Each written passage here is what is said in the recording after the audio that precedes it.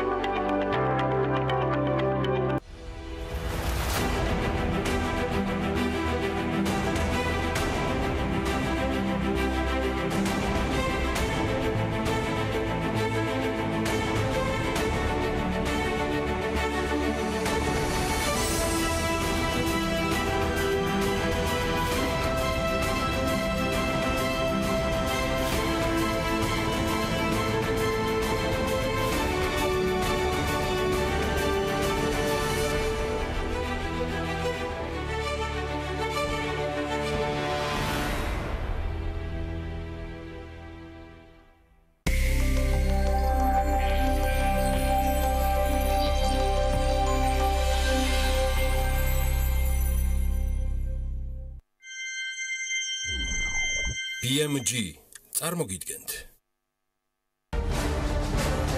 გადაცემის სპონსორია მრავალფუნქციური პროექტი Axis Towers-ი, თანამედროვეობის ახალი სტანდარტი. Axis Towers.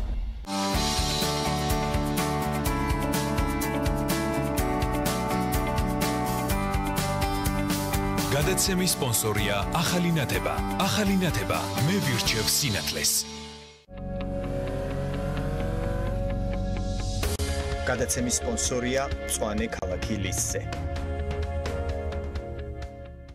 გადაცემის გენერალური სპონსორია სამშენებლო მასალების კომპანია ნოვა. წარმოება, იმპორტი, ექსპორტი. ნოვა.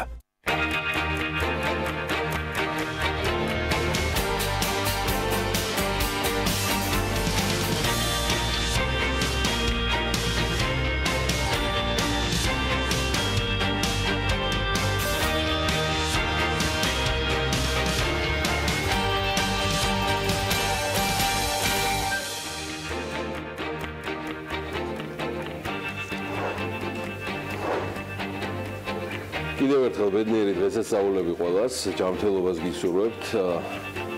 ერთმოდი ამ დღეების ხარჯების დავთვალოთ. IPM-ის ვერსიით მათ ჩაატარეს კვლევა და აღმოჩნდა, რომ ქართველებმა საახალწლო სუფრაზე საშუალოდ 200-დან 300 ლარამდე დახარჯეს, შედარებით უახლოვდება რეალისტურ ციფრებს. მოკლედ, ამავე კვლევით ქართული საახალწლო სუფრის პირველი თეული ასე გამოიყურება, ოზინაყი 79%, საცივი 52%, ხაჭაპური 33%, გოჯის ხორცი და ქათმის ხორცი 28 და 25%. ამავე კვლევით 2018 წელს მოსახლეობის უმეტესობა საუბარია 93%-ზე ოპტიმისტური განწყობით ხვდება და ფიქრობს, რომ ახალი წელი მათი ოჯახისთვის წინა წელთან შედარებით უკეთესი წელიწადი იქნება. მიუხედავად უმძიმესი ყოველდღიურობისა, საკმაოდ რთული რუტინისა და უფრო მძიმე საინფორმაციო ფონისა, რომელიც რეალურად დამძიმებულია კონკრეტული საკმაოდ რთული და მძიმე სტატისტიკით და მეტიც მოჭარბებული კრიმინალით და მკვლელობებით, რომელიც სამწუხაროდ ყოველდღიურობის ნაწილი გახდა. ძალიან მძიმეა ამ ფონზე პოზიტივის პოვნა, თუმცა ესეც უნდა მოვახერხოთ, ყველას წარმატებულ და მშვიდობიან დღეს გისურვებთ, მით უმეტეს საქმიანის ნამდვილად იქნება, რახან თქვენ საქმიან დილას უყურებთ. პოზიტიურ განწყობას ნამდვილად არ შველის ფასების ირგვლივ არსებული თემაც. თუ ვინმეს აწუხებს ილუზია, რომ ფასები მხოლოდ არსებული ინფლაციის ფარგლებშია გადაცდომილი, ანუ გაზრდილი, მინდა მიულოცო მორიგ ვირტუალურ რეალობაში ცხოვრება. განსაკუთრებით ბოლო 3 თვეა ფასები თითქმის გაორმაგებულია მედიკამენტებზე და ცალკეულ პროდუქტებზე, ზრდა უკვე შეეწყო სხვა საყოფაცხოვრებო დანიშნულების პროდუქტებსაც, ამასობაში ყველაზე მოთხოვნადი სამხმარებლო პროდუქტი პურის გაძვირდა. მწარმოებლებს პროდუქციის თვითღირებულება გაეზარდა, რამაც პურზე ფასის 5-10 თეთრით გაზრდა გამოიწვია. ფასის მატება დროში ემთხვევა ელექტროენერგიის ტარიფის 1.5 თეთრით გაძვირებას, თუმცა მწარმოებლები BMG-სთან აცხადებენ, რომ ფასების ზრდის მიზეზი არა ენერგომატარებლებზე ფასების მატება, არამედ ნედლეულის გაძვირება გახდა. პურის ფასარმოქმნაში დიდი წილი დაახლოებით 60-65% სწორედ ნედლეულს უჭირავს. აქედან გამომდინარე, ნედლეული ძირითადად იმპორტირებულია, მწარმოებლებს უცხოურ ვალუტასთან ლარის გაუფასურების გამო ხარჯები გაეზარდათ და სწორედ ეს გახდა მიზეზი, რის გამოც იგივე ლიტრურმა საცხობმა პურის ფასი 5-10 თეთრით გააძვირა და მათივე კომერციული მენეჯერი ლიკა ავალიანი ბრძანებს, რომ ფასების მატება კომპანიაში ჯერ კიდევ დეკემბრის დასაწყისიდან მოხდა.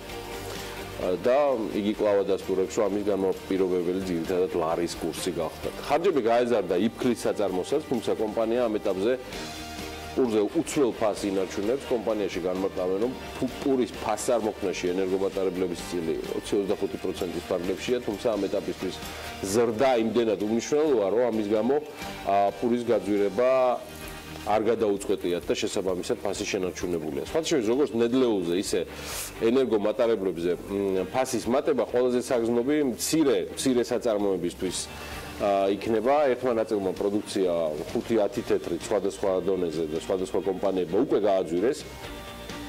მათი ნაწილი აცხადებს, თუ შემოსავალს ცხადია ხარჯები ბევრად გადააჭარბებს, არ გამორიცხავენ, რომ პურზე ფასი მათაც გაზარდონ, ვინცაც ეს ჯერ არ გაუკეთებიათ. დადასტურებით არ ამბობენ და ვერც თუ რა დრომდე შეინარჩუნებენ ამ უცვლელ ფასს და ძირითადად მაინც კვლავ ლარის გაუფასურებაზე აპელირებენ. ნედლეულზე გაძვირებული ფასი თუ კვლავ შენარჩუნდება და ელექტროენერგიის ეგრეთ წოდებული ქვითარი საგრძნობლად დააწვება მათ ხარჯებს, როგორც მსხვილი ისე მცირე საწარმოები ამბობენ, რომ პურზე ფასების მატება უკვე ტოტალურად გარდაუვალი შეიქმნება. პურის ფასი გაიზარდა უკაცრავად მიუხედავად იმისა, რომ 2017 წლის დეკემბერში საარსებო მინიმუმი შემცირდა. წლიურ წილში მკვეთრი ზრდა საქსტატის ცნობით შრომის უნარიან მამაკაც დეკემბერში არსებობისთვის აბა რამდენი 173.5 ლარი ჩემოდემურ ესაჭიროებოდა. ნოემბერთან შედარებით ეს 2 ლარით და 20 თეთრით ნაკლებია. 11 თითქმის 12 ლარით არის გაზრდილი წლიური საარსებო მინიმუმის მოცულობა, ანუ 161 ლარიდან 173.5 ლარამდე. ამავე მონაცემებით საშუალო მომხმარებლის საარსებო მინიმუმი 153 ლარი და 70 თეთრი გახავთ, ხოლო საშუალო ოჯახის საარსებო მინიმუმი კი 291 ლარია. ეხლა თქვენ ნახავთ ამას ყველაფერს ჩვენს გრაფიკაზე. საარსებო მინიმუმის კატეგორიაში ვერ გადის, მაგრამ საშუალო შემოსავლის მქონე მოსახლეობის ხარჯები ჩვენს შემდეგ სტატისტიკაში ნამდვილად გასათვალისწინებელ გავლენას ახდენს. Focus to move-ემ სოფლიო ავტობაზრის 2017 წლის 4-ვე კვარტლის მონაცემები შეისწავლა და სოფლიოში ყველაზე მოთხოვნადი ავტომობილების სია გამოაქვეყნა, აგერ ბატონო. გლობალური საავტომობილო ბაზრის შედეგების ბოლო წლების ტრადიცია გრძელდება იდეაში და სოფლიო ბაზარს უცვლელად იაპონური Toyota და კონკრეტულად კი მისი მოდელი Toyota Corolla ლიდერობს. მას ამერიკული Ford F-Series და გერმანული Volkswagen Golf მოყვება.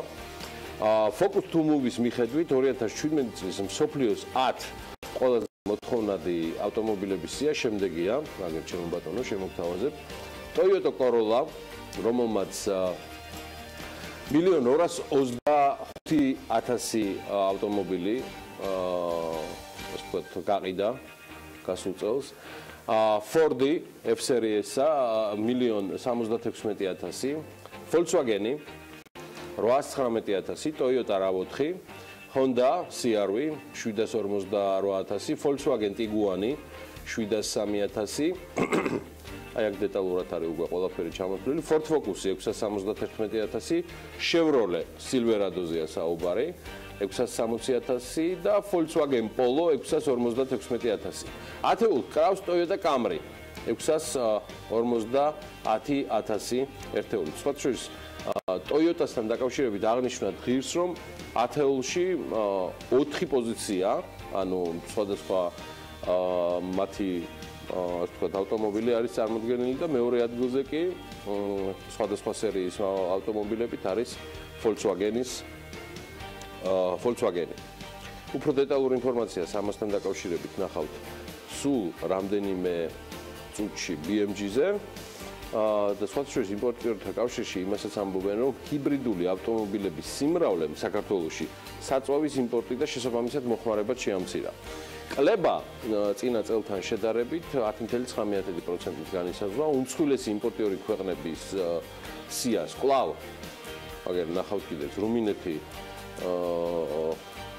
რუმინეთი ლიდერობს, საიდანაც 305,000 ტონა საწვავი შემოვიდა, მთელი იმპორტის თითქმის 28%, შემდეგ უკვე მოდის რუსეთი, აზერბაიჯანი 197,000 ტონით, ბულგარეთი 154,000 ტონით, თურქმენეთი 159,000 ტონით, ასევე ჩამონათვალში არის საბერძნეთი და უკრაინა. აი ამ ინფორმაციასაც უმალე გაახლებთ ჩვენს ვებ გვერდზე. ჰიბრიდულმა ელექტრო თუ ტრადიციულ საწვავზე მომუშავე მანქანებმა სხვა შორის უნდა იარონ იმ ქალაქშიც, რომლის მერიც ინფრასტრუქტურულ ცვლილებებს საკმაოდ მასშტაბურსაც აანონსებს. ლაგუნა ვერეს მიმდებარედ გზა გაფართოვდება. მერიას უკვე გამოცხადებული აქვს კიდე ტენდერი, რომლითაც ლაგუნა ვერეს მიმდებარე გზის რეკონსტრუქცია გაფართოების სამუშაოების საპროექტო დოკუმენტაციის უпростоრად შედგენა უნდა მოხდეს. შეწყვეტის ღირებულება 54,811 ლარია, წინადადებების მიღება 19 იანვარს დაიწყება და 3 დღის თავზე დასრულდება. მოკლედ, კახი კალაძის, ანუ თბილისის მერის ინფორმაციით, პროექტი მხოლოდ გზის გაფართოებას გულისხმობს და ის არ ითვალისწინებს და დააკვირდით პროექციას, ის არ ითვალისწინებს ესტაკადის მშენებლობას. ეს ინფრასტრუქტურული პროექტი 2018 წელს განხორციელდება. აი უკვე დაახლოებით უკვე აი ამ პროექციას ხედავთ. და როგორც თბილისის მერი ამბობს, ის თავად ლაგუნა ვერეს ტერიტორიას არ შეეხება. შეეხებით და მე თქვენი აჯობებს ჩემო კახი და დანარჩენო ჩემო კეთილო მეგობრებო თბილისის მერიაში. დანარჩენი კი შეგიძლიათ დათქმეთ ამ ვიდეოში პროექციით, რომელიც ლაგუნა ვერეს მიმდებარე ტერიტორიაზე გაფართოების ძალიან საინტერესო და პრინციპში უალტერნატივო პერსპექტივას ქმნის თავისი შესაბამისი რეკრეაციული ზონის თანდართვით. ფაქტია, რომ ნავთობ კომპანიები, რომლებსაც ადგილზე აქვთ განლაგებული თავიანთი ავტოგასამართი თუ ბენზინგასამართი თუ სხვადასხვა დანიშნულების პუნქტები უკვე უნდა დაიწყონ ზრუნვა და თბილისის მერიასთან მოლაპარაკებები ადგილმდებარეობის შეცვლაზე. ესეთი ამბავია. ხო, კიდე ამბავი არის ის, რომ საქართველოში ერთ-ერთი უმსხვილესი საინვესტიციო ჯგუფი ბიჯეო საქმიანობას განაგრძობს ახალი სახელით საქართველოს კაპიტალი, Georgia Capital. მას შემდეგ, რაც 2018 წლის პირველ ნახევარში საბოლოოდ დასრულდება საინვესტიციო საბანკო მიმართულების გამიჯვნა The Merging.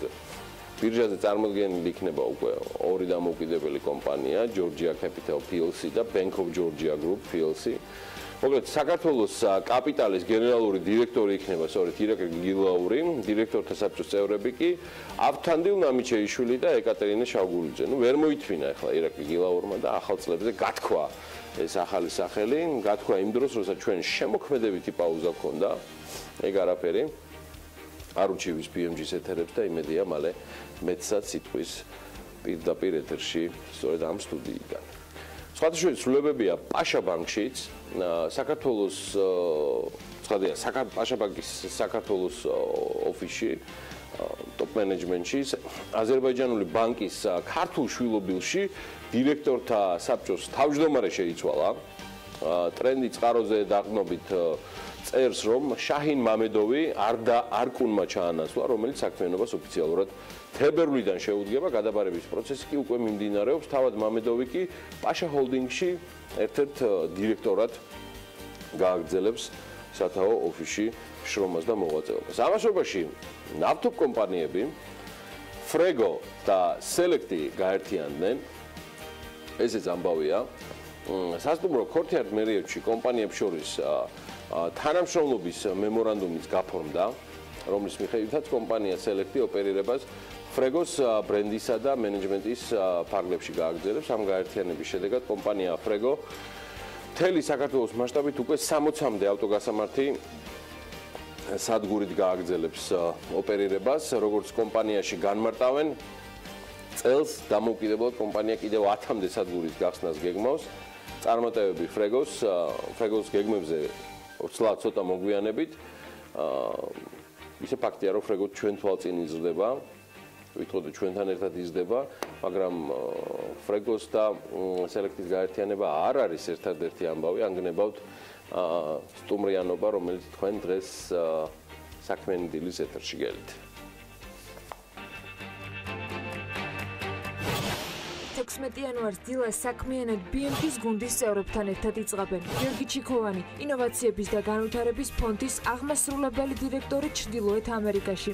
ელენე თხლაშიძე, პროექტის მოლი კახეთში წარმომადგენელი. სალომე ქაჯაია, კომპანიის TNS-ის მკვლევარი. ბეკლი კოვზანაძე, პარლამენტის საფინანსო საბიუჯეტო კომიტეტის თავმჯდომარე.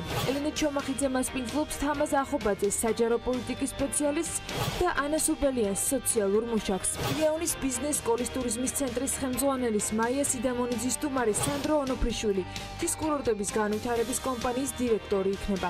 ფილა უნდა იყოს საქმიანი და რა თქმა უნდა ტელევიზორზე.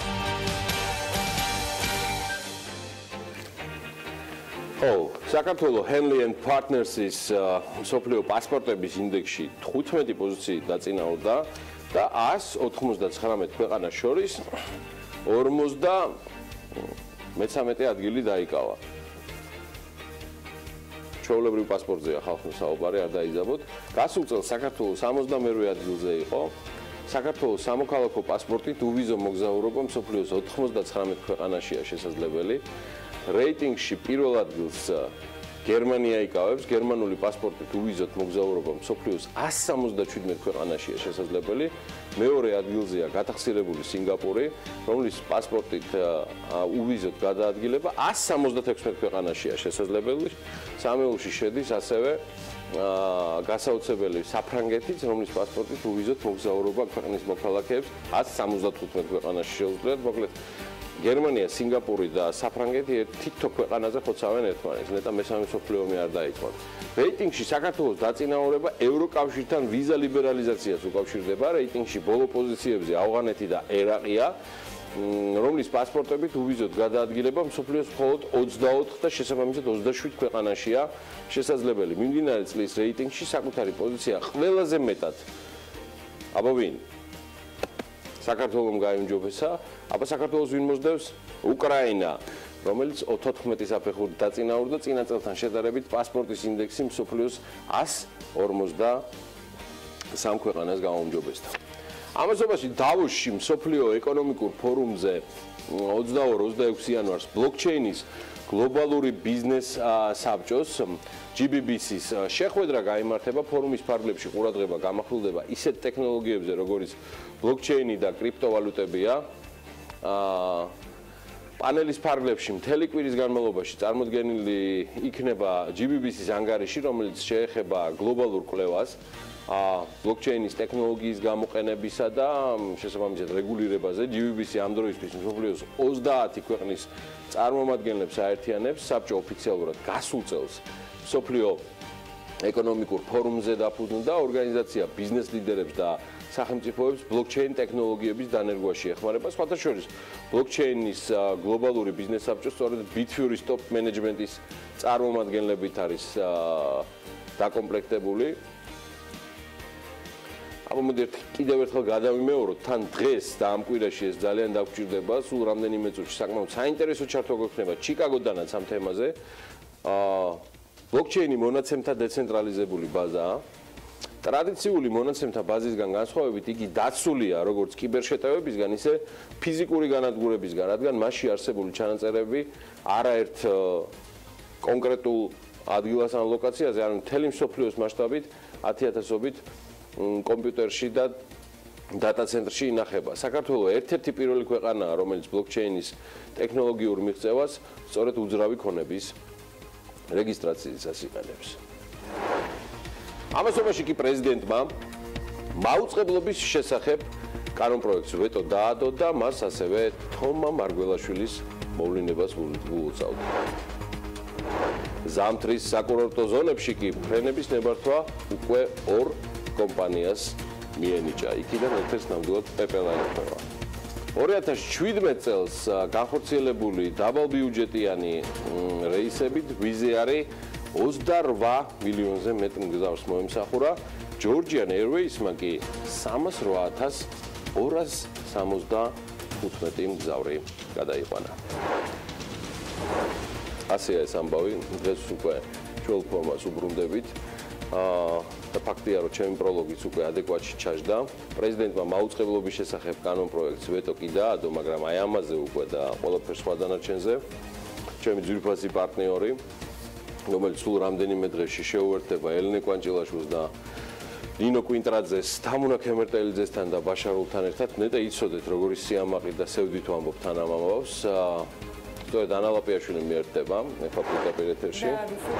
შანსი არ არის. შანსი არ არის და თქვენ წარმოვიდგინეთ დეპკვირაში რას ვიზავ და რას მოიწვენთ ჩემგან და დავით ქართველიშვილისგან პირდაპირ ეთერში ამ თემაზე. ასეა. ანა დილამშვიდობის. დილამშვიდობის გიორგი, მოგადანოთ აუცილებლად თავს და რა თქმა უნდა ჩვენი მაყურებელიც იქნება. როგორ დამამშვიდე. ყველაფერს საქმის კურსში რა ჩაიდენთ და დარწმუნებული ვარ, რომ არა იმედი მაქვს უბრალოდ რომ მშვიდობით დავახვედრებთ საქმიანი დილის და ზოგადად BMG-ის გუნდის მთლიან ამ შემოქმედებით ნაწილს. მოკლედ წინ ბიზნეს სიახლეები გველოდება, აქ ამ თემაზე აღარ გავაგრძელებ და სულ რამდენიმე წამსვლად ეთერში.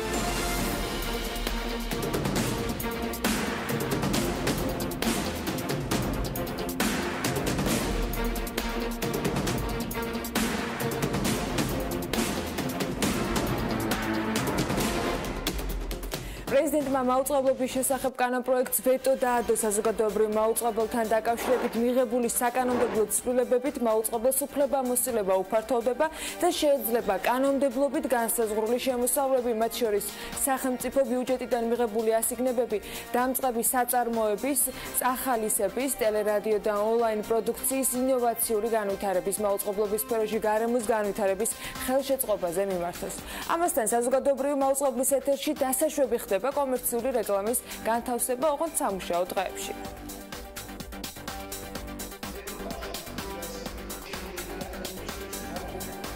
ეს კანონი აუცილებლად შესაძლებელია და ჩვენ უნდა მოვიდეთ თანხმობაში იმ კანონთან, რომელიც ევროკავშირის რეგულაციებით ჩვენი სამოქმედო კანონი უნდა გახდეს 2019 წლიდან. თუმცა ის, რასაც გვთავაზობს არსებული კანონი, არის არა ჩანაცვლება ხისტი არსებული კანონისა უკეთესი ევროპული სტანდარტით, არამედ საერთოდ გაუქმება ფაქტიურად იმ რეგულაციების, რომლებიც შექმნილია იმისთვის, რომ ჩვენი მოქალაქეების გადასახადებიდან დაფინანსებული ფული იხარჯებოდეს გამჭვირვალედ. აქედან გამომდინარე, რა თქმა უნდა, მივესალმებოდი, რომ იყოს ნაბიჯი წინ ევროპული სტანდარტისკენ, მაგრამ ეს არ არის სამწუხაროდ აღწერილი კანონში. ჩვენ ვუბრუნებთ პარლამენტს საზოგადოებრივი მაუწყებლის შესახებ კანონს ორი ძირითადი მოტივირებული შენიშვნით. იმედი მაქვს, რომ პარლამენტი კარგად გაიაზრებს ჩვენს მიერ წარმოდგენილ ვეტოს და გადაწყვეტილებას მიიღებს, როგორც მედია პლურალიზმის შესანარჩუნებლად და ჯამთელი კონკურენციის შენარჩუნების თვალსაზრისით, ასევე სახელმწიფო სახსრების ყაირათიანი და გამჭვირვალე ხარჯვის მიმართულებით. საქართველოს ეკონომიკისა და მდგრადი განვითარების სამინისტროს სამოქალაქო ავიაციის სააგენტონგი კომპანია ჰელიკოპტერზე და კომპანია ჰელიკოპტერ ტრეველ მინისზე ზამთრის საკურორტო ზონებში ფრენების განხორციელების ნებართვა გასცა. სააგენტოში შეტანილი განაცხადის მიხედვით ავსტრიული კომპანია ვინჰიერ ჰელიკოპტერი მიმდინარე წლის 15 იანვრიდან 15 აპრილამდე გუდაურისა და მესტიის ზონაში განახორციელებს ოპერირებას 3 ერთეული ტიპის თანამედროვე ვერტმფრენებით. ჰელის კინგ ტურებს მოემსახურება ის ამ ფორმით და გასულ წლებში ამ მომსახურებას შეგახსენებთ, რომ კომპანია ორი ვერტფრენით ახორციელებდა. იმავე დანიშნულებით განახორციელებს ოპერირებას გერმანული კომპანიაც. ფრენები წლის 24 იანვრიდან 13 მარტის ჩათვლით გუდაურის ზონაში განხორციელდება, ასევე დაიშვება ფრენები ხელსაყრელ მეტეოროლოგიურ პირობებში ვიზუალური ფრენის წესებით. ჰელისინკის მომსახურება კი ვერტფრენებით მოთხილამურებისა და სნოუბორდისტებისაგან წინასწარ დაკომპლექტებული ტურისტული ჯგუფების გაუკვალო თოვლში გადასხმას და მათთვის თხილამურებით სრიალისა და სნოუბორდინგის ორგანიზებას გულისხმობს.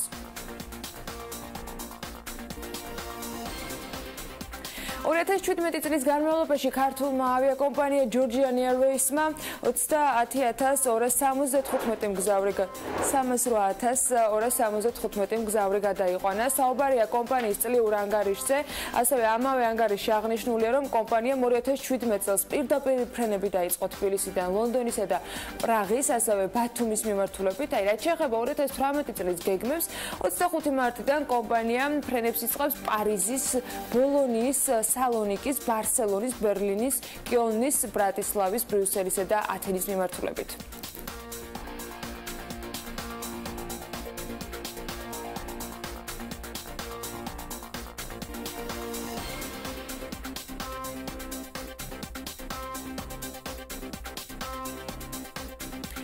ეს 17 წელს განხორციელებული დაბალბიუჯეტიანი რეისებით ვიზიარი 28 მილიონზე მეტ მგზავრს მოემსახურა ჯამში, რაც 2016 წლის ამ მონაცემს 24%-ით აღემატება.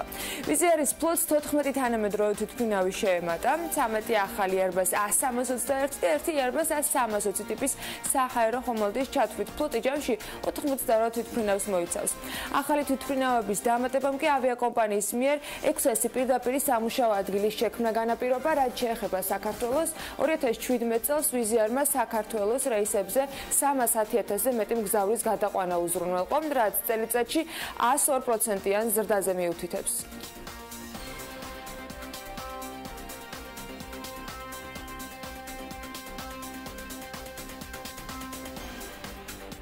ბათუმში კი McDonald's-ის კიდევ ერთი რესტორანი უნდა გაიხსნას. ინფორმაცია სოციალური ქსელებით უკვე გავრცელდა. საუბარია ყოფილი კაფე იზარიანის ადგილზე, ევროპის მოედანთან McDonald's-ის გახსნაზე. ეს ბათუმში კომპანიის უკვე მეორე ობიექტი იქნება. ბათუმის McDonald's განსაკუთრებული მოთხოვნით სარგებლობს და განსაკუთრებით ზაფხულის სეზონზე, რაც გასაკვირი მე მგონი არც უნდა იყოს. ბრენდის ფრანჩაიზის მფლობელის თემურ ჭყონიას წინასწარი მიზნის მიხედვით, რომელიც მან საქმიან დილაშიც გაგვაცნო, 22 რესტორნამდე უნდა გაფართოვდეს წელსხსელი.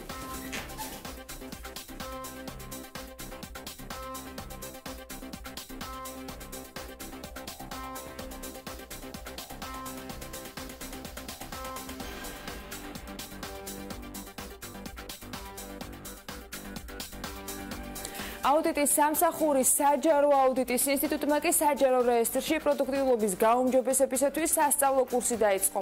სწავლების მიზანია მსმენელებს მიეცეთ საჯარო მართვის ეფექტურა და პროდუქტიულად განხორციელების საბაზისო ცოდნა, რომელიც მენეჯმენტის ამერიკული სკოლის თანამედროვე სწავლებაზეა დაფუძნებული. საჯარო აუდიტის ინსტიტუტმა დაიწყო სასწავლო კურსი საჯარო სექტორში პროდუქტიული მმართველობის შესახებ. აღნიშნული კურსი გაგრძელდება 6 კვირის განმავლობაში და მიზნად ისახავს მსმენელებისთვის იმ შესაბამისი ცოდნისა და პრაქტიკული გამოცდილების გაზიარებას, რომლის შედეგადაც მსმენელები შეძლებენ საჯარო სექტორში პროდუქტიული და ეფექტიანი მმართველობის შესახებ ინფორმაციის მიღებას და ამის პრაქტიკულ საქმიანობაში გამოყენებას. აზერბაიჯანის ცენტრალურმა ბანკმა სავალუტო რეზერვების ზრდასთან დაკავშირებით გააკეთა განაცხადი. 2017 წლის მონაცემებით ქვეყნის რეზერვებმა $5 ტრილიონ გადააჭარბა, ხოლო დეკემბერში ზრდა 80,4 მილიონი იყო. 2017 წელს ჯამში სავალუტო რეზერვები 1,3 მილიარდით, ანუ თითქმის 34%-ით გაიზარდა.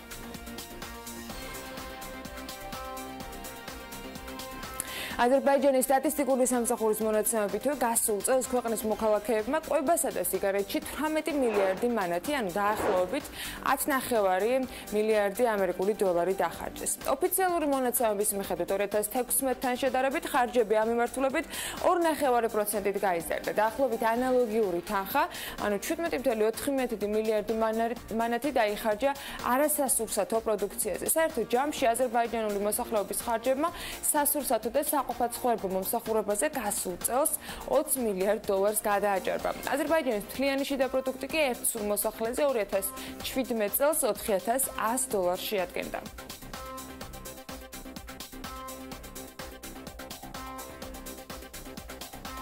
ჟურნალმა Global Finance-მა კი მსოფლიოს ყველაზე მდიდარი ქვეყნების სიაში შეადგინა და გამომცემამ ქვეყნების სიმდიდრე, რა თქმა უნდა, ერთ სულ მოსახლეზე მთლიანი შიდა პროდუქტის, ანუ ნომინალურ პროდუქტის ფულის მსყიდველობითი უნარის მიხედვით გამოითვალა. ყველაზე მდიდარი ქვეყნების სია კი ასე გამოიყურება. პირველ ადგილზე კატარია, ერთ სულ მოსახლეზე 129.512 დოლარით, ლუქსემბურგი მოსდევს მას 100.991 დოლარით, მაკაო 87.845 დოლარით, შემდეგ არის სინგაპური, ბრუნეი, კუვეითი, ირლანდია, ნორვეგია, არაბთა გაერთიანებული საემიროები და სან-მარინო.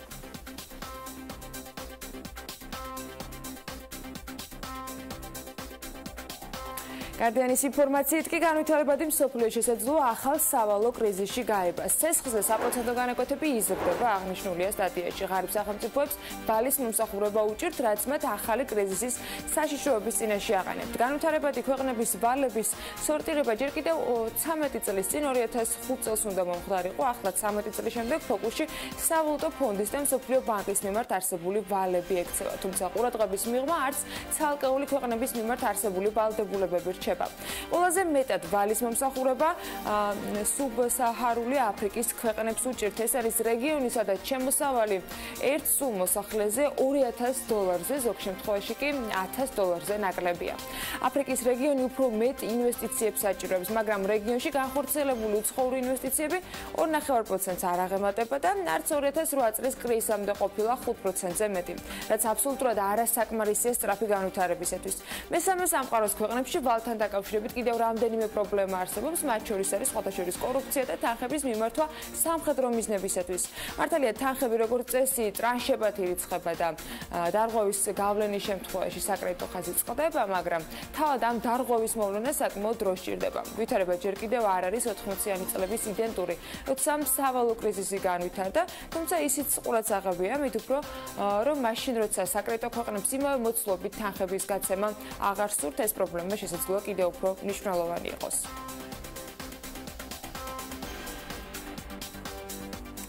სოფლიო ვალების ამბავში მედია საქართველოს რაიმე მნიშვნელობით არ იქნება წარმოჩენილი, თუმცა ეს ყველაფერი დამოკიდებული იქნება მომავალზე. ახლა კი დრო არის რომ გადავხედოთ სავალუტო ბაზარს და გიორგი გაგოცნობს კურსის შესახებ ინფორმაციას.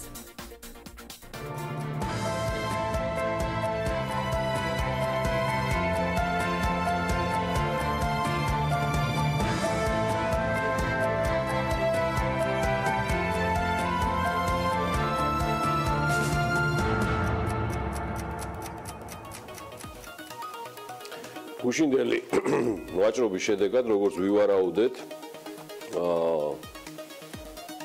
დოლარი გაუფასურდა და 2 ლარი და 54 თეთრი ღირს.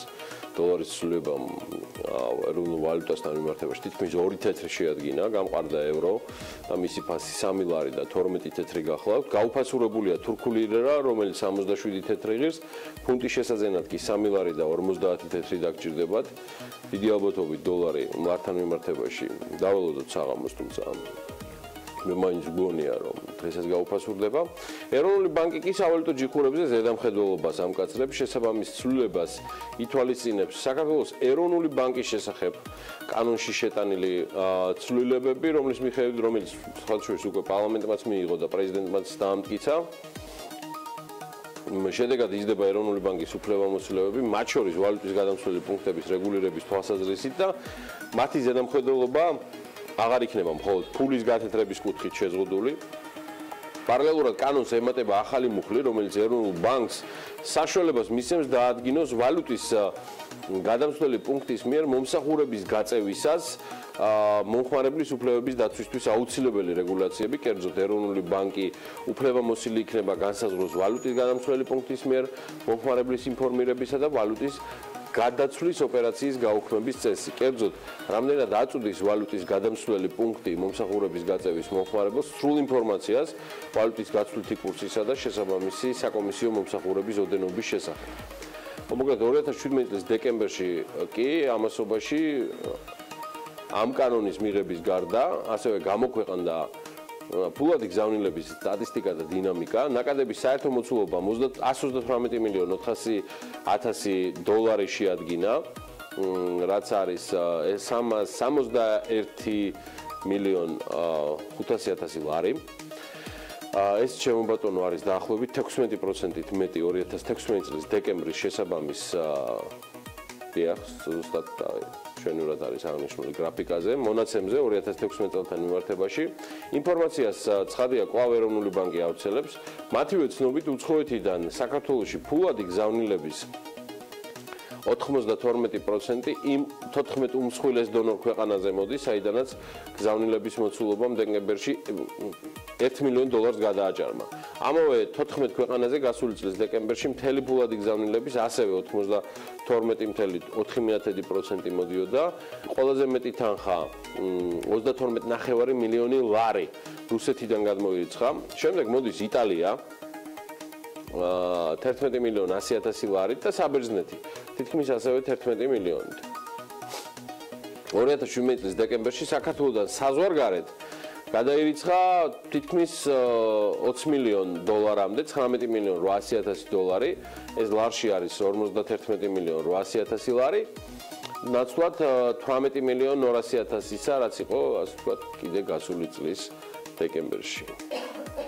მაგარი ვიარე ამ ციფრებში ახლა. კარგი, გარემოს ეროვნული სააგენტოს ინფორმაციის დროს დადგა, რომელსაც ანა გაგვაცნობს, დავალოდოთ ამინდის პროგნოზს, მეგობრებო.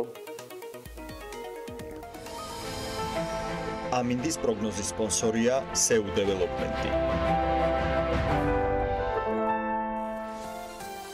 წვიმიანი და თოვლიანი დღე იქნება დღეს საქართველოში, თუმცა მეგონი უფრო თოვლ-ჭყავს ემსგავსება თბილისში ყველა ნალექი. გარემოს ეროვნული სააგენტო კი ამას ეფეში გვამცნობს, რომ ამინდი ამიერკავკასიის ჩრდილო-აღმოსავლეთიდან შემავალი ცივი და სამხრეთიდან გავრცელებული შედარებით თბილი ჰაერის მასების ურთიერთქმედებით იქნება განპირობებული. მოსალოდნელია დასავლეთ საქართველოში დროგამოშებით ღრუბლიანობის მომატება დელი საათებში კი უმეტეს რაიონებში იწვევს. მთაში მოთოვს.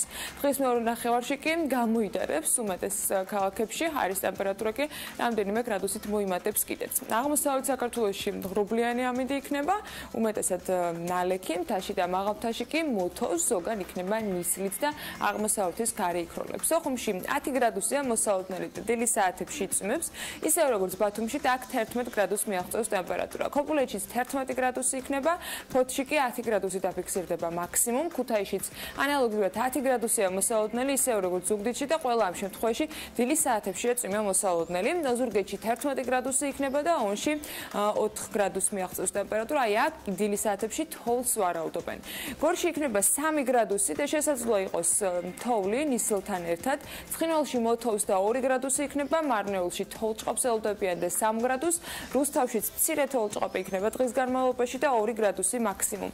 ახალციხეში კი 3 გრადუსს მიაღწევს ტემპერატურა და აქაც მცირე თოვლია ნავარაუდები. პორჭემში მოთოვს და 4 გრადუსი იქნება, ვაკურიაში თოვლთან ერთად ნისლსაც ელოდებიან და -2 გრადუსი იქნება მაქსიმალური ტემპერატურა, ისევე როგორც ახალქალაქში და აქაც მოთოვს. სტეფანწმინდაში კი -1 იქნება და აქაც თოვლია ნავარაუდები. თელავში მცირე თოვლი და ნისლი არის დღის განმავლობაში პროგნოზის მიხედვით და 3 გრადუსი იქნება მაქსიმალური ტემპერატურა. აი, დედაქალაქში კი უმეტესად ღრუბლიანი ამინდი გველოდება, მცირე თოვლ-ჭყაპი, თან ნისლი და მაქსიმუმ 3 გრადუსს მიაღწევს დღის განმავლობაში ტემპერატურა. ყველას განსაკუთრებულად მაღალ შემოსავლებს გიჩვენებთ. დაახლოებით ისეთ როგორ იზრდას და პირველს ქონდა გასულ წელს, საუბარია 78%-იან ზრდაზე რეიტინგის კუთხითაც. ამაზე ნაკლები შემოსავლების და არ ქონოდეთ 2018 წელსაც. და ალბათ თუ იცით ეს შესავალი რატო გავაკეთეთ. მართალია თქვენ გამოიცემთ რეკლამის დრო არის მალე დაგიბრუნებით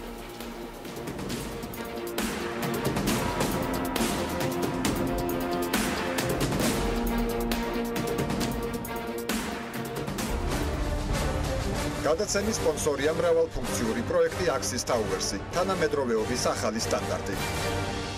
Axis Towers.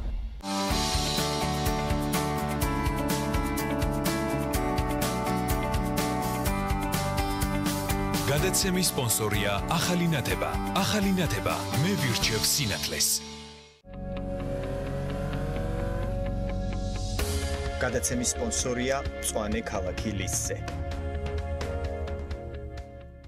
გადაცემის გენერალური სპონსორია სამშენებლო მასალების კომპანია ნოვა.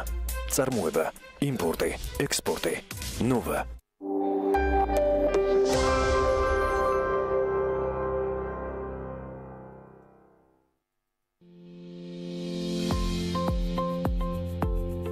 მონტაჟ ჯორჯია ეს არის კომპანია, რომელიც ზრუნავს თქვენს უსაფრთხოებაზე. მონტაჟ ჯორჯია ცენტრალური მართვის სისტემები. მონტაჟ ჯორჯია ჩვენ მართავთ ენერგიას.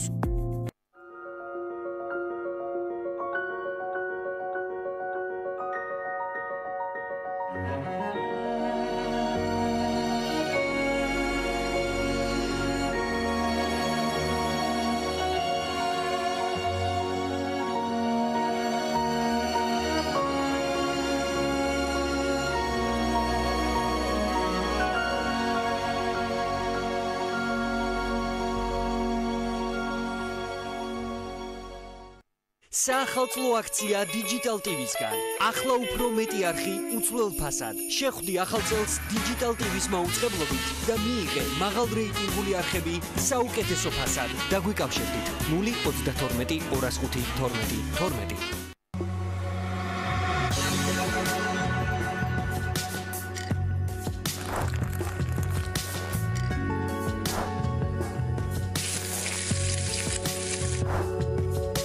გუდაური ინ პრემიუმ კლასის 4 ვარსკვლავიანი სასტუმრო გუდაურში. ეს არის ჩვენი გარემო. წყლის რესურსი ამოუწურავია. დედამიწის 3/4 წყლით არის დაფარული. მაგრამ სოფლიოში 9-დან 1 ადამიანს ხელი არ მიუწვდება სასმელ წყალს.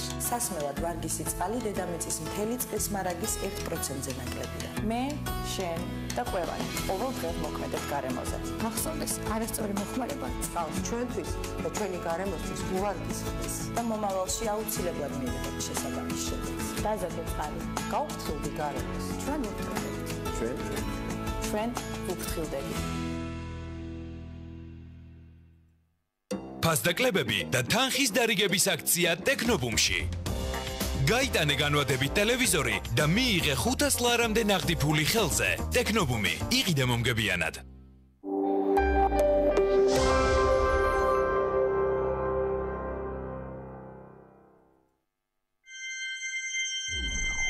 BMG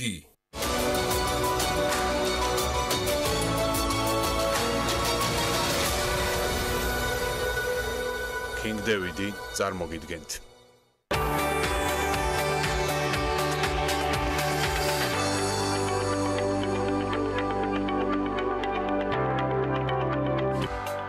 სამშაბათის ნარატივით და საინტერესო სტუმრებით.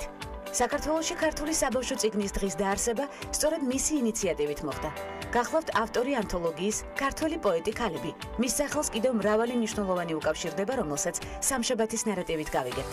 მარიამ ციკლაური, საბავშვო მწერალი, თარგმნელი, ლიტერატურული პრემია გალას ლაურეატი სტუმრად გადაცემაში. მუსიკალური თბილისი წარსული და თანამედროვეობა. რუსუდან წურწუმია, თბილისის სახელმწიფო კონსერვატორიის ემერიტუს პროფესორი და თეონა ლომსაძე, თბილისის სახელმწიფო კონსერვატორიის დოქტორანტი ქალების ნარატივში საინტერესო დიალოგით. ეს ქალების ნარატივია ვანცა ლახიძესთან ერთად.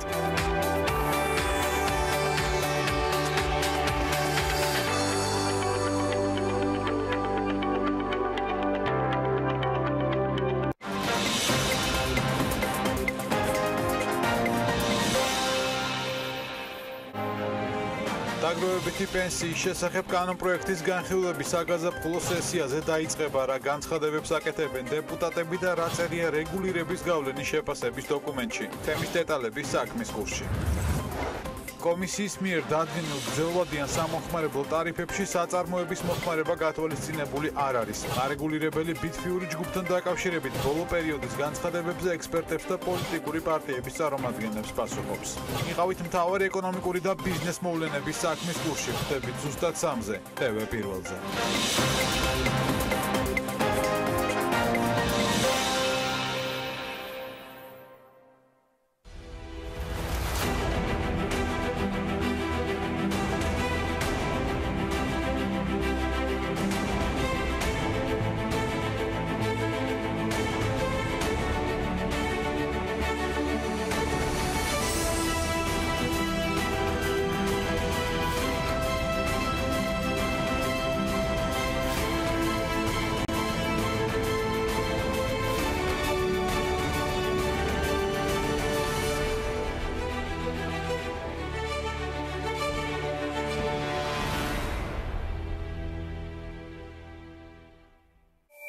TV პირველი თანამგზავრზე.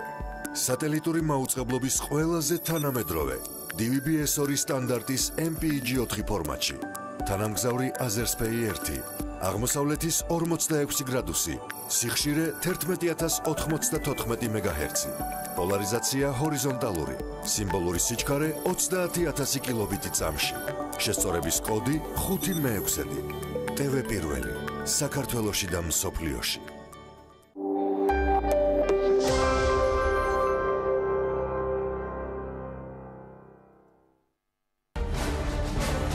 გადაცემის სპონსორია მრავალფუნქციური პროექტი Axis Towers-ი, თანამედროვეობის ახალი სტანდარტი.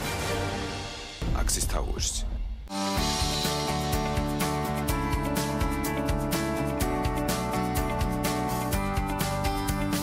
გადაცემის სპონსორია ახალი ნათება. ახალი ნათება მე ვირჩევ სინათლეს.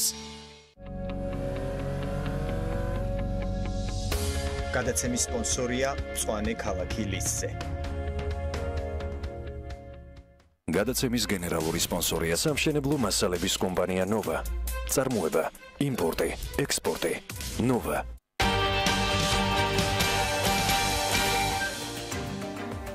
ჩიკაგოში ინოვაციების და განვითარების ფონდის მიერ ორგანიზებული კონგრესი უნდა ჩატარდეს. ბლოკჩეინ კონგრესი ამერიკის შეერთებულ შტატებში 9 თებერვალს არის დაგეგმილი და მასში ქართველ ექსპერტებთან ერთად საერთაშორისო სპეციალისტებიც იქნებიან წარმოდგენილები.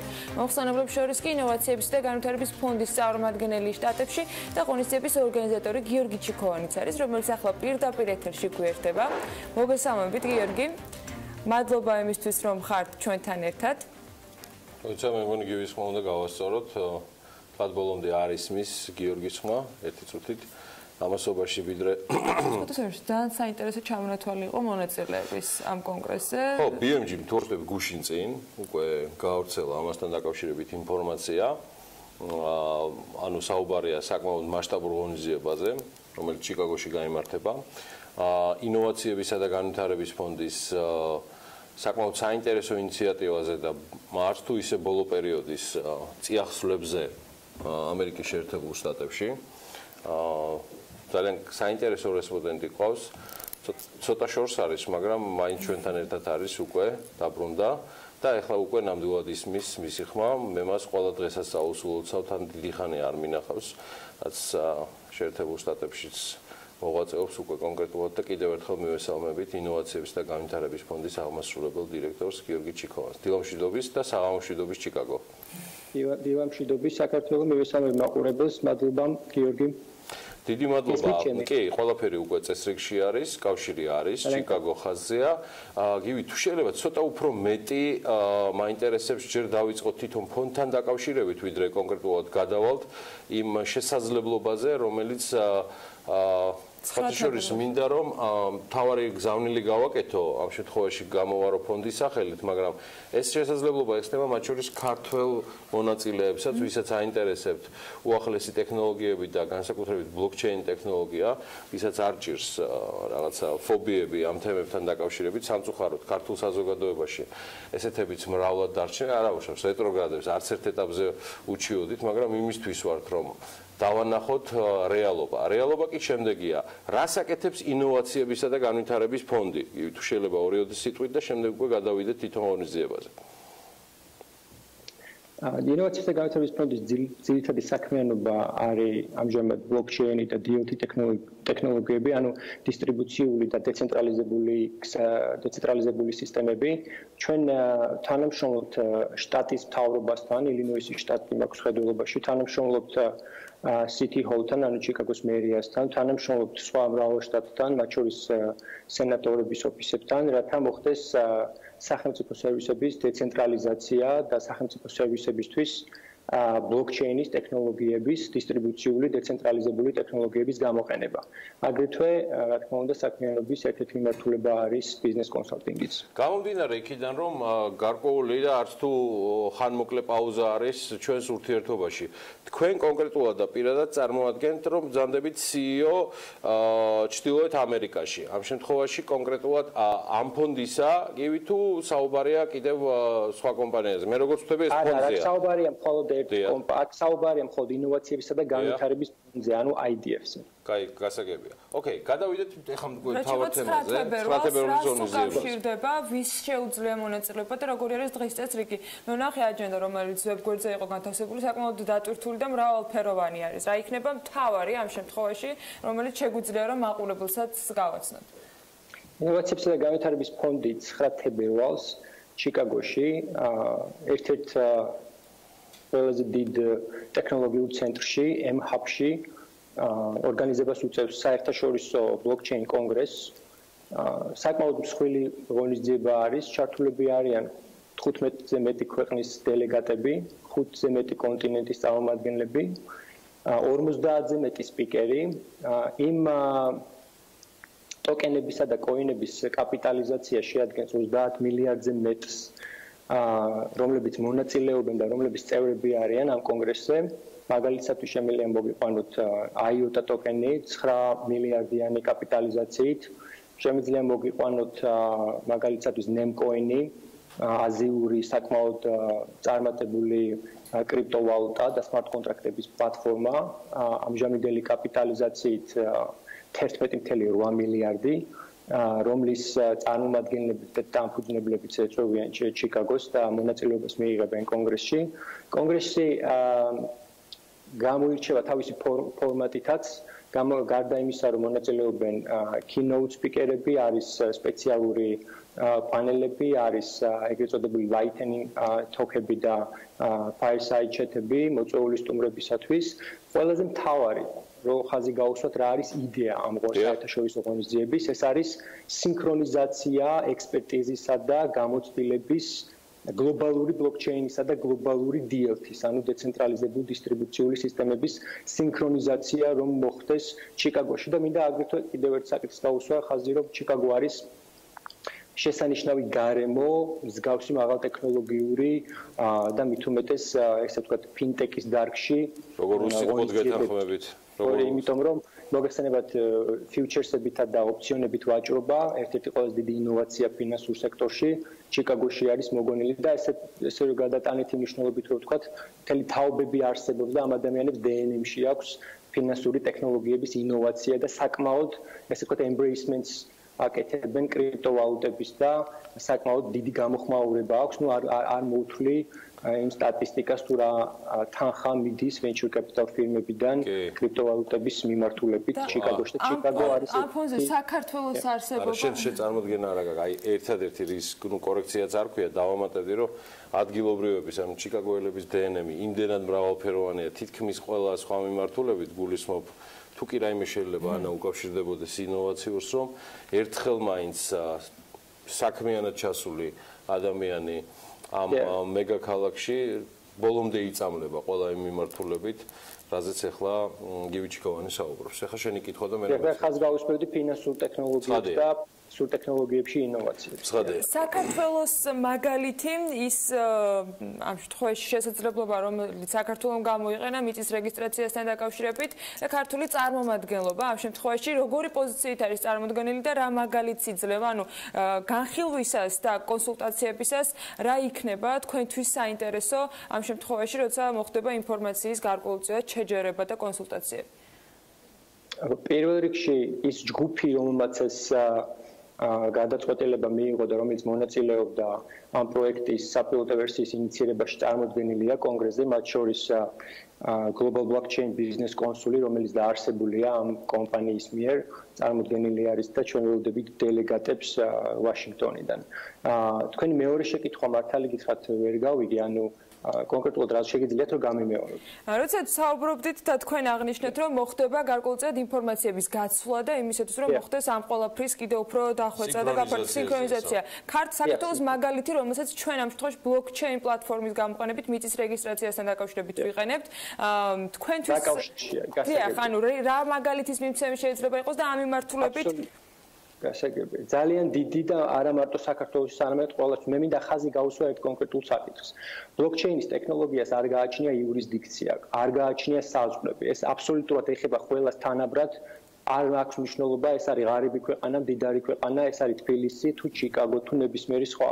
რადგან ბლოკჩეინის ტექნოლოგია არის დეცენტრალიზებული და დისტრიბუციული, მას არ აქვს იურისდიქცია, ის არ არის მიბმული კონკრეტული იურისდიქციაზე. ასე რომ ექსპერტიზის აღება და გაზიარება ეს აბსოლუტურად ყველასთვის საინტერესო არის. და ხაზი უნდა გაუსვათ კიდევ ერთ საკითხს, რომ ის პროექტი, რომელიც განხორციელდა საქართველოში, საბოლოო ჯამში არის ეგრეთ წოდებული მეორე თაობის ბლოკჩეინის პროექტი, ხო? ანუ აქ ვიყენებთ smart contracts. ბლოკჩეინის თვითონ ტექნოლოგიას თავისი განვითარების საფეხურები და ფაზები აქვს. მაგალითად, ეს პირველი საფეხური, ანუ ეგრეთ წოდებული 1.0, რომელიც უკვე ბიტკოინის კრიპტოვალუტამ მიისაკუთრა, განვითარდა უფრო მეტად და ახლა უკვე არსებობს კოინები, როგორიც არის მაგალითად ეთერიუმი, აგრეთვე სხვადასხვა smart კონტრაქტების პლატფორმა, რომელიც იძლევა შესაძლებლობას, რომ ადამიანმა წინასწარ დაწეროს სპეციალური კოდი, ანუ სკრიპტი, მიანიჭოს ეგრეთ წოდებული ადრესი, ანუ მიანიჭოს ანგარიში, არა მარტო ადამიანს, არამედ აქ საუბარია smart კონტრაქტზე, ანუ კონტრაქტს მიანიჭოს ანგარიში და თუ კი ამ კონტრაქტს ვინმე გადაურიცხავს თანხას, წინასწარ დაპროგრამებული სკრიპტი ამუშავდება, ანუ ამოქმედდება ავტომატურად. ანუ ეს უკვე არის მეორე თაობის ბლოკჩეინი. და აქ საუბარია მესამე თაობის, მაგალითად, Tango Technology, IOTA ტოკენზე, რომლებიც ჩვენთან წარმოდგენილი იქნებიან, რომლებიც აი მაგალითად ჩვენ გვაქვს პანელი, რომელიც განიხილავს ხელოვნური ინტელექტისა და ბლოკჩეინის თანაკვეთას, რომელიც არის აბსოლუტური რევოლუცია, რადგან smart contracts თვითონ გააჩნია ხელოვნური ინტელექტის თვისებები, ხო? ანუ მეორე თაობის ბლოკჩეინმა მისცა რობოტს იმის შესაძლებლობა, რომ კონდეს ანგარიში. ეს წარმოუდგენელი იყო პირველი თაობის კრიპტოვალუტებისთვის და პირველი თაობის ბლოკჩეინისთვის. ანუ სინქრონი აუცილებელია ყველა იმ ორგანიზაციისთვის და ყველა იმ ქვეყნისთვის, რომელიც ჩართულია ამ ტექნოლოგიებში და აქედან ბენეფისაგებლის გამოტანა შეუძლია ნებისმიერ და მეუღებელია და ჩვენ გვექნება ონლაინ ანუ ლაივ ჩართვა და ის ორგანიზაციები და ადამიანები, რომლებიც ვერ შეძლებენ ჩამოსვლას ჩიკაგოში სამწუხაროდ მიეცემათ იმის შესაძლებლობა, რომ ონლაინში გვადევნონ თვალყური და კიდევ გავმეორდები ჩვენ ველოდებით დელეგატებს აღმოსავლეთ დასავლეთ ევროპიდან, აზიიდან, შანხაი, პეკინი. გივი, აი ამ თემაზე მიღმა იმისა, რომ მთელი მსოფლიოდან მასპინძლობთ სტუმრებს. მე ვიცი და მე მგონი მნიშვნელოვანი იქნება აღნიშნოთ ჩვენ საუბრის დასასრულს, რომ კონგრესზე, რომელიც 9 თებერვალს გაიმართება, რა ტიპის ქართულმა ანტრეპრენერებმა შეიძლება მიიღონ მონაწილეობა და როგორ შეიძლება, ასე ვთქვათ, მიიღონ მონაწილეობა, თუ შეგვიძლია ამ პირდაპირ ეთერით ვისარგებლოთ და ერთგვარი მგზავნკლევი გაუკეთოთ მათ შორის იმ შესაძლო ბენეფიტებზე, რომლის უდიდეს ნაწილზეც უკვე ვისაუბრეთ ეთერში. ანუ პირველ რიგში მონაწილეობა კონგრესში აბსოლუტურად ნებისმიერ შეუძლია. შეუძლია დარეგისტრირდეს, გაიაროს რეგისტრაცია, ჩვენი გუნდი აბსოლუტურ ხარდაჭერას, ესე ვთქვათ, ხარს დაუჭერს, მაგრამ მათ შორის ვიზების მიღების საკითხზე, ნებისმიერ საკითხზე, რაც შეიძლება, ესე ვთქვათ, დასჭირდეს კონკრეტულ მონაწილეს ჩვენ ეხმარებით მას. ანუ ფონდის ვებზე უნდა მოხდეს თქვენთან დაკავშირება, გივით თუ როგორ არის? ბატონო, თუ შეიძლება რომ გამიმეორდეთ. ფონდის ვებზე უნდა მოხდეს დაკავშირება?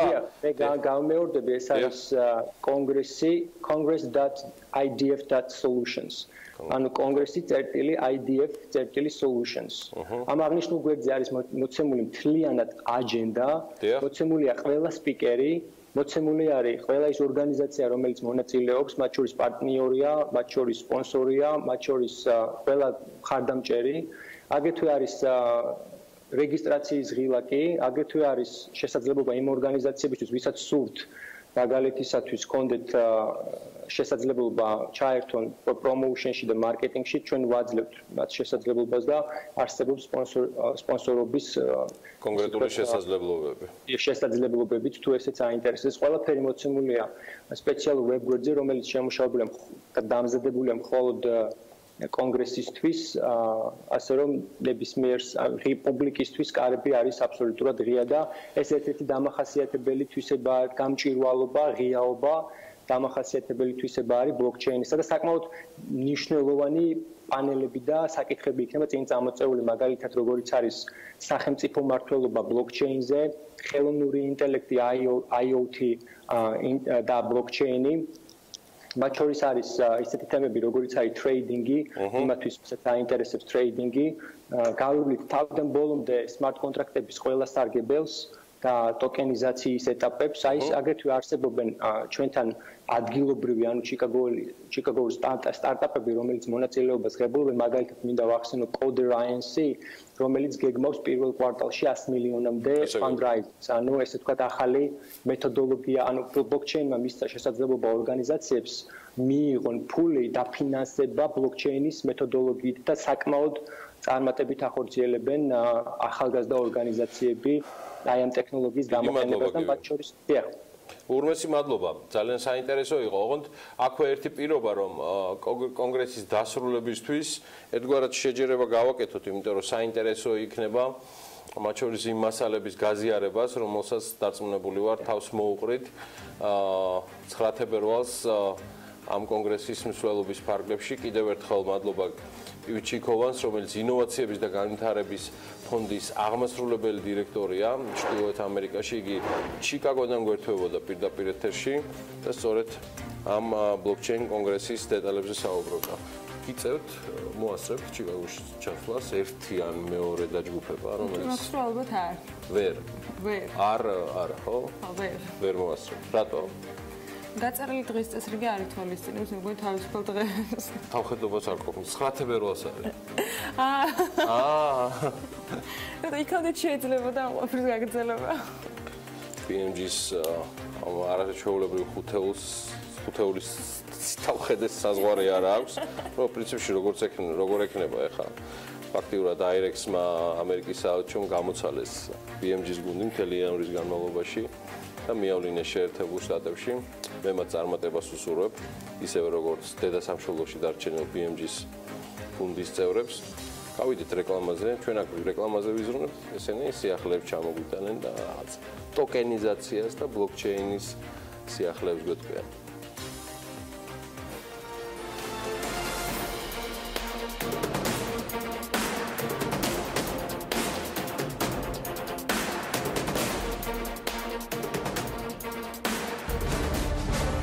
გადაცემის სპონსორია მრავალფუნქციური პროექტი Axis Towers-ი, თანამედროვეობის ახალი სტანდარტი. Axis Towers.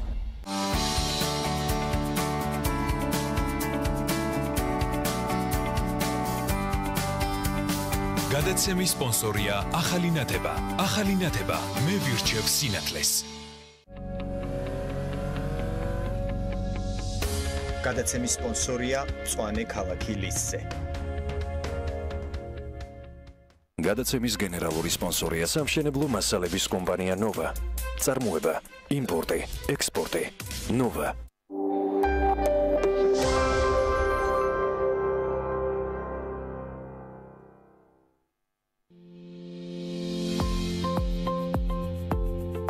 მონტაჟ ჯორჯია ეს არის კომპანია, რომელიც ზრუნავს თქვენს უსაფრთხოებაზე.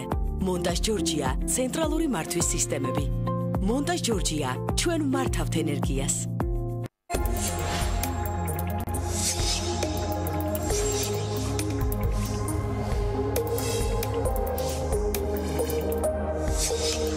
სილქნეტის საახალწლო საჩუქარი თბილისის აბონენტებს 35 მეგაბიტ სამი ინტერნეტი, 230-მდე არხი, თვეში მხოლოდ 35 ლარად, 6 თვის განმავლობაში. ინსტალაცია უფასოა. სილქნეტი ჩვენთან უკეთესია. ჩვენი მისია ვიზრუნოთ პაციენტების ჯანმრთელობაზე. მივაწოდოთ მათ მაღალი ხარისხის სამედიცინო მომსახურება პროფესიონალთა გუნდის დახმარებით. კვალიფიციური მედპერსონალი, უახლესი სამედიცინო აპარატურა. აირჩიეთ მხოლოდ საუკეთესო თქვენი ჯანმრთელობისთვის. ოთარ ჩხეიძის 14, ტელეფონი 280415. ჰოსპიტალი სერტიფიცირებულია ISO 9001-2015 სტანდარტით. ელიზაბეთ ბლეკველის ჰოსპიტალი. ფასდაკლებები და თანხის დარიგების აქცია ტექნობუმში. გაიტანე განვადებით ჩასაშენებელი ტექნიკა, გამწოვი, ღუმელიან ზედაპირი და მიიღე 500 ლარამდე ნაღდი ფული ხელზე. ტექნობუმი, იყიდე მომგებიანად. დეველოპერული სამშენებლო კომპანია Green Construction წარმოგიდგენთ. Mandarin Garden ბათუმი, ზღვიდან 800 მეტრში, ეკოლოგიურად სუფთა, კომფორტული, ხარისხიანი, საზაფხულო ვერანდით, დახურული ავტოსადგომით, საკუთარი 120 კვადრატული ეზოთი და რაც მთავარია მყუდრო გარემო. მოქმედებს უპროცენტო შიდა 24 თვიანი განმარტება. დამატებითი ინფორმაციისთვის დაგვიკავშირდით 558 9908. მისამართი ბათუმი, გამსახურდიას 28/20.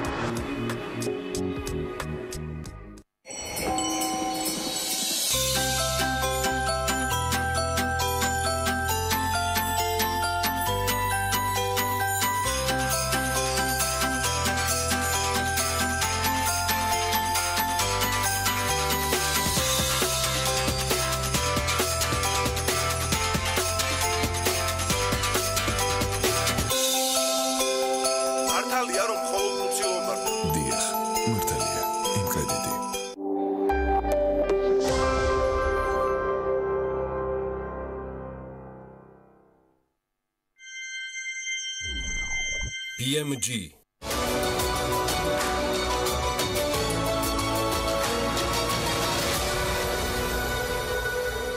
King David-ი წარმოგიდგენთ.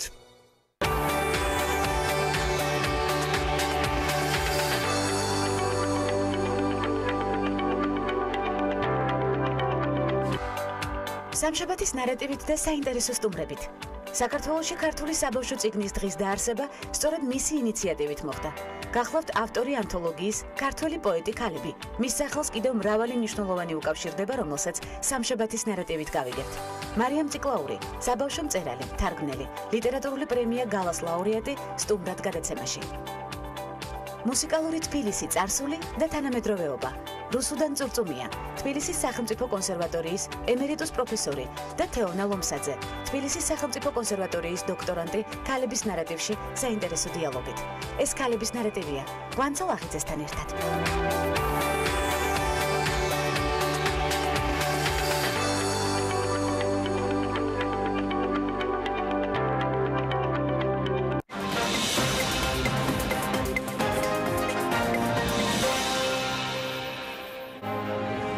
დაგროვებითი პენსიის შესახებ კანონპროექტის განხილვების საგაზაფხულო სესიაზე დაიწყება, რა განცხადებებს აკეთებენ დეპუტატები და რა წერია რეგულირების გავლენის შეფასების დოკუმენტში. თემის დეტალები საქმის კურსში. კომისიის მიერ დადგენილ გრძელვადიან სამოხმარებლო ტარიფებში საწარმოების მოხმარება გათვალისწინებული არ არის. არეგულირებელი ბიტფიური ჯგუფთან დაკავშირებით ბოლო პერიოდის განცხადებებზე ექსპერტებს და პოლიტიკური პარტიების წარმომადგენლებს პასუხობს. იყავით მთავარი ეკონომიკური და ბიზნეს მოვლენების საქმის კურსში. ხვდებით ზუსტად 3-ზე, TV პირველზე.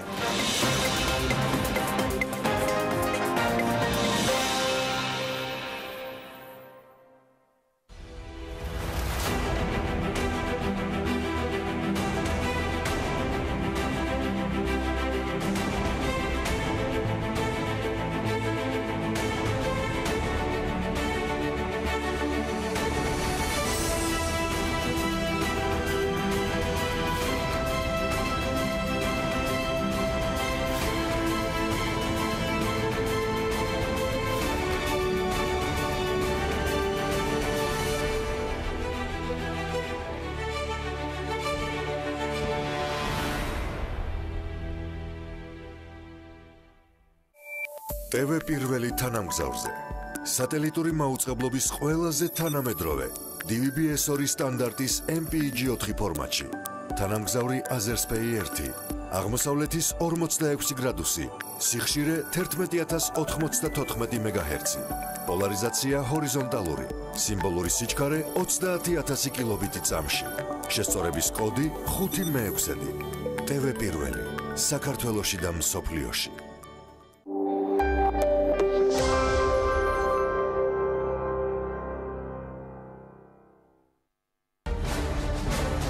გადაცემის სპონსორია მრავალფუნქციური პროექტი Axis Towers-ი, თანამედროვეობის ახალი სტანდარტი. Axis Towers.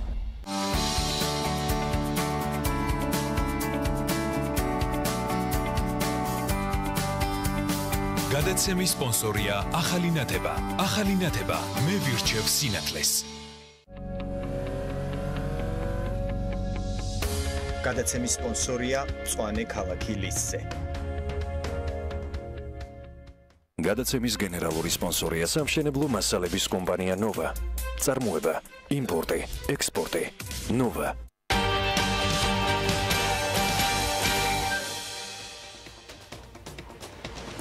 ეკონომიკის მინისტრს ახალი მოადგილე ჰყავს. მერია საზოგადოებასთან კომუნიკაციის განვითარების სააგენტოს ქმნის. საქართველოს ბიზნეს ასოციაცია კი დღგ-ს დაბრუნებასთან დაკავშირებით ფინანსთა სამინისტროს განცხადებით გამოეხმაურა.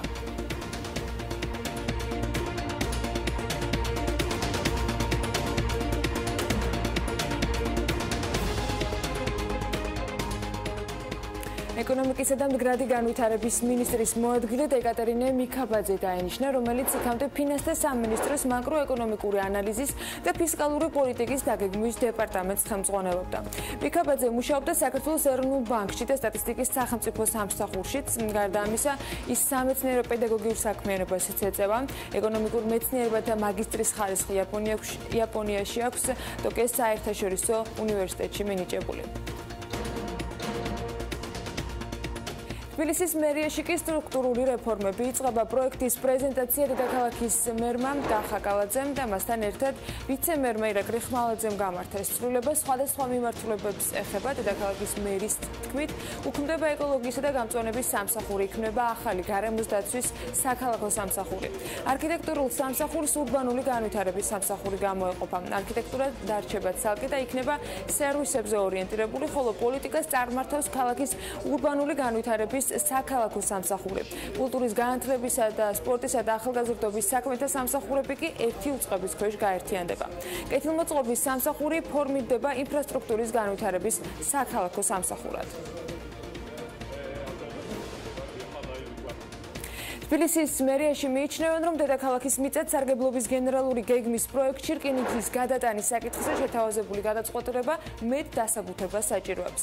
დედაქალაქის მთავრობის მიერ დოკუმენტთან დაკავშირებით გამოქვეყნებულ შენიშვნებში აღნიშნულია, რომ რკინიგზის საკითხზე არ ჩატარებულა შესაბამისი კვლევა და ეს აღნიშნეს როგორც ამ ჯგუფის წევრებმა, ასევე მათმა გერმანელმა პარტნიორებმა Skype საუბრისას. ამასთან მერია განმარტავს, რომ 2009 წლის შემდეგ შექმნილია სხვადასხვა პოლიტიკური რეალობის პირობებში და ის არის მოძველებული და არასრულფასოვანი.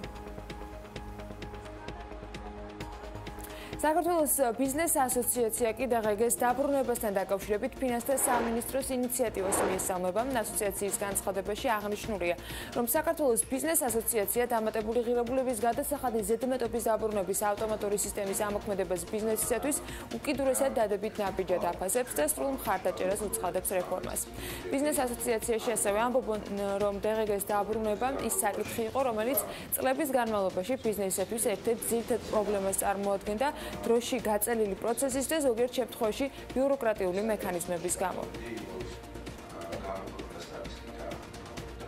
Silk Universal, რომელიც სიკვდილის სააბონენტო პაკეტის შემადგენლობაშია, ახალი ფორმატით დაიწყო მაუწყებლობა. მაყურებელი სპორტული თემატიკის გადაცემების გარდა, რაც აქამდე არხის პრიორიტეტს წარმოადგენდა, უკვე მხატვრულ და დოკუმენტურ ფილმებს, ანიმაციებს, მეგაშოუებს და სპეციალურად ამ არხისთვის შეძენილ ამერიკულ სერიალებს ნახავს.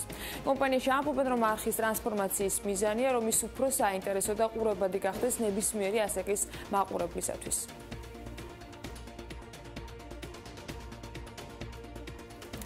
ნავთობ კომპანია ფრეიგო გაფართოებას განაგრძობს. ამჯერად მან ურთიერთთანამშრომლობის მემორანდუმი კომპანია სელექტთან გააფორმა. ამ მემორანდუმის მიხედვით სელექტის 33 სადგური ოპერირებას ფრეიგოს ბრენდის და მენეჯმენტის ფარგლებში გააგრძელებს. ნახოთ სიუჟეტი.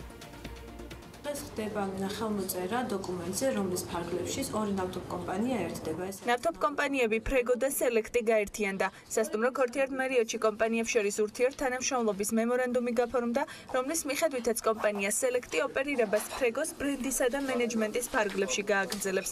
აღნიშნული გარიგების შედეგად ფრეგო ქართულ ბაზარზე 60-მდე ბენზინგასამართის სადგურით იქნება წარმოდგენილი. ნავთობ კომპანია ფრეგოს ისტორიაში ერთ-ერთი მნიშვნელოვანი დღეა. გამომდინარე იქიდან, რომ დღეს ჩვენ ხელს ვაწერთ მემორანდუმს ურთიერთთანამშრომლობის და არა მარტო მემორანდუმს, ფაქტობრივად შეთანხმება საბოლოოს, რის ფარგლებშიც ორი ნავთობ კომპანია ფრეგო და კომპანია სელექტი გაერთიანდება. ეს ყველაფერი შედეგად მოიტანს იმას, რომ ნავთობ კომპანია ფრეგოს 33 ავტოგასამართ სადგურს დაემატება კიდევ 30-მდე ავტოგასამართ სადგური და ჩვენ ქსელი ჯამში 60 ავტოგასამართის სადგურით იქნება წარმოდგენილი ქართულ ბაზარზე. ნავთობ კომპანია სელექტი ბაზარზე 2016 წლიდან არსებობს და ამ დროისთვის 33-მდე ბენზინგასამართ სადგურს ფლობს როგორც დედაქალაქში, ასევე რეგიონებში. კომპანიაში განმარტავენ, რომ მემორანდუმის შემდგომ თანამშრომლობასაც ისახავს მიზნად, რომლის ფარგლებშიც 2018 წელს ფრეგოს მინიმუმ 10 ახალი სადგური გაიხსნება. დღევანდელი ურთიერთთანამშრომლობის მემორანდუმი კომპანია ფრეგოსა და სელექტ შორის მიზნად ისახავს ქსელის გაფართოება, ეს იქნება ურთიერთთანამშრომლობა, პარტნიორობა ორ კომპანიას შორის, რომელიც ერთად ისახავს მიზნად, რომ მთელი საქართველოს ტერიტორია დაფაროს თავისი ავტოგასამართის სადგურებით და რაც თავარია მიაწოდოს მომხმარებელს ხარისხიანი ნავთობპროდუქტები ხელმისაწვდომ ფასად. აღსანიშნავია, რომ ფრეგო ქართულ ბაზარზე 5 წლის წინ გამოჩნდა და მან მომხმარებლების ნდობა სიზუსტითა და დაბალი ფასით მოიპოვა. წარმატებები ფრეგოს ესეთი სელექტიური შერჩევისთვის. ჩინეთის ზოგადად საერთაშორისო ეკონომიკაზეც ვისაუბროთ, მე მგონი ეს ძალიან მნიშვნელოვანი კომპონენტია, რომელიც არასდროს არ უნდა გამორჩეს და არც გამორჩება BMG-ს საქმიან გადაცემებს და ეთერებს. სწორედ ჩინეთის მზარდ როლზე საერთაშორისო ეკონომიკაში მომზადა საკმაოდ საინტერესო სიუჟეტი ჩვენმა კიდევ ერთმა ახალ შემომატებულმა ლევან თაღიაშვილმა და ახლა მის მომზადებულ სიუჟეტს გავაზრდით. ჩინეთი დღეს მსოფლიოს მეორე ეკონომიკაა და მისი როლი დღითიდღე იზრდება პოლიტიკურ ცხოვრებაში. ქვეყნის ფუნდამენტური განვითარება და გარდაქმნა ჯერ კიდევ 70-იან წლებში დაიწყო, როდესაც მისი მოსახლეობის 30% უკიდურეს გაჭირვებაში ცხოვრობდა. 1978 წელს დენ სიაოპინმა სოფლის მეურნეობის რეფორმა გაატარა და დეკოლექტივიზაცია დაიწყო, რომელიც პროდუქტების თავისუფალ ბაზარზე გატანას გულისხმობდა. 1980 წელს ჩინეთი მსოფლიო ბანკისა და საერთაშორისო სავალუტო ფონდის წევრი გახდა და ამავე წელს სამხრეთ აღმოსავლეთში შექმნა 4 თავისუფალი ეკონომიკური ზონა, რომელმაც დიდი რაოდენობის პირდაპირ უცხოური ინვესტიციები მოიზიდა. გახსნილი ეკონომიკის და იაფი მუშახელის გამო უცხოურმა კომპანიებმა აუთსორსის ლოკაციად სწორედ ჩინეთი შეარჩიეს, რასაც საწარმოების და ქარხნების დიდი რაოდენობით მშენებლობა მოჰყვა. 1990 წელს შანხაიში და შენზენში გაიხსნა საფონდო ბირჟები, რამაც ეკონომიკური ბუმი გამოიწვია და 10 წლეულების მანძილზე ქვეყანას 10%-იანი მთლიანი შიდა პროდუქტის ზრდა მოუტანა. რეფორმების დასაწყისიდან დღემდე დაახლოებით 500 მილიონზე მეტმა ადამიანმა დაძლია სიღარიბე და დღეს ჩინეთში, სადაც 1.3 მილიარდი ადამიანი ცხოვრობს, უმუშევრობის დონე მხოლოდ 4%-ს შეადგენს. ჩინეთს უკვე თამამად შეიძლება ეწოდოს ზესახელმწიფო. მისი გაზრდილი ამბიციები კი ცხადყოფს, თუ რატომ ხარჯავს შეიარაღებაზე ყველაზე დიდ თანხას ამერიკის შემდეგ. სწორედ მისი ამბიციების გამო გააკეთა აქცენტი ჩინეთზე დონალდ ტრამპმა საპრეზიდენტო არჩევნების პერიოდში, როდესაც კამპანიის საკმაოდ დიდი ნაწილი სწორედ ამ თემას დაუთმო. მისი თქმით, ჩინეთთან ის რამდენიმე 100 მილიონიანი სავაჭრო დეფიციტი, რომელიც დღითიდღე იზრდება, დიდი პრობლემაა ამერიკის ეკონომიკისთვის. გარდა ამისა, თანხების გადინება ხელს უშლის ეკონომიკის ზრდას და ადამიანების დასაქმებას. დიდი ალბათობით ახალი საგადასახადო სისტემის იმღებაც სწორედ ამ ეკონომიკური პოლიტიკის შემადგენელი ნაწილია. ჩინეთი კურსის ხელოვნურ გაუფასურებას ახდენს, რითაც იზიდავს ჩვენს ფულს და ისტორიაში ყველაზე დიდ მანიპულაციას ახორციელებს. გარდა ამისა, ისინი ბეგრავენ ჩვენს ექსპორტირებულ საქონელს, რაც ძალიან დიდი უსამართლობაა. ამერიკელმა ხალხმა უნდა გაათვითცნობიეროს, რომ კარტები ჩვენს ხელშია და ჩინეთს სჭირდება ჩვენი ეკონომიკა და არა პირიქით. თუკი ისინი დაგვემუქრებიან, ამით მხოლოდ თავიანთ თავს ამნებენ. მიუხედავად ასეთი დამოკიდებულებისა, ამ ორი ზესახელმწიფოს ეკონომიკური ურთიერთობა ძალიან მჭიდროა და ციფრებშიც საკმაოდ მიმზიდველად გამოიყურება. მხოლოდ მათი იმპორტ-ექსპორტის ჯამი 577.8 მილიარდ დოლარს შეადგენს. ჩინეთი კი კვლავ განაგრძობს ეკონომიკის განვითარებას. 2017 წელს მისი მთლიანი შედაპროდუქტის ზრდა მსოფლიო ბანკის მონაცემებით დაახლოებით 6.7% იყო. ექსპორტმა კი მხოლოდ დეკემბრის თვეში 10.8%-ით მოიმატა და გასულ წელს ჯამში 2.3 ტრილიონი ამერიკული დოლარი შეადგინა. საკმაოდ ოპტიმისტურად უყურებს 2018 წელს JP Morgan-ის ერთ-ერთი ეკონომისტი გრეის ენჯი, რომელიც ამბობს, რომ მიუხედავად მსოფლიოში მიმდინარე პროცესებისა, ქვეყნის ეკონომიკა მაინც საკმაოდ ტემპით ვითარდება. ფიქრობ 2017 წელს ექსპორტის სექტორმა საკმაოდ კარგად იმუშავა. მესამე კვარტალში პატარა შეფერხებას ჰქონდა ადგილი, თუმცა ნოემბრიდან ყველაფერი გამოსწორდა. ჩვენ შეგვიძლია ვთქვათ, რომ მსოფლიო ეკონომიკა კვლავ მხარს უჭერს ჩინეთს. ბოლო თვეებში ამერიკულმა და ევროპულმა ინსტიტუტებმა გაზარდეს ჩვენი ეკონომიკური ზრდის პროგნოზი 2018 წელს მიუხედავად ამერიკის ახალი საგადასახადო რეფორმის და ევროს გარშემო მიმდინარე პროცესებისა. ამიტომაც ჩვენ კვლავ აქტიურად ვიმუშავებთ ექსპორტის სექტორის განვითარებაზე. როგორ გამოიყენებს საქართველოს უდიდესი პოტენციალის მქონე ქვეყნის რესურსს, მხოლოდ ჩვენზეა დამოკიდებული. ჩინეთთან თავისუფალი ვაჭრობის ხელშეკრულების გაფორმება და აბრეშუმის გზის პროექტი უდიდეს შესაძლებლობას უხსნის ჩვენს ქვეყანას. ამიტომ როგორც იტყვიან, აგერ ბურთი და აგერ მოედანიო. ხო და ხა ჩინეთის ამბებიდან გადმოვინახოთ კვლავ საქართველოში, საკმაოდ გახმაურებული და მნიშვნელოვანი თემა იყო. წინარე უძღოდა ეს თემა ძალიან საინტერესო განხილვებს ოღონდ ძირითადად სოციალურ ქსელში და ეხლა მთავარი მოქმედი პირები მოვიტყუეთ უკვე სტუდიაში რძის პროდუქტების მწარმოებელთა ასოციაციის დაკვეთით საუბარი არის MICTNS-ის მიერ სამ ეტაპად ჩატარებულ კვლევისას 15 განსხვავებული ყველის მიკრობიოლოგიური ანალიზი ჩატარდა და შედეგად გამოვლინდა რომ 12 ნიმუში სახელმწიფოს მიერ განსაზღვრული წესები და ნორმები დაცული არ არის. ამ ნიმუშებში სხვათა შორის ნაწლავის ჭირის ჯგუფის ბაქტერიებიც, კოლიფორმები და სტაფილოკოკების რაოდენობაც დასაშვებ ნორმაზე მეტია. სასაუბრო ბევრია, მაგრამ მაინდა-მაინც ბაქტერიებზე, საფრთხეების და ბაქტერიებზე საუბარს აუცილებლად ვაპირებ, მაგრამ მანამდე თავად ამ პროექტზე და მის მნიშვნელობაზე ელენე თლაშიძე, პროექტის მოლიკახეთის წარმომადგენელი და ასევე ჩვენთან ერთად არის სალომე ქაჯაია, კომპანია TNS-ის კვლევარ. დილამშვიდობის. დავიწყოთ მთავარით. მოდი ესე ვთქვათ, ელენე, თქვენგან. საერთოდ წამოვიდა ჯამში, მე ვიცი, ჩართულობა, ვთქვათ, ამ შემთხვევაში მოლიკახეთისა ამ თემაში. რატო გადაწყდა, რომ ამგვარი კვლევა ჩატარებულიყო, რომელიც სხვადასხვა კომპონენტების გათვალისწინებით უპრეცედენტო არის საქართველოში ჩატარებული წინარე კვლევებისგან. კეთილი.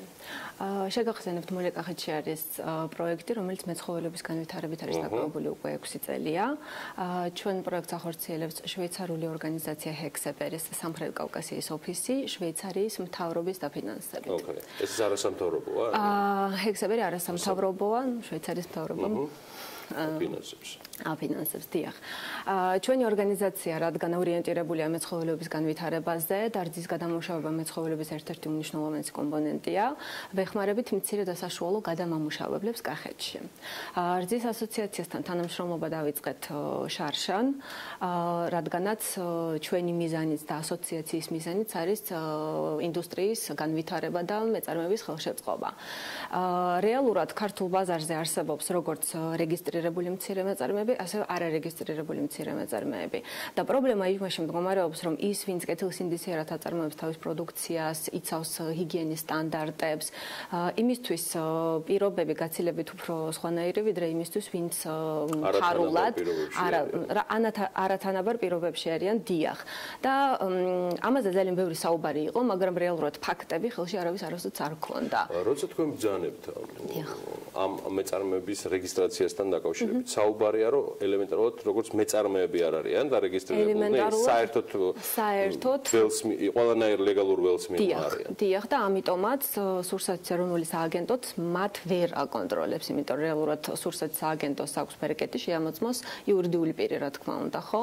მაგრამ როცა ჩვენ არც იურიდიული პირი ხარ, არც ბიზნეს ოპერატორი არ ხარ, არანაირ კონტროლს არ ექვემდებარები და შესაბამისად, რატომ უნდა გააკეთო ჰიგიენურ პირობებში რაღაცა პროდუქტი? პროდუქტი, როდესაც ჰიგიენა მოითხოვს ინვესტიციას. ამ შემთხვევაში მომხმარებელზეა დამოკიდებული, რომ მოითხოვს შესაბამისი დოკუმენტაცია თუ მაინც არსებობს რაღაცა ფორმები, რომელიც თუნდაც შეამოწმებს ბაზარზე არსებულ პროდუქტს და წარმომავლობის დაუდგენლობის შემთხვევაში მის ამოღებას მოითხოვს. არსებობს რაიმე სახის თქვათ ამოღების მოთხოვნის მექანიზმები არ ვიცი, მაგრამ როგორც მინიმუმ მომხმარებელი უნდა იყოს ინფორმირებული იმის თაობაზე, რას მიირთმევს და რას ყიდულობს და ყველა რეგისტრირებული მეწარმე ვალდებულია წარადგინოს რაღაცა შესაბამისობის სერტიფიკატები და საბუთები. ამიტომ როდესაც მომხმარებელი მოითხოვს ინფორმაციას, მაშინ იმას გარანტირებულად ექნება რაღაცა რეგისტრირებული და წესიერი საწარმოს პროდუქტი ხელში და არა ამოუცნობი რაღაცა პროდუქცია. ელენე, ფაქტია, რომ არარეგისტრირებულმა სეგმენტმა ნაწილი ყობა კადრების მათაც გადის, ეხლა პირდაპირ ეთერში მიიღო საკმაოდ მასშტაბური სახე. სხვა შემთხვევაში მოლიკახეთი და სხვა სტეიქჰოლდერები რძის ასოციაციის მესვეურებთან და წევრებთან ერთად არ დაინტერესდებოდით ბაზრის ესეთი დეტალური კვლევით. და არ მოხდებოდა ესეთი კვლევის დაკვეთა უკვე TNS-ზე. რამდენად მასშტაბურია დაურეგისტრირებელი სეგმენტი და რამდენად ახდენს გავლენას ლეგალურ სექტორზე საქართველოში რძის პროდუქტების მწარმოებლებთან. რადგანაც ეგ სექტორი, როგორც თქვენ ახსენეთ, არის არარეგისტრირებული, რა თქმა უნდა, მისი ზუსტი დათვლა და დაანგარიშება არის ძალიან რთული, მაგრამ ჩვენ რადგან ამ ინდუსტრიაში მოვაწავთ უკვე რამდენი წელია, შეგვიძლია მიახლოვებით მაინც რაღაცა დაშვებები გავაკეთოთ, იმიტომ რომ ადამიანებმა იციან რამდენი სული საქონელი არის დაახლოებით ეგეც, იმიტომ რომ ზუსტი ინფორმაცია ამის თაობაზეც არ არსებობს. დაახლოებითი მოცულობები ვიცით, ანუ იმ რეგისტრირებული მეწარმეების, ვისთანაც ჩვენ თანამშრომლობთ კახეთში, ხო? ხო და აი ურთიერთგამორიცხვის მეშვეობით შეიძლება ითქვას, რომ 2/3 არის წარმოებული დაახლოებით ესე არარეგისტრირებულად და კახეთში. ანუ მე ვსაუბრობ კახეთზე, იმიტომ რომ ჩვენ ვართ კახეთში და მე ვერ ვისაუბრებ სხვა რეგიონებზე კი. დაახლოებით ესეთ ციფრებზეა საუბარი. იმიტომ რომ რაღაცა ნაწილი მოხმარდება ოჯახში, რა თქმა უნდა, იმანოტოლის რაღაცა ნაწილი ბარდება საწარმოში და რაღაცა ნაწილი ბარდება ესეთ საწარმოში, ანუ ასე ვთქვათ, არარეგისტრირებულში და მაყურებელს კიდევ ერთხელ მინდა წარუდგინო სალომე ქაჯაია, იგი კომპანია TNS-ის მკვლევარია, რომელიც შეასრულეს ცხადია, ეს არ არის TNS გასაკვირი, მათი საკმაოდ ვალიდური მნიშვნელოვანი და ხარისხიანი კვლევები, მაგრამ ვიცი რომ გარკვეული კომპონენტებიდან გამომდინარე სალომე ეს კვლევა იყო უპრეცედენტო. მათ შორის იქ იყო ცალკეული მომენტები დაკვეთის სტრუქტურიდან გამომდინარე, რომელიც აქამდე საქართველოში არ შესწავლება. გისმენთ და დილომშვიდობის. დილომშვიდობის, პირველ რიგში მადლობა მოწვევისთვის, მადლობა რომ ამ თემით დაინტერესდით. ვეცები კვლევის შესახებ მიმოვიხილო, კვლევა ჩვენთვის TNS-ისთვის და მგონია რომ საქართველოსთვისაც კი იყო უპრეცედენტო, მისი შინაარსიდან გამომდინარე. კვლევა მოიცავდა 3 კომპონენტს. პირველ ეტაპზე განხორციელდა თვისებრივი კვლევა, სადაც ჩავატარეთ ფოკუს ჯგუფები, რათა მომხდარიყო მომხმარებელთა დამოკიდებულებების ქცევითი პატერნების შესწავლა, ყველის მოხმარებასთან დაკავშირებით. ჩვენ უფრო მომხმარებლის კუთხით შევხედეთ საკითხს, ხოლო ჩვენი დამკვეთი უფრო ბიზნესის გადმოსახედიდან უყურებდა ამას. რაც შეეხება მეორე ეტაპს, შემდეგ უკვე თვისებრივი კვლევის შედეგად მოხდა რაოდენობრივი კვლევისთვის ინსტრუმენტის შემუშავება და ჩაეშვა რაოდენობრივი კვლევა სატელეფონო ინტერვიუებისა და პირისპირ ინტერვიუების მეთოდით. აქ უკვე ნიშნავს რაოდენობრივი კვლევა, თუ შეიძლება რომ ვიცოდე, ანუ მაგალითად სატელეფონო გამოკითხვისას რომელ კომპონენტზე იყო გამოკითხვა? ხო, ერაზე რეკავდი დანასთან და რას ეკითხებოდით? ყველის მოხმარებასთან დაკავშირებით, თუ ანა ცუდი რესპონდენტია, მე მკითხეთ, მე მიყვარს მაგ. თუ კი თქვენ ხდებოდით ჩვენს კოტაში, ანუ იყავით 20-50 წლის ადამიანი, რომელიც კვირაში 2-3 ჯერ მაინც მოიხმარს იმერულ ყოლს, თქვენ უკვე იყავით ჩვენი რესპონდენტი და ჩვენ გეკითხებოდით, სად ყიდულობთ ყოლს, რის მიხედვით არჩევთ ამ ყოლს, რატომ ყიდულობთ აქ და არა სხვაგან. შემდეგ უკვე გეკითხებოდით ამ ყოლის უსაფრთხოების შესახებ, რამდენად ეს იყო მეორე ეტაპი. რამდენად ხართ დარწმუნებული, რომ ყველი, რასაც მიირთმევთ, არის უსაფრთხო და აქვე ვიტყვი, რომ მომხმარებელთა ძალიან დიდი ნაწილი 70% ფიქრობს, რომ ყველი, რომელსაც მიირთმევს, არის უსაფრთხო მის ჯანმრთელობისთვის და დამზადებულია ჰიგიენური ნორმების დაცვით, ესეც მეორე ცვლადიც არსებობდა. რაც ძალიან საინტერესოა, იმიტომ რომ კვლევის შედეგად დავინახეთ, რომ მომხმარებელს არ აქვს შიში, ან არ აქვს რაიმე ეჭვი ყველთან დაკავშირებით. ზოგადად თვისებრივი კვლევის ეტაპზეც ხშირად აღინიშნებოდა და ალბათ ჩვენს მაყურებელსაც ხშირად სმენი ესეთი რამ, რომ ყველი ერთ-ერთი უსაფრთხო პროდუქტია და პირიქით ის ახდენს მოწამვლის პრევენციას, თუ კი სხვა საკვებმა გამოიწვია მოწამვლა, ამას რა თქმა უნდა აქვს თავისი გამყარებები ალბათ მეცნიერთა მხრიდან, მისი შემცველობიდან გამომდინარე, თუმცა დღეს შეიძლება ვთქვათ, რომ ეს უფრო სტერეოტიპულია. აბსოლუტურად. ანუ ყველის მიმართ დამოკიდებულება არის როგორც ყველაზე უსაფრთხო და ვიცით ქართველების დამოკიდებულება ზოგადად ყველის იმერული ყველის მიმართ უხდება ყველა საკვებს, არის პროდუქტი, რომელიც მაცივარში ყოველთვის უნდა იდოს. თვისებრივ კვლევის ეტაპზე სწორედ მსგავს დამოკიდებულებებსა და ქცევებს ვიკვლევდით. რამდენი იყო იმ რესპონდენტთა რაოდენობა დაახლოებით, რომელიც ინტერესდებოდა იმ ყველის წარმომავლობით და უსაფრთხოების ნორმებით, სადაც იზრდებოდა ამ თქვენი გამოკითხვისას? ძალიან მცირეა იმ ადამიანთა რაოდენობა 20%, რომელიც დაინტერესებულია თუ რა წერია ეტიკეტზე, ყველის ეტიკეტზე. წარმომავლობა. პრინციპში ხო, სხვანაირად ვერ გაარკვევ, კი. ყველის წარმომავლობას. ასევე საინტერესოა ის ფაქტიც, როცა ამ 20%-ზე ვსაუბრობთ, რომ მომხმარებელთა დაახლოებით 72% ყიდულობს ყველს შეუფუთავ მდგომარეობაში. ანუ ის მოკლებულია შესაძლებლობას, რომ გაიგოს ყველის წარმომავლობა. თუმცა ესეც არ ვიტყვით, შეიძლება რომ მან კითხოს გამყიდველს, საიდან არის ეს ყველი და ის აუცილებლად ეტყვის, თუმცა ჩვენ აუცილებლად ჯერა. თუმცა ოფიციალური თუმცა შეგიძლიათ როგორც მომხმარებელმა მე როგორც ვიცი ეს უკვე არ მკვლევარის არამედ ჩემი პირადი ინფორმაცია რომ შეგიძლიათ მოთხოვოთ სერტიფიკატი ამ ყველის თუნდაც ბაზრებში როგორც ჩვენ გითხრა შემდეგ პროცესში გავერკვიეთ ბევრი საკითხის შესახებ. მესამე ეტაპი თუ ქონდათ? მესამე ეტაპზე იყო ლაბორატორიული კვლევა, როგორც უკვე იცით, ეს რა თქმა უნდა TNS არ ჩავტარებ, იმიტომ რომ ჩვენი პრეროგატივა არ არის სხვადასხვა ლაბორატორიამ განახორციელა ეს კვლევა. სანამ მაგის ინფორმაციის დეტალიზაციაზე გადახვალ. რამდენად ეკიპირებულია საქართველოში მდებარე ლაბორატორიები იმ ტექნიკური ბაზით, რომ სწორუპოვარი დასკვნა გააკეთოს, რომელსაც TNS-ი დაეყრდნობოდა ამ შემთხვევაში. მე ვფიქრობ, რომ არის, იმიტომ რომ ჩვენ საკმაოდ სოლიდური მოკვლევა ჩაატარეთ მანამდე, სანამ შევარჩიეთ ლაბორატორიას, რომელსაც ლაბორატორია ქვეყნის ტკივილია ზოგადად. კი, თუმცა არსებობს ლაბორატორიები, რომელსაც დავეყრდნობთ ნამდვილად. გისმენთ მესამე ეტაპთან ერთად. და მესამე ეტაპზე უკვე ჩვენ ავიღეთ ყველის 15 ნიმუში. შეიძლება დავაკონკრეტებ, ეს იყო აუცილებლად არარეგისტრირებული ყველის 15 ნიმუში. შემთხვევით შერჩევის წესით, რომელიმე ეს ობიექტები, ჩვენ უფრო წავედით სავაჭრო ობიექტების შერჩევისას, ყველი არ შეგვირჩევი, უშუალოდ ობიექტები შევარჩიეთ, ესე რომ ვთქვათ, სადაც ჩვენი რაოდენობრივი კვლევისგან გამომდინარე შევხედეთ, რომ ბევრი მომხმარებელი ყიდულობს სწორედ იმ ობიექტებიდან ყველს.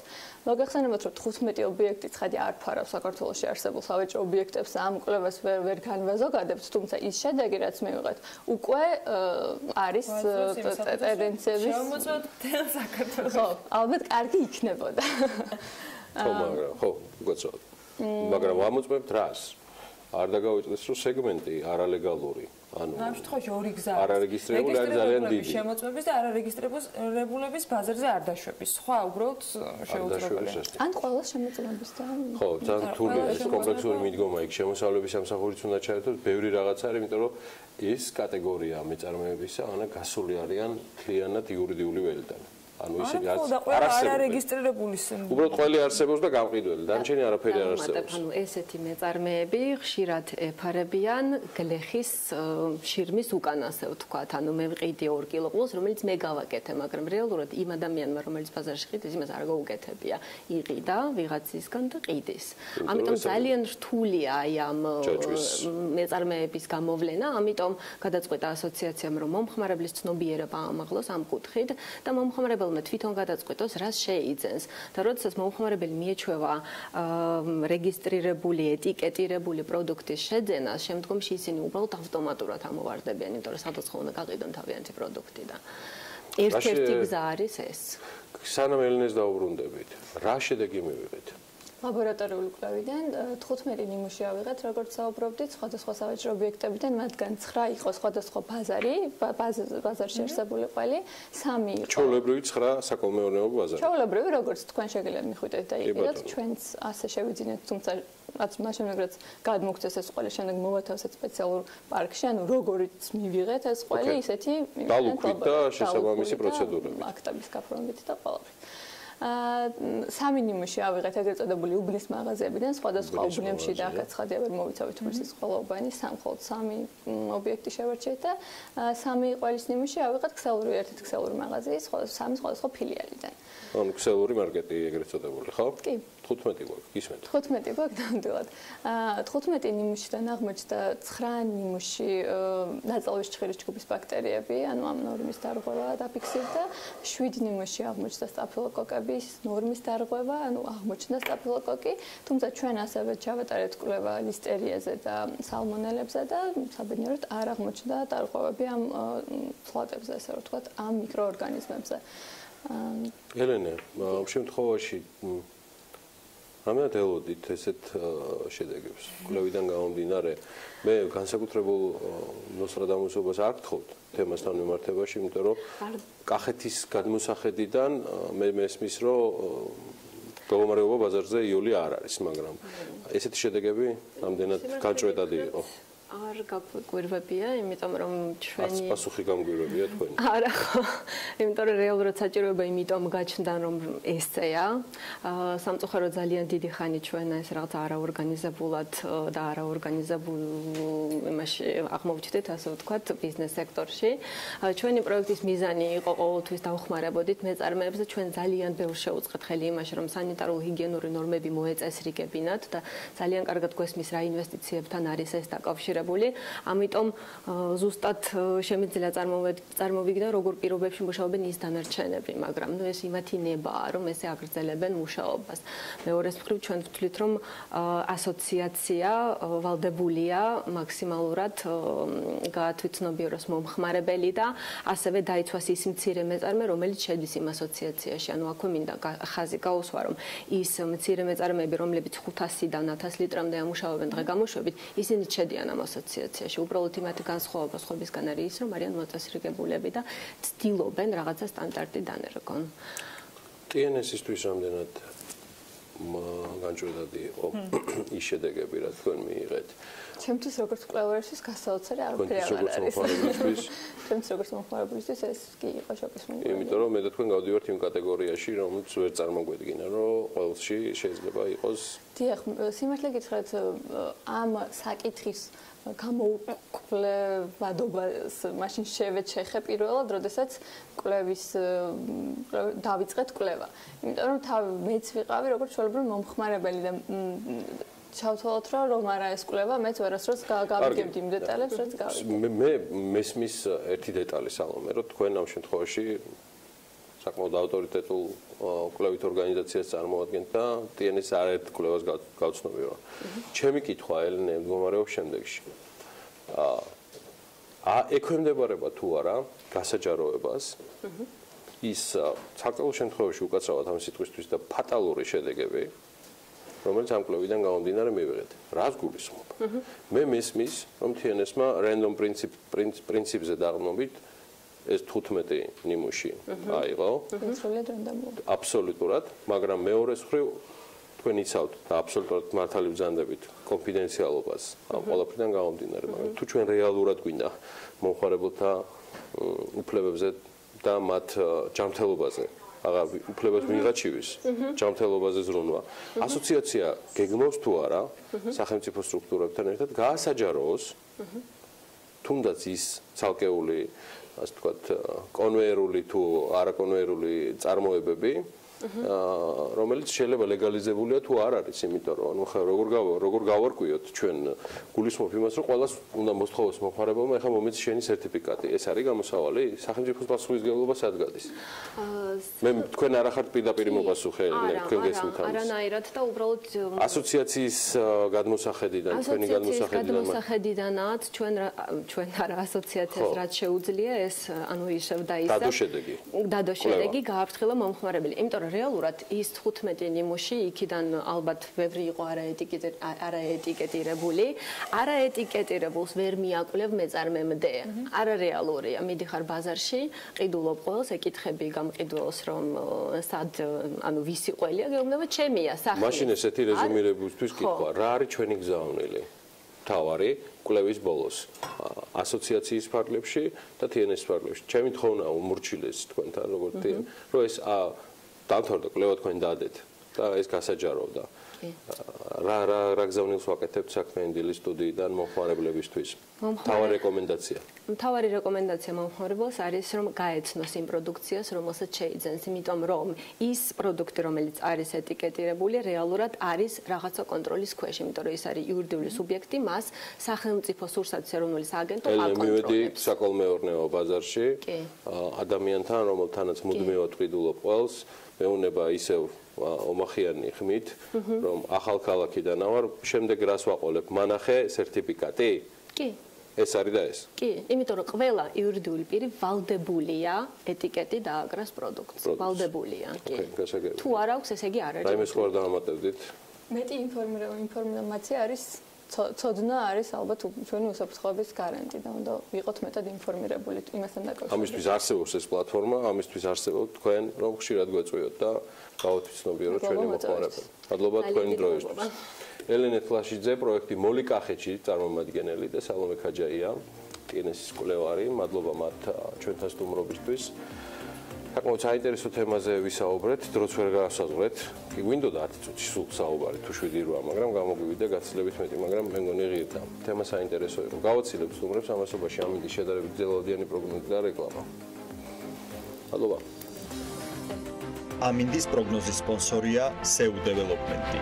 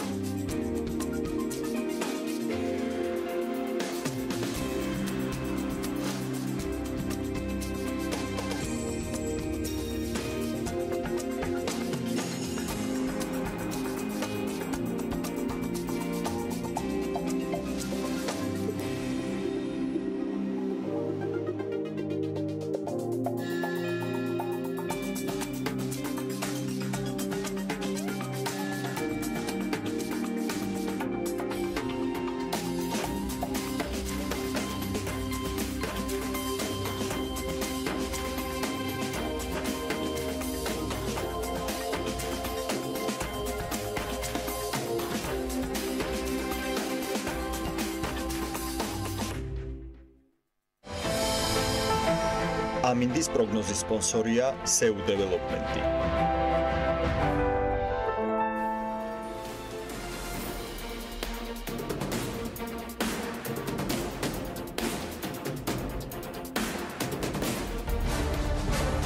გადაცემის სპონსორია მრავალფუნქციური პროექტი Axis Towers-ი, თანამედროვეობის ახალი სტანდარტი.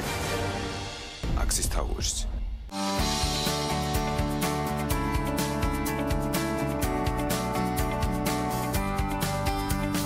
გადაცემის სპონსორია ახალი ნათება. ახალი ნათება მე ვირჩევ სინათლეს.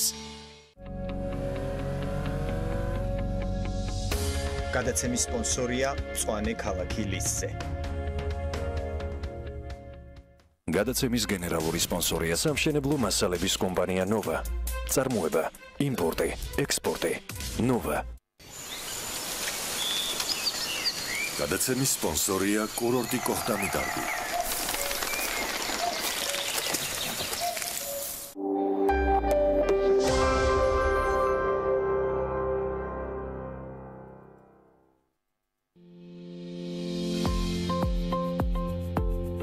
მონტაჟ ჯორჯია ეს არის კომპანია, რომელიც ზრუნავს თქვენს უსაფრთხოებაზე.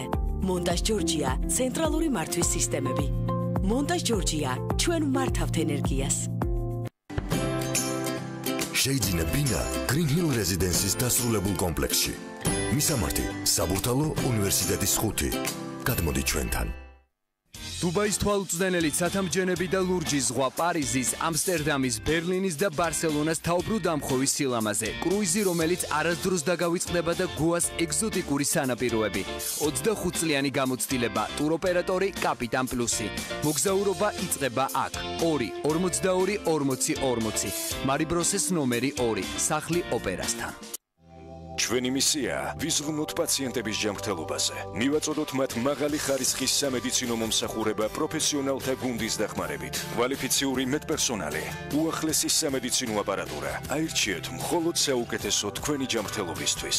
უთარ ჩხეიძის 14, ტელეფონი 218-04-15. ჰოსპიტალი სერტიფიცირებულია ISO 9001-2015 სტანდარტით. ელიზაბეთ ბლეკველის ჰოსპიტალი. ფასდაკლებები და თანხის დარიგების აქცია ტექნობუმში. გაიტანე განვადებით სარეცხი მანქანა და მიიღე 200 ლარი ნაღდი ფული ხელზე. ტექნობუმი, იყიდე მომგებიანად. დავეპირველის ინტერნეტ პარტნიორია MyVideoG. იხილეთ ყველა ვიდეო MyVideoზე. რა არის დისკრიმინაცია? როდესაც სამსახურიდან პოლიტიკური შეხედულების გამო გათავისუფლებენ. როდესაც დასაქმება შეუძლებელია. როდესაც მომსახურებაზე უარს მეუბნებიან. როდესაც არ მაქვს დამოუკიდებლად გადაადგილების საშუალება. როდესაც არ მაძლევენ ჩემს შვილთან დარჩენის უფლებას. საქართველოს კანონმდებლობით დისკრიმინაცია აკრძალულია რასის, კანისფერის, ენის, სქესის, ასაკის, მოქალაქეობის, წარმოშობის, დაბადების ადგილის, საცხოვრებელი ადგილის, ქონებრივი ან წოდებრივი მდგომარეობის, რელიგიის ან რწმენის, ეროვნული, ეთნიკური ან სოციალური კუთვნილების, პროფესიის, ოჯახური მდგომარეობის, ჯანმრთელობის მდგომარეობის, შეზღუდული შესაძლებლობის, სექსუალური ორიენტაციის, გენდერული იდენტობისა და გამოხატვის, პოლიტიკური ან სხვა შეხედულების ან სხვა ნიშნის გამო.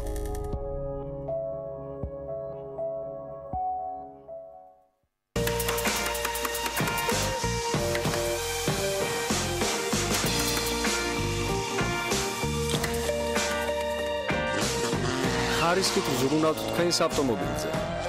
ფრეგო, გონივრული გადაწყვეტილება.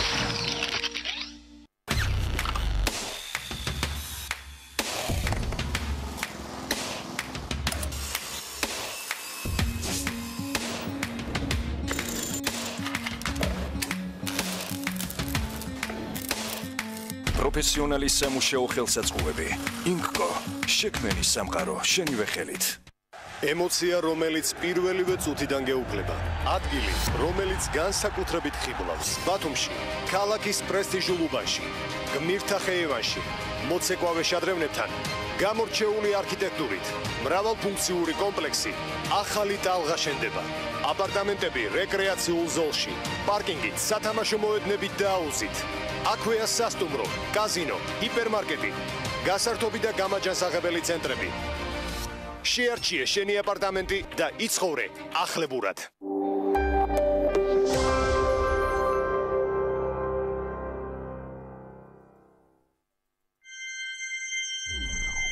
BMG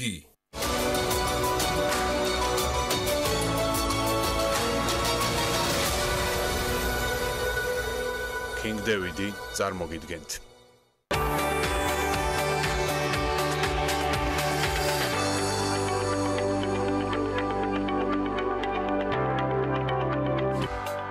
სამშაბათის ნარატივით და საინტერესო სტუმრებით. საქართველოში ქართული საბავშვო წიგნის დღის დაარსება სწორედ მისი ინიციატივით მოხდა. გახლავთ ავტორი ანთოლოგიის ქართველი პოეტი ქალები. მის სახელს კიდევ მრავალი მნიშვნელოვანი უკავშირდება, რომელსაც სამშაბათის ნარატივით გავიგებთ. მარიამ ციკლაური, საბავშვო მწერალი, თარგმნელი, ლიტერატურული პრემია გალას ლაურეატი სტუმრად გადაცემაში. მუსიკალური თბილისი წარსული და თანამედროვეობა. რუსუდან წურწუმია, თბილისის სახელმწიფო კონსერვატორიის ემერიტუს პროფესორი და თეონა ლომსაძე, თბილისის სახელმწიფო კონსერვატორიის დოქტორანტი ქალების ნარატივში საინტერესო დიალოგით. ეს ქალების ნარატივია ვანცა ლახიძესთან ერთად.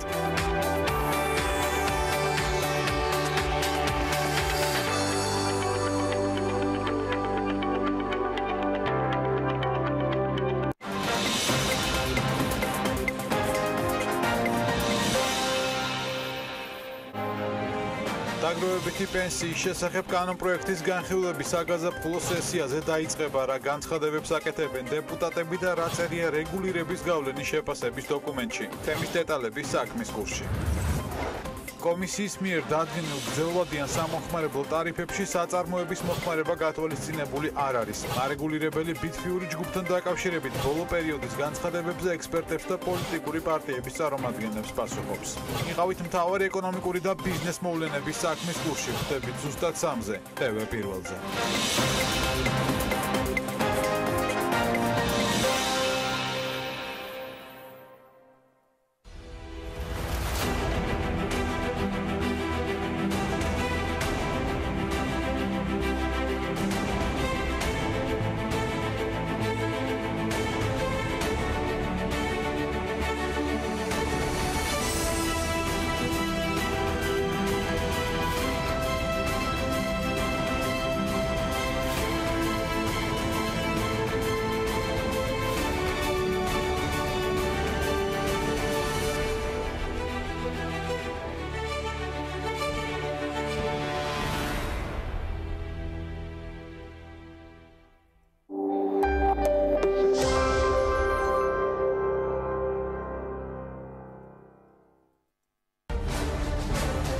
გადაცემის სპონსორია მრავალფუნქციური პროექტი Axis Towers-ი, თანამედროვეობის ახალი სტანდარტი.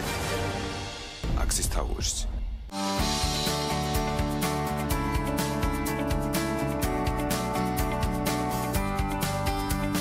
გადაცემის სპონსორია ახალი ნათება. ახალი ნათება მე ვირჩევ სინათლეს. გადაცემის სპონსორია მწვანე ქალაქი ლისზე. გადაცემის გენერალური სპონსორია სამშენებლო მასალების კომპანია ნოვა. წარმოება, იმპორტი, ექსპორტი. ნოვა. გადაცემის სპონსორია კურორტი კოხტამიდარბი.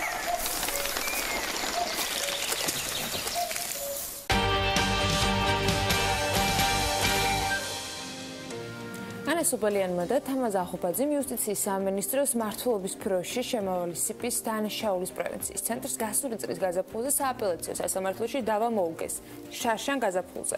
სასამართლო მათის არჩევით თითქმის ბოლომდე დააკმაყოფილა, მაშინ და დანაშაულის პრევენციის ცენტრს მათის სამსახურში აღდგენა და 3 წლიანი იძულებითი განაცდურის ანაზღაურებაც დააკისრა.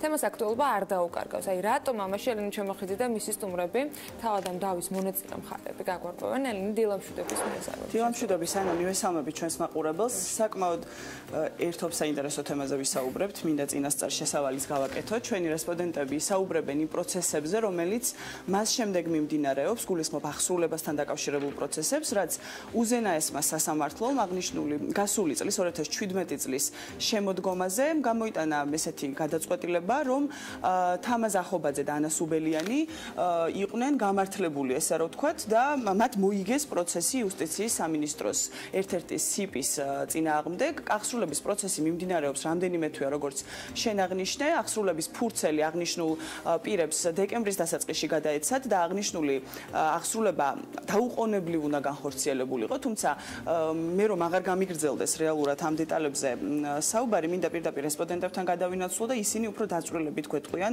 რა და როგორ ხდებოდა აღნიშნული თვეების განმავლობაში. დილამშვიდობის ანა, მივესალმებით ამასაც. ის გვიერთება პირდაპირ ეთერში ასევე. ძალიან დიდი მადლობა იმისთვის, რომ ხართ ჩვენთან ერთად ამ თემაზე სასაუბროთ. მინდა რომ თამას თქვენი დავიწყოთ.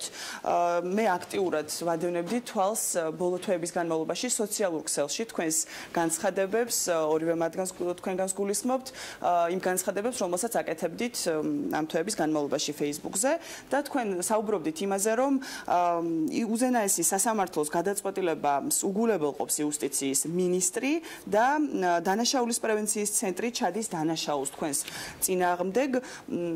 რას გულისხმობთ ამაში? რას გულისხმობთ, როდესაც ამას ამბობდით და რაში მდგომარეობს დანაშაული? რეალურად რა ვერ განხორციელდა ამ დრომდე? მოგესალმებით ელენე, პირველ რიგში ძალიან დიდი მადლობა ამ თემის დაინტერესებისა და გაშუქებისთვის, იმიტომ რომ როგორც თქვენ ახსენეთ, ამ ეტაპამდე ერთადერთი ფორუმი ჩვენი, სადაც შეგვიძლია ეს გაგოჟღერებია, იყო სოციალური ქსელები. რას გულისხმობ კონკრეტულად აღუსრულებლობაში და დანაშაულში. როგორც თქვენ ახსენეთ, უზენაეს სასამართლოში იუსტიციის სამინისტროს არჩევი დაბრუნებული იქნა სააპელაციო სასამართლოსთვის, რაც ნიშნავს, რომ სააპელაციო სასამართლოს გადაწყვეტილება ძალაში დარჩა. სააპელაციო სასამართლოს გადაწყვეტილებით კი ჩვენ უნდა აღვდგეთ თანამდებობაზე და გადმოგვეცეს, დაგვერიცხოს განაცდური. 13 დეკემბერს ჩვენ უკვე მივიტანეთ საბუთი აღსრულების ეროვნულ ბიუროში და სამწუხაროდ ასე აღმოჩნდა, რომ აღსრულების ეროვნული ბიურო ნელი ტემპებით, საკმაოდ ნელი ტემპებით აგრძელებს საქმის წარმოებას. რაც აისახება იმაში, რომ სანამ რამდენჯერმე არ დაურეკავთ ან სანამ სოციალურ ქსელში ძალიან არ ვიაქტიურებ, მანამდე არანაირი წინსვლა ამ საქმეს არ აქვს. ანუ თქვენ იმის თქმა გინდათ, რომ განსაზღვრულია დრო რა ვადებშიც უნდა განხორციელდეს გარკვეული პროცედურები და ამ ვადებს სცილდება რეალურად მათი რეაგირება, ამას გულისხმობთ თუ აი გაჭიანურებაში რას გულისხმობთ? ელენე სამწუხაროდ სასამართლო შემთხვევაშიც და აღსრულების ზოგჯერ ვადები არ არის გაწერილი, ზოგჯერ არის ვადები გაწერილი, თუმცა ამ ვადებს ყურადღება არ ექცევა. ეხლა აღსრულებას რაც შეეხება, აღსრულებას ჩვენ რო ჩავაბარეთ თუ არა დოკუმენტი, ანუ 13 დეკემბერს მათ გითხრეს, რომ მეორე დღესვე დაგუკავშირდება აღმასრულებელი. 13 დეკემბრის შემდეგ 25 დეკემბრამდე არანაირი რეაქცია არ ყოფილა აღსრულებიდან. 25 დეკემბერს იყო შემდეგი ეტაპი, რაც 25 დეკემბერს იყო შემდეგი ეტაპი, სადაც გვითხრეს რაღაც ინფორმაცია, მხოლოდ იმის შემდეგ, რაც რამდენჯერმე დაურეკეთ, რამდენჯერმე გამოთქვით პრეტენზია სოციალურ ქსელში და 25 დეკემბერსაც გვითხრეს ერთადერთი რო გვითხრეს, რომ ჩვენი სასამართლო აღდგენა ვერ მოხდება, იქიდან გამომდინარე, რომ ჩვენ პოზიციაზე უკვე მუშაობს ვიღაც სხვა პიროვნება. სწორედ და რაც შეეხება განასტურის ჩვენ აუცილებლად დაუბრუნდებით, უბრალოდ ერთი საკითხი მინდა დავაზუსტოთ. თქვენ იმასაც ამბობდით, რომ აღსრულების ეროვნულ ბიუროში არაფორმალურ ვითარებაში თქვენ ისიც გითხრეს, რომ დანაშაულის პრევენციის ცენტრი უარს აცხადებდა ნებაყოფლობით აღსრულებაზე. აი ამაზე რას გვეტყვით? რეალურად იყო ასეთი ფაქტი და ვისგან მოისმინეთ და რა ვითარებაში მოხდა აღნიშნული ფაქტის გაგება? კი, საინტერესო პროცედურული ტექნიკური საკითხებით აღსრულების ეროვნულ ბიუროს აქვს ელექტრონული წარმოების პროგრამა. სადაც რომ შედიხარ შენი მონაცემებით, იგებ რა ეტაპზეა და რა საბუთები აიტვირთა, რა დოკუმენტები აიტვირთა ამ საკითხთან დაკავშირებით. ჩვენ გუშინ დღემდე არ ვიცოდით დანაშაულის პრევენციის ცენტრის ოფიციალური პოზიცია. მხოლოდ გუშინ მაშინ რაც განცხადება დავწერეთ, გადმოგვეცა დანაშაულის პრევენციის ოფიციალური პოზიცია, რომელშიც წერია ესაც გითხარით, რომ ვერ მოხდება აღდგენა, იმიტომ რომ ვიღაც მუშაობს და განასტურის დაცვა ძალიან ძნელია მათთვის, იმიტომ რომ განაჩენის წერია აღდგენამდე. თუ აღდგენა ვერ მოხდება, შემოწმეთ განასტურს ვერ დაითვლიან. ეხლა ეს ჩვენ გუშინ გავიგეთ ოფიციალურ დოკუმენტ, ერთადერთი დოკუმენტი რაც მაქვს ამ ეტაპში ხელში არის ეს. გასაგებია, თამაზ ანასაც მექნება შეკითხვა, აუცილებლად მინდა რომ ანასაც ვკითხო, ანა თქვენთან როგორც ვიცი, აბსოლუტურად რადიკალურად განსხვავებული ქმედებები დაფიქსირდა აღსრულების ეროვნული ბიუროს მხრიდან, გულისხმობ თამაზისგან განსხვავებით. ანუ სტრატეგია თუ მოქმედებები, რომელიც თქვენ მიმართ ხორციელდებოდა, იყო აბსოლუტურად განსხვავებული. რას მიაწერდით ამას და რას გულისხმობთ პირველ რიგში ამ განსხვავებაში? ხო, ეს ძალიან საინტერესოა, იმიტომ რომ რაღაცნაირად ისე გამოვიდა, რომ მე და თამაზმა განსხვავებული სტრატეგიებით ვიმოქმედეთ ამ დროის განმავლობაში, ფიზიკურად რაც სხვა საქმეებით იმდენად ვიყავი დაკავებული, რომ ვერ მოვახერხე აქტიურად ამ პროცესში ჩართვა და ჩავთვალე, რომ აღსრულებლო ფურცელი დავტოვე აღსრულების ბიუროში, მე ჩემი გავაკეთე მაქსიმუმი, მე მოვიგე ჩემი სასამართლო პროცესი, უკვე უზენაეს სასამართლოშიც, მე აღსრულებლო ფურცელი მივიტანე და ახლა უკვე აღსრულებაზეა მოქმედება. თამაზის შემთხვევაში თამაზმა სხვაგვარად იაქტიურა Facebook-ზეც და სატელეფონო კომუნიკაციასაც უფრო ინტენსიურად ცდილობდა. და შედეგიც განსხვავებულად დადგა. ერთი ის, რომ ძალიან სასაცილოა ის, რომ ელემენტარულად ბაჟიც კი, რომელიც გადახდაც უწევს მოქალაქეს ამ პროცესში, თავიდან ფიქსირებულად გადაგვახტევინეს, მაგრამ მე თამაზის არაერთმა კომუნიკაციამ გამოიწვია ის, რომ ერთ-ერთ ასეთ სატელეფონო საუბარში უთხრეს, რომ თურმე 50 ლარი აქვს დასამატებელი და მე რამდენიმე დღის წინ რო დავრეკე და კითხვა დავუსვირო აი თამას დაამატებინეთ ეს 50 ლარი ჩემ შემთხვევაში რა ხდება? არა, თქვენ შემთხვევაში არაფერი. ანუ ძალიან უცნაურია რომ ერთ და იგივე საქმეზე სხვადასხვა ბაჟს გვახტევინებენ, თავის მხრივ თამაზის შემთხვევაშიც ჯერ სხვა თანხას ეუბნებიან, შემდეგ სხვა თანხას, ანუ იმდენად დაბნეულობას ავლენს აღსრულების ეროვნული ბიურო, რომ მე ნაკლებად ვარაუდობ, რომ ამდენად არაპროფესიონალები არიან. ჩემთვის ეს უფრო იწევს იმეჭს, რომ რაღაცნაირად ცდილობენ დრო გააჭიანურონ, რაღაც ბიუროკრატიულ მექანიზმებს იყენებენ ამისთვის, რომ მაქსიმალურად გაწელონ დრო. ანა, თამაზისგან განსხვავებით, თქვენი მხრიდან თუ იყო აღმასრულებელთან კომუნიკაცია ამ ხნის განმავლობაში და რა პასუხი? კი, ცადე კომუნიკაცია, თუმცა უშუალოდ აღმასრულებელთან ვერც თამაზმა შეძლო რეალურად კომუნიკაცია და ვერც მე, არ გვაძლევენ ამის საშუალებას, მხოლოდ კონსულტანტი გვესაუბრება ხოლმე. ჩემ შემთხვევაში კონსულტანტმა თუ რამდენიმე დღის წინ თქვა, რომ დანაშაულის პრევენციის ცენტრის მხრიდან არანაირი პასუხი არ არის და შემდეგი ეტაპი რომ ვკითხე რა იქნება მეთქი, იქნება ის რომ შინაგან საქმეთა სამინისტროსთვის მოუწევთ მიმართვა, რადგან დაუყოვნებლივი აღსრულება არ მოხდა. ამისგან განსხვავებით თამასთან არაფორმალურად აი ამ სატელეფონო კომუნიკაციაში ჯერ კიდევ დეკემბრის ბოლოს დააფიქსირეს, რომ დანაშაულის პრევენციის ცენტრი უარს ამბობს აღსრულებაზე და გუშინ უკვე ოფიციალური წერილიც გააცნეს სამინისტროსი, სადაც თურმე 4 იანვარს მათ მოუწერიათ, რომ მოკეთ ვერ ხდება აი ამ მოთხოვნების დაკმაყოფილება რაღაც მიზეზების გამო. ეს თანამდებობაზე აღდგენასთან დაკავშირებითაც მინდა აუცილებლად ვისაუბროთ. თამაზმაც ახსენა, რომ თქვენ ასეთი პასუხი გაქვთ, რომ თქვენი აღდგენა ვერ ხერხდება და აქედან გამომდინარე შესაბამისად განაცდურის ჩარიცხვაც ამ დრომდე ვერ განხორციელდა. ხო, ჩემ შემთხვევაში პასუხი ჯერ არც მაქვს, იმიტომ რომ აქედან მივდივარ რეალურად ახლა აღსრულებაში იმისთვის, რომ ოფიციალური პასუხი გამოვითხოვო, ესეც ძალიან საოცარია, რომ კიდე იქით უნდა ეხვეწო ყველა რაღაც ახალ დოკუმენტზე, ყურს პროკრავ და მე უნდა მოითხოვო, რომ ეს დოკუმენტი გაგიზიარონ და სისტემაში არ ჭირთავენ, ის ველოდებულებაც აქვს. თუმცა ვარაუდობ, რომ ალბათ თამაზის გავსად იქნება აქაც. თამაზის შემთხვევაში ითქვა, რომ ვერ მოხდება აღდგენა, რადგან იმ პოზიციაზე უკვე არის სხვა დასაქმებული პირი და მას ვერ გაათავისუფლებენ. თუმცა რეალურად სასამართლო პრაქტიკაც და აღსრულების პრაქტიკაც არის ხოლმე სხვაგვარი.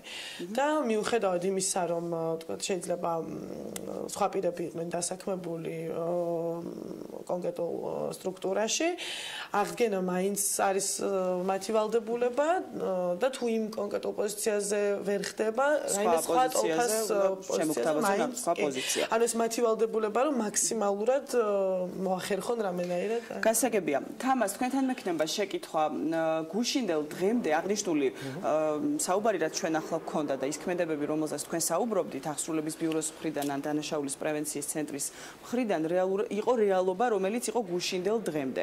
როგორც ვიცით, თქვენ გუშინ გქონდათ კომუნიკაცია აღნიშნულ უწყებებთან, დაგიკავშირდნენ აღსრულების ბიუროდან, როგორც ვიცი და დღეს არის ჩანიშნული შეხვედრა ამ უწყების წარმომადგენლებთან. რა პასუხი გქონდათ მათგან გუშინ? იმიტომ რომ როგორც ჩანს თქვენმა სოციალურ ქსელში აქტიურობამ გამოიღო შედეგი და გამოგეხმაურენ. დიახ, გუშინ დამირეკეს აღსრულების ეროვნული ბიუროდან ვიყავი ვიზიტზე. საუბარი იყო იმასთან დაკავშირებით, რომ რაღაც მოლაპარაკება ან მოგვარებისკენ შეიძლება წავიდეს საქმე. ჩემი სურვილი იყო, რომ ამას მესამე ნეიტრალური პირი ნაკლებად გადაწყვეტა და ჩართული ყოფილიყო პროცესში თვითონ დანაშაულის პრევენციის ცენტრი, რაც გაითვალისწინა აღსრულების ბიურომ და გუშინვე დამირეკეს, რომ დღეს ხდება ამ შეხვედრის ორგანიზება. თუმცა დღესაც კი ამ ეტაპზე მე ჯერ დადასტურებას ველოდები ეს შეხვედრა შედგება თუ არა, სავარაუდოდ შედგება, მაგრამ დადასტურებას ველოდები. ეს შეხვედრა საკმაოდ კარგია, მე პრინციპში წინ გადამინაბიჯია და ამით ყოფილი ვარ, თუმცა თუ ამ შეხვედრას არ მოხდება სწრაფი რეაგირება და ეს იქნება კიდევ ერთი მექანიზმი დროის გაჭიანურების, მაშინ რა მნიშვნელობა აქვს შეხვედრისთვის, იმიტომ რომ საუბარი გუშინდელ შეხვედრაზე იყო რა დათმობაზე შეიძლება წავიდე მე. ამასობაში მე ამ ეტაპზე არაფერი დათმობაზე წასვლას არ ვაკეთებ. ანუ აქ აღსრულების კონკრეტულ თარიღზე საუბარი არ ყოფილა? არა, კონკრეტულად არაფერზე არ ყოფილა გუშინ საუბარი. უბრალოდ იყო, რომ შესაძლებელია მოხდეს მოლაპარაკება. და ამ მოლაპარაკებაშიც ჩემგანელი ან გარკვეულ დათმობებს როგორც ჩანს, არა და პირიქით უნდა იყოს, რომ მათგან უნდა იყოს რამე შემოთავაზება როგორც წესი, იმიტომ რომ მე მოგებული საქმე.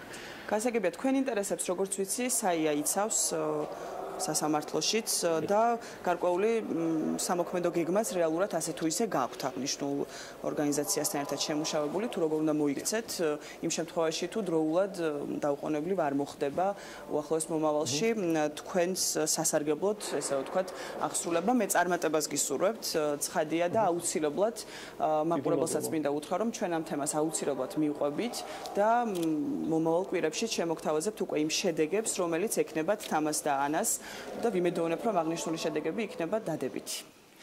ეს დამისწრებს ნამდვილად საინტერესო кейსია და დარწმუნებული ვარ, რომ ამ ამბავს მივადარებთ თვალსა ჩვენი მაყურებლისთვისაც მნიშვნელოვანი და საინტერესო იქნება ერთ კონკრეტულ შემთხვევაში დაფუძნებით გავიგოთ როგორ განვითარდება მოვლენები. ესეთი მაგარი ამბები თუ ექნება ელენეს, ყოველდღე გააკეთოთ თავისი რუბრიკა. მადლობა მას და მისდუმრებს ნამდვილად საინტერესო რუბრიკისათვის. ჩვენ მცირე სარეკლამო პაუზა გვაუდება წინ და დაგიბრუნდებით რამდენიმე წუთში.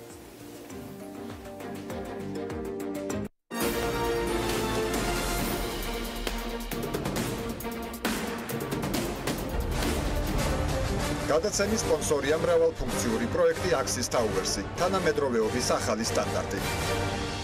Axis Towers.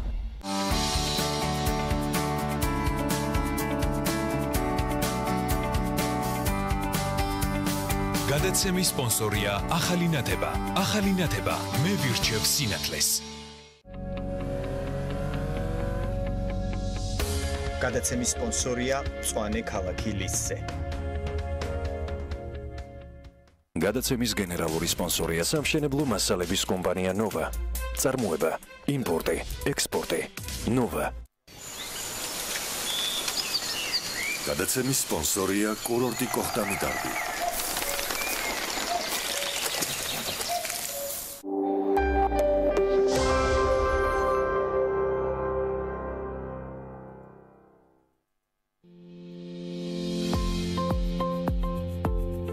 მონტაჟ ჯორჯია ეს არის კომპანია, რომელიც ზრუნავს თქვენს უსაფრთხოებაზე. მონტაჟ ჯორჯია ცენტრალური მართვის სისტემები. მონტაჟ ჯორჯია ჩვენ მართავთ ენერგიას. დეველოპერული სამშენებლო კომპანია Green Construction წარმოგიდგენთ Mandarin Garden ბათუმი ზღვიდან 800 მეტრში ეკოლოგიურად სუფთა, კომფორტული, ხარისხიანი, საზაფხულო ვერანდით, დახურული ავტოსადგომით, საკუთარი 120 კვადრატული ეზოთი და რაც მთავარია მყუდრო გარემო, მოქმედებს უპროცენტოში და 24 თვიანი განმავლობა. დამატებითი ინფორმაციისთვის დაგვიკავშირდით 558 9908. მისამართი ბათუმი გამსახურდიას 28/30. ფასდაკლებები და თანხის დარიგების აქცია ტექნობუმში. გაიტანე განვადებით ტელევიზორი და მიიღე 500 ლარამდე ნაღდი ფული ხელზე. ტექნობუმი, იყიდე მომგებიანად. საახალწლო აქცია Digital TV-სგან. ახლა უფრო მეტი არხი უცვლელ ფასად. შეხვდი ახალ წელს Digital TV-ს მაუწყებლობით და მიიღე მაღალ რეიტინგული არხები საუკეთესო ფასად. დაგვიკავშირდით 032 205 12 12. მაცივრები 399 ლარიდან. ტექნობუმი, ყველაზე დაბალი ფასები მსოფლიო ბრენდების მაცივრებზე.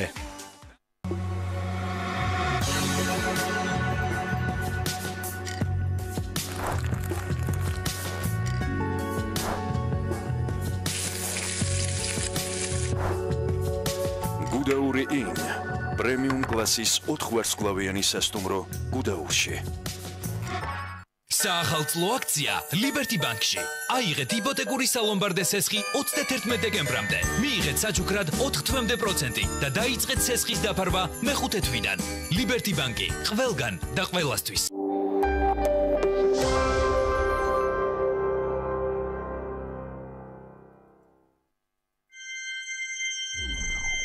BMG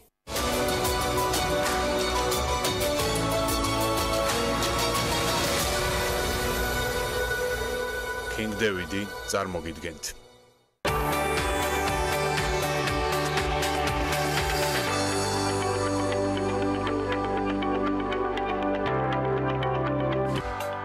სამშაბათის ნარატივით და საინტერესო სტუმრებით.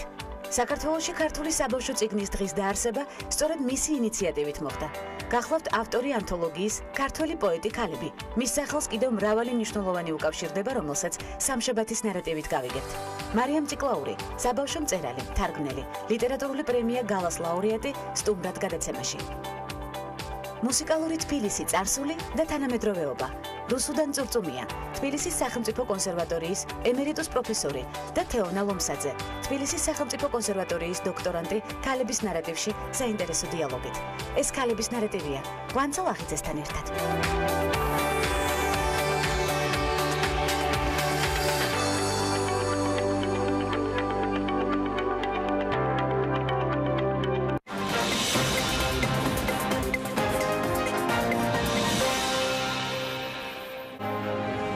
დაგროვებითი პენსიის შესახებ კანონპროექტის განხილვების საგაზაფხულო სესიაზე დაიწყება, რა განცხადებებს აკეთებენ დეპუტატები და რა წერია რეგულირების გავლენის შეფასების დოკუმენტში. თემის დეტალები საქმის კურსში. კომისიის მიერ დადგენილ გრძელვადიან სამომხმარებლო ტარიფებში საწარმოების მოხმარება გათვალისწინებული არ არის. არეგულირებელი ბიტფიური ჯგუფთან დაკავშირებით ბოლო პერიოდის განცხადებებზე ექსპერტებს და პოლიტიკური პარტიების წარმომადგენლებს პასუხობს. იყავით მთავარი ეკონომიკური და ბიზნეს მოვლენების საქმის კურსში. ხვდებით ზუსტად 3-ზე, TV პირველზე.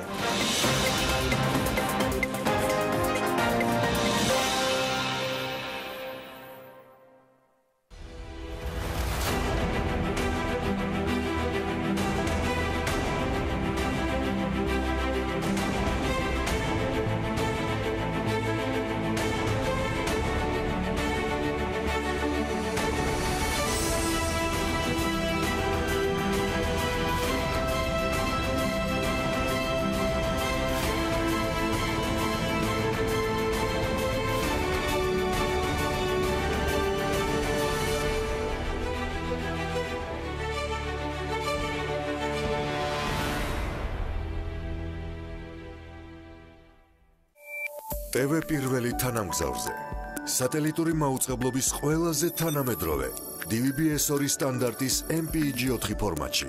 თანამგზავრი Azerspay 1, აღმოსავლეთის 46 გრადუსი, სიხშირე 11094 MHz, პოლარიზაცია ჰორიზონტალური, სიმბოლური სიჩქარე 30000 კილობიტი წამში.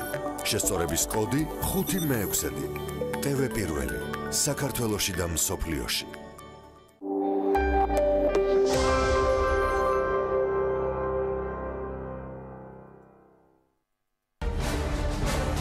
გადაცემის სპონსორია მრავალფუნქციური პროექტი Axis Towers-ი, თანამედროვეობის ახალი სტანდარტი. Axis Towers.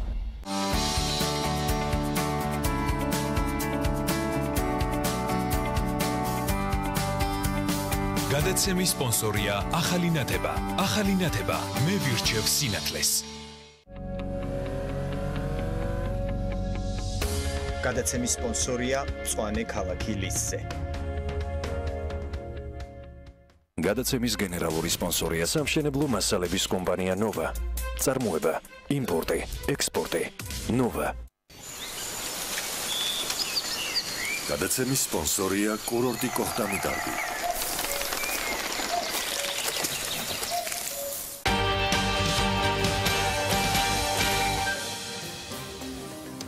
ეროვნული ბანკი არამხოლოდ ცალკეულ საბანკო დაწესებულებაზე, არამედ მთლიანად საბანკო ჰოლდინგზე განახორციელებს ზედამხედველობას, ასევე SEPS მიეცა უფლება მიიღოს ნებისმიერი საჭირო ინფორმაცია განახორციელოს კონსოლიდირებული ზედამხედველობა აუცილებლობის შემთხვევაში მოსთხოვოს ჯგუფში შემავალი ბანკის და სხვა იურიდიული პირების გამიჯვნა გამოიყენოს მათ შორის ფინანსური თუ სხვა ტიპის სანქციები. ესე უცბად გამოაცოცხლა სიტუაცია საახალწლო სადაგიდღეების შემდეგ, 6 თვიანი მუშაობის შემდეგ პარლამენტის მიერ მიღებულ კანონზე რა ეფექტს ელოდება საფინანსო საბიუჯეტო კომიტეტის თავმჯდომარე ირაკლი კოვზანაძე. მას მასპინძლობთ საქმიან დილაში და სარგებლობ შემთხვევით და პირადად ვლოცავ ყველა დღესასწაულს ერთად. დილაშიდობის ბატონო ირაკლი. მოგესალმებით. მოგესალმებით გიორგი. რა ის გქონდათ გათვლა რომ ესე შეაჯანჯღარეთ სიტუაცია საშობაოდ და გააკეთეთ ესეთი განცხადება პირდაპირ რომ პრინციპში უნიშნულოვანესი კანონპროექტია ჩვენი სასაუბრო ერთ-ერთი მთავარი თემა ეს გახავთ მაგრამ ხო მართალია ხო წინა საახალწლოდ იყო ჯერ კიდევ ხო იქიდან მოყოლებულია მონიშნული ამბავი გისმენთ ბატონო ირაკლი ну ეს დიდი ხნის მუშაობის რეზულტატი იყო უბრალოდ ჩვენ ველოდებოდით რომ ხელს მოაწერდა საქართველოს პრეზიდენტი ამ კანონს უბრალოდ სრულ ლეგიტიმაციას პრეზიდენტი მოაწერა ხელი და მეორე დღეს გავაკეთებ ეს განცხადება ეს კანონი 6 თვე მუშავდებოდა ჩვენს კომიტეტში. და ამას წინ მთელი რიგი ღონისძიებები უძღოდა, ერთ-ერთი ჩვენ გვინდოდა რომ დაგვესრულებია პროცესი, რომელიც კარგახანია მიდის ზედამხედველობის გაძლიერება საფინანსო სექტორზე, იმიტომ რომ მოსახლეობის მხრიდან, ბიზნეს სექტორის მხრიდან სულ იყო პრეტენზიები, რომ არაპროფილური აქტივების ფლობასთან დაკავშირებით არის პრობლემები, მოსახლეობა გამოთქონდა პრეტენზიებს, რომ ფინანსების ცდომასთან დაკავშირებით გარკვეული პრობლემები არის, ხელმისაწვდომობასთან დაკავშირებით პრობლემები არის, არის პრეტენზიები კომერციული ბანკების და საკრედიტო დაწესებულებების მხრიდან მათთან დაკავშირებით, რომ გარკვეულ სესხებთან დაკავშირებით არის პრობლემები და ასე შემდეგ. უამრავი სახის და ტიპის პრეტენზიები იყო. ასეთი პრეტენზია მათ შორის სანამ სწორედ რომ წინა საახალწლოდ ჩვენ მოვისმენთ ლაშა პაპაშვილისგან, რომელიც ამბობდა, რომ ბანკები ისე არიან გაზრდელები, რომ სხვა ბიზნესებს განვითარების საშუალება აღარ აქვს და ისინი პრინციპში მთელ ამ ბაზარს ითვისებენ და არიან გიგანტები. მოკლედ ბევრნაირი არამოქმედი ბანკერი, ყოფილი ბანკერი რომ ამას ამბობს განსაკუთრებით მნიშვნელოვანია. თქვენთვისაც მისი ნარატივი იყო ამოსავალი წერტილი, როდესაც ამაზე დაიწყეთ ბატონო ლაშა ალბათ თავის მოსაზრების გამოცდილი ადამიანია, გამოცდილი ბანკირია და გამოცდილი ბიზნესმენია. ის თავის მოსაზრებას ვიფიქრე, რომ ჩამოაყალიბებს და ბიზნეს ასოციაციის ერთ-ერთი დამფუძნებელი და მასაც ეკნება ეს წინადადება და ნახავრას არის, მაგრამ აქ ამ ეტაპზე ამაზე არ იყო საუბარი და მე ვფიქრობ, რომ გარკვეულ კეთაც იქნება და მე არ გამოვიწყავ, რომ ჩვენ მოვიცავეთ კიდევაც გარკვეულწილად, მაგრამ მე ჯერ არ მინახავს ბატონო ლაშას წინადადება გარკვეულწილად ჩამოყალიბებული ნახავ. აქ იყო საუბარი დაგროვილ პრობლემებზე, რომელიც ამ სექტორში არის. და ამ ის გამოხმაურება იყო. 5 თუ 6 თვის განმავლობაში აქტიური მუშაობა იყო ჩვენ კომიტეტში და ორი მიმართულება გვინდა მოგვეცა. ერთი არაპროფილური აქტივების ფლობა და ზედამხედველობა და მეორე ჩვენ სცენაზე რო ვთქვა საფინანსო სექტორის არასაბანკო ნაწილზე ზედამხედველობა. და ასევე კიდე თუ თქვენ გქონიათ შეხება, აი გარკვეული ბიზნესის წარმომადგენლები, რომლებიც ბანკში მიდიოდნენ, ამბობდნენ, რომ აი ჩვენ სესხი არ მოგვეცა, მაგრამ ჩვენი ბიზნესი წინადადება ბანკმა მიითვისა და რაღაცა წინადადება განავითარა და შეიძლება ვიღაცას ესეთი რაღაცა მოესმინა, ბევრიო თქვენ ძანებთ, ხო, მენეჯმენტი და ასე. აი ეს სამი მიმართულებასთან დაკავშირებით ჩვენ ვიმუშავეთ.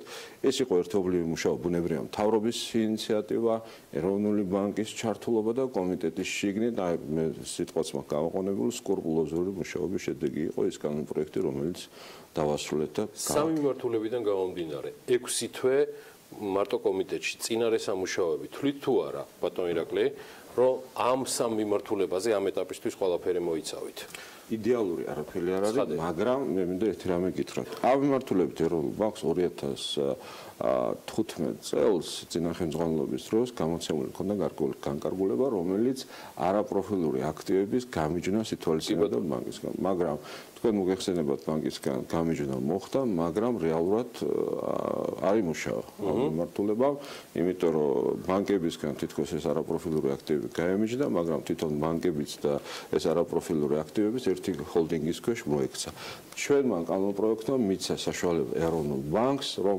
ჰოლდინგში შემოვალ ნებისმიერ სუბიექტზე მიიღოს ნებისმიერი ინფორმაცია და ზედამხედველობა განახორციელოს ყველა ამ სუბიექტზე რომელიც ჰოლდინგში შედის ეს არის მე კონკრეტიკაში არ შევალ მაგრამ თქვენ მოგეხსენებათ შეიძლება იყოს იქ სამედიცინო ობიექტი შეიძლება იყოს იქ იგივე სადაზღვო ობიექტი შეიძლება იყოს იგივე დაწესებულება დეველოპერი სამშენებლო და ამ შემდეგ კონკრეტიკაზე არ შევალ რომ რაიმე მიმართულებით ჩვენ წავიყვანოთ ვექტორი მაგრამ ნებისმიერი ობიექტი თუ დაწესებულება რომელიც ამ ჰოლდინგის ქვეშ მათ შორის კომერციული ბანკი ბუნებრივია ყველაზე მსხვილია ხო იქ რომელიც შედის ამ ჰოლდინგის ქვეშ მოექცევა ეროვნული ბანკის ზედამხედველობის ქვეშ და ეს ამ კანონპროექტში ჩვენ ჩადებული გვაქვს ამ მიმართულებით წავედით ეს არის ძალიან მნიშვნელოვანი და ამ თვალსაზრისით პარლამენტმა ეს ნაბიჯი გადადგა ეროვნულ ბანკს ამ თვალსაზრისით ფუნქციები გაუმჯობეს და ზედამხედველობის ყველა ბერკეტი მიეცა და პარლამენტმა ეს გააკეთა. ეხლა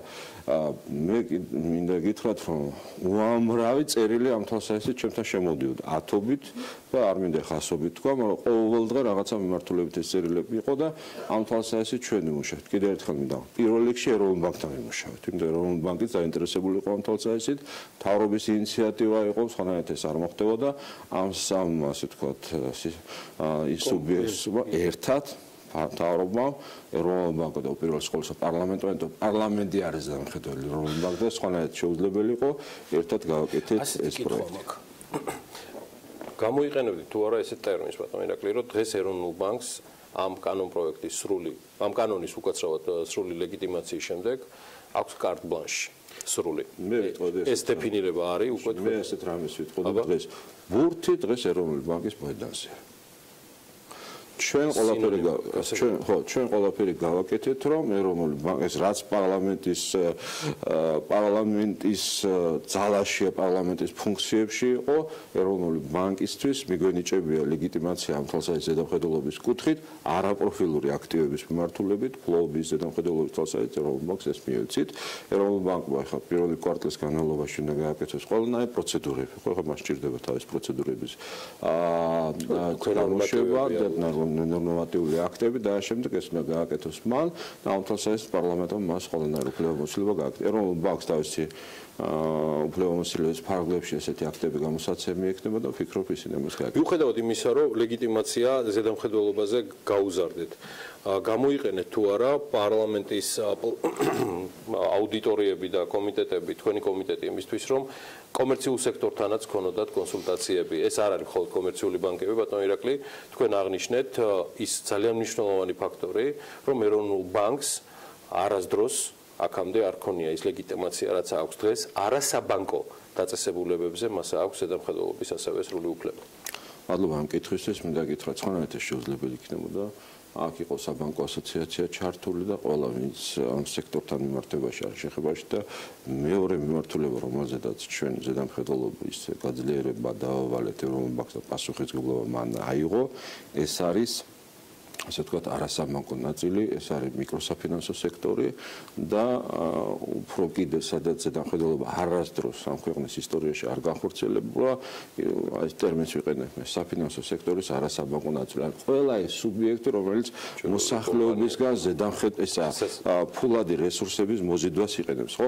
ეხლა მიკროსაფინანსო სექტორი გარკვეულწილად რეგულაციაში აქამდე იყო, რა თვალსაზრისით ეხლა, ნუ ყოველ შემთხვევაში ეროვნული ბანკისგან, ეროვნულ ბანკს იქ საწესდებო კაპიტალთან დაკავშირებით ინფორმაცია ჰქონდა, რა ზომის სესხებს გასცემდა, ვიცოდეთ და შემდეგ. აქ ეროვნულ ბანკს უკვე ვალდებულება აქვს, რომ მიკროსაფინანსო ორგანიზაციებს ზედამხედველობა თითქმის იგივე ტიპის გაუკეთოს, როგორც კომერციულ ბანკებს და უკვე დღეს ვამბობ, ეს არის ლიკვიდურობის კოეფიციენტები და შემდეგ მთელი სექტორი არის და მთელი სეგმენტი რა ტიპის ზედამხედველობა უნდა განხორციელოს, იმიტომ რომ ჩვენ უკვე გარკვეული ინფორმაციები ჰქონდა, რომ პრობლემები მიკროსაფინანსო სექტორშიც არის. და ამ თვალსაზრისით ლიკვიდურობის არა, ლიკვიდურობის არა, რაღაცა ამ ტიპის იყოს და ამიტომ ამ თვალსაზრისით ზედამხედველობა მიკროსაფინანსო სექტორზე გამკაცრდება და ამ თვალსაზრისით ამ კანონში ეს ჩადებულია და მეორე სექტორი, სადაც კიდევ ერთხელ მეორე ზედამხედველობა არასდროს არ განხორციელებულა და ჩვენ ამის პრეცედენტი სამწუხარო გვაქვს, ეს არის კომპანია საფინანსო კომპანია საქართველოს. დიახ, სადაც ეს პრობლემა დადგა და ამ მოქალაქეებს მოვლა ჭირდება კიდევ ერთხელ ვიმეორებ, ხო?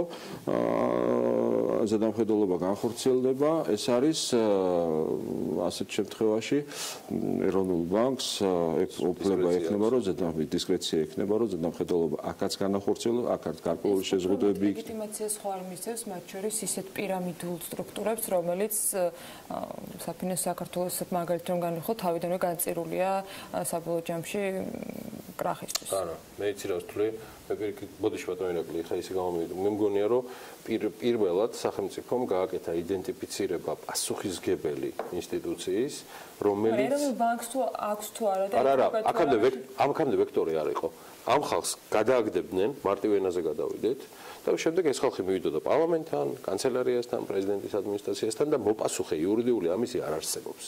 დღეს ეროვნული ბანკია პასუხისმგებელი. თუ შემეშალა ბატონი ირაკლი აქამდე ერთი იყო, მაგრამ მეორე საკითხი ეროვნული ბანკი დღეს თუ დაუკვირდებით, აი ყოველდღე არ ვამბობ, მაგრამ სისტემატურად აკეთებს განცხადებებს და საქართველოს მოსახლეობას მოუწოდებს, რომ გაუფრთხილდნენ ყველა ამ ტიპის ორგანიზაციებთან ურთიერთობას. პრევენციული განცხადებები უამრავი. განცხადებები, ამას ბატონი. განცხადების მიღმა რა ბერკეტი ხდება? ეროვნულ ბანკს აქამდე ბერკეტი არ ქონდა. ხო და ეხლა რა უჩნდება ის, რომელიც თქვა, ანუ დამატებით რეალურად თუ კი მას ლეგიტიმურად ვამბობთ, რომ ის გარკვეულწილად ხდება პასუხისმგებელი ამ სფეროზეც და ამ მიმართულებაზე, რომელიც აქამდე საერთოდ არაფერში არ ჯდებოდა, ანუ არანაირი ზედამხედველობა მასზე არ იყო. დღეს უკვე პასუხისმგებელი გამოკვეთილია, მაგრამ რა შეუძლია მან გააკეთოს? მას შეუძლია რომ მოსხოვოს პასუხი, მას შეუძლია განახორციელოს ზედამხედველობა, შეუზღუდოს ფუნქციები და ასე შემდეგ ყველა იმ ტიპის ორგანიზაციას, რომელიც მოსახლეობისგან მოზიდვას განახორციელებს, მენეჯმენტთან დაკავშირებული თემები იქნება და ასე შემდეგ. ამის დისკრეცია ეროვნულ ბანკს ექნება და სხვა სტრუქტურებსაც, რომელიც ამასთან დაკავშირებული იქნებიან.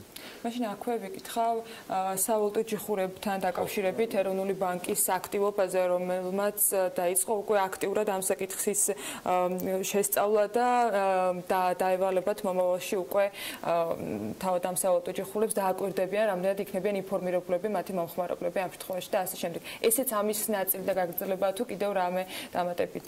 ნუ ეხლა სავალუტო ჯიხურებზე ასეთი ტიპის ზედამხედველობა არ არის, მაგრამ ნუ იქ ეროვნულ ბანკს აქამდე თუ თქვათ ფულის გათეთრებასთან დაკავშირებული საკითხები ქონდა, ეხლა იქ არის თქვათ იგივე დახურვასთან დაკავშირებული საკითხები, ინფორმაციის გამოთხოვასთან დაკავშირებული საკითხები და სხვადასხვა ტიპის ზედამხედველობითი თემები, რომელიც ნუ იგივე ტიპის არ არის, როგორც თქვათ მიკროსაფინანსო ორგანიზაციები და შემდეგ, მაგრამ აქაც გაუფართოვდა წრე ზედამხედველობის სექტორი მოიქცა ზედამხედველობის ქვეშ.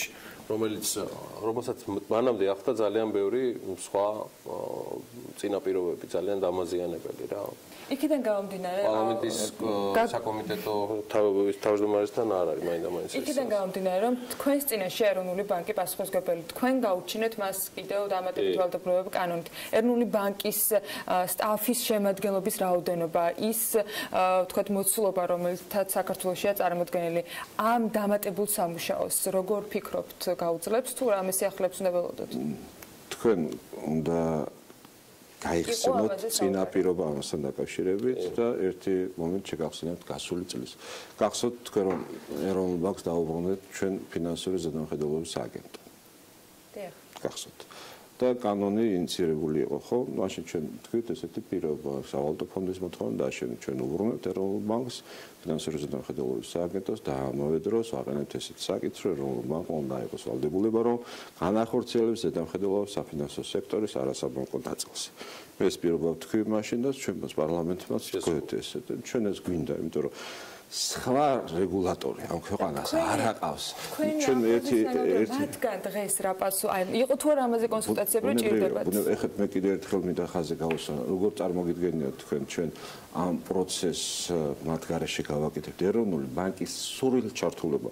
ამ კანონის ინიციატორი მთავრობასთან ერთად ეროვნული ბანკია. ეროვნულ ბანკთან ერთად მოხდა. ამ კანონში ჩართული იყო ბატონი გენეტაძე, ამ კანონში ჩართული იყო ბატონი მურთაზ-კიკორია, რომელიც თავარი ზედამხედველია დღეს და მათთან ერთად მოხდა ეს.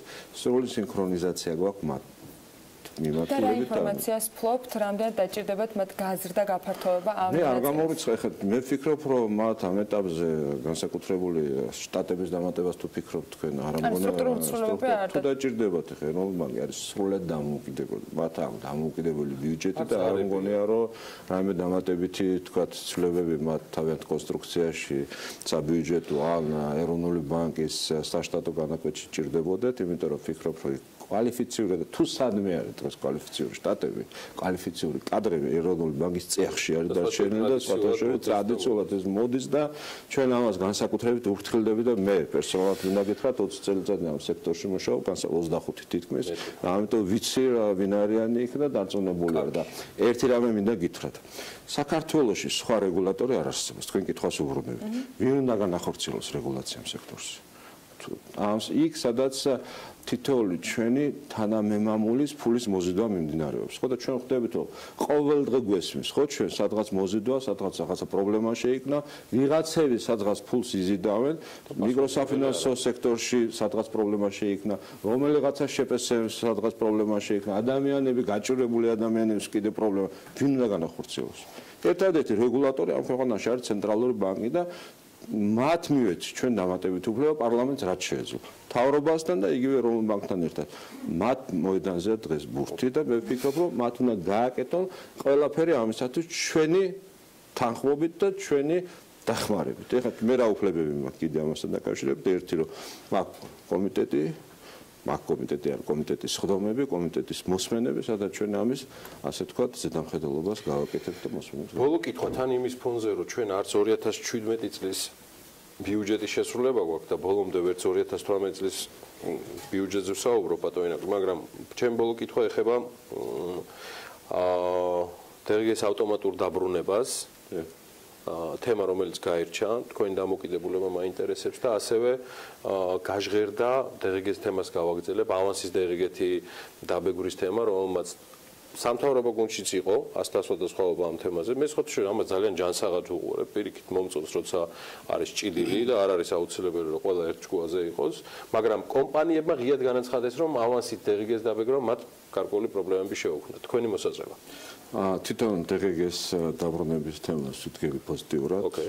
ერთი ბიუჯეტთან დაკავშირებით მინდა გითხრათ ორი სიტყვა ამ თვალსაზრისით და ჩვენს მოქალაქეს მინდა შევახსენო ერთი რამ. წელს უყურებ პოზიტიურად 2018 წელს რატომ? ცოტა უკან წავალ რა 2017 წლის დეკემბრის დასაწყისში ჩვენ გავაკეთეთ შესწორება 2017 წლის ბიუჯეტში, სახელმწიფო ბიუჯეტში და 300 მილიონზე მეტით გავზარდეთ 2017 წლის ბიუჯეტზე. რეალურად ეს იმას ნიშნავდა, რომ პრაქტიკულად 2018 წელი ძალიან კარგი სტარტით უნდა დავიწყოთ. ეს ის თანხებია, რომელიც პრაქტიკულად ინფრასტრუქტურას და შემდეგ მოხმარდება 18 წლისთვის იქნება ინფრასტრუქტურის მიმართულებით, აი ყველგან ძალიან მნიშვნელოვანი ზრდები და სტარტი. ეს პრაქტიკულად ამისთვის იყო და ჩვენ ეს უნდა ვიცოდეთ, ამიტომ 2018 წელს იქნება მნიშვნელოვანი ინფრასტრუქტურული ობიექტების პრაქტიკულად, ხო, მაგრამ 2018 წელს იქნება ძალიან კარგი ზრდები ამ თვალსაზრისით. 300 მილიონი გაიზარდა ეს ამ წელიწადს კარგ სტარტს გვაძლევს. ეხლა რაც შეეხება 2017 წლის შესრულებას, პრაქტიკულად შევასრულეთ 120 მილიონზე მეტით, 120.1 მილიონით არის გადაჭარბება შემოსულობებში. პრაქტიკულად ეს გვაქვს 1 იანვრის მდგომარეობით, ეს მინდა იცოდეთ თქვენ. დაზუსტებული ციფრები მექნება დაახლოებით 18-19 იანვარს გვაქვს ესა, მაგრამ 1 იანვრის მდგომარეობით არის 120.1 მილიონით მეტი. ხაზინა მომცემს ამ ციფრებს დასკვნითი ბრუნვები და ასე შემდეგ ქვია ამას, მაგრამ 19-20 იანვრისთვის მექნება, ამიტომ შემოსულობების კუთხით 2017 წლის ბიუჯეტი შესრულებულია აქ წერტილი. შეგვიძლია დავსვათ. ხარჯები როგორ არის გაწეული, ამის ციფრები მექნება, რომ შემოსულობების პრობლემა არ არის. რაც შეეხება დერგეს დაბრუნება, დიდი არის ძალიან კარგი. დერგი სადაც ბრუნდებოდა, მაგრამ გარკვეული ვადა ჰქონდა ამას დააშენო, რაც ფინანსთა მინისტრმა გააჟღერა არის ძალიან კარგი. ეს რას ნიშნავს? ეს იმას ნიშნავს, რომ პრაქტიკულად ლიკვიდური აქტივები ამ ორგანიზაციებს, კომპანიებს გაეზრდება სწრაფად. ეს სწრაფად თავისივე თანხები, რომელიც ხაზინაში იყო აკუმულირებული და გარკვეული დაგვიანებით ღებულობდნენ გარკვეული პერიოდულობით, 5-6 დღის განმავლობაში, 6 სამუშაო დღის განმავლობაში მათ საუბარია დაახლოებით 500-დან 600 მილიონ ლარამდე, ხო? ეს აქტივები ამ ორგანიზაციებს დაუბრუნებათ 5-დან 6-ს. ეს იმას ნიშნავს, ამ ორგანიზაციებმა შეიძლება დამატებითი აქტივები, დამატებითი ბიზნეს გეგმა, დამატებითი დაგეგმა შეასრულოს, ხო?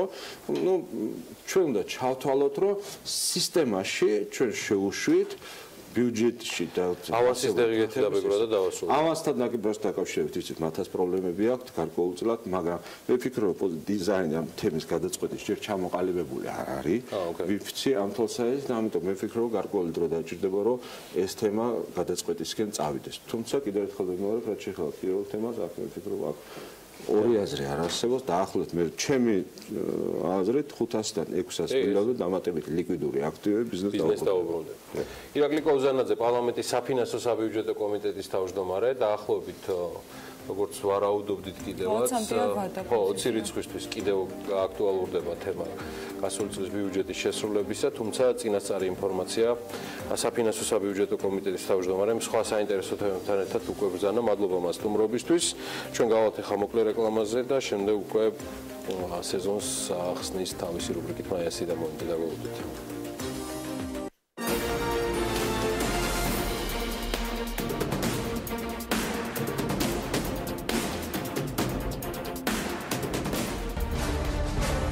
გადაცემის სპონსორია მრავალფუნქციური პროექტი Axis Towers-ი, თანამედროვეობის ახალი სტანდარტი. Axis Towers.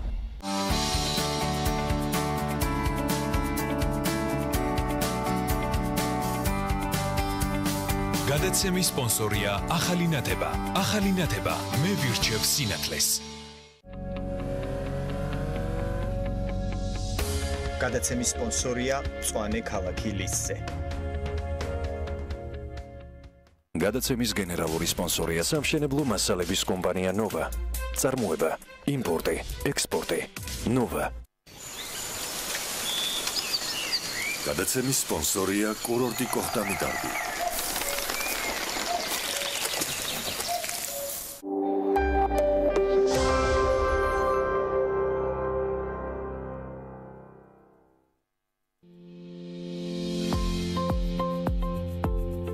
მონტაჟ ჯორჯია ეს არის კომპანია, რომელიც ზრუნავს თქვენს უსაფრთხოებაზე. მონტაჟ ჯორჯია ცენტრალური მართვის სისტემები. მონტაჟ ჯორჯია ჩვენ მართავთ ენერგიას.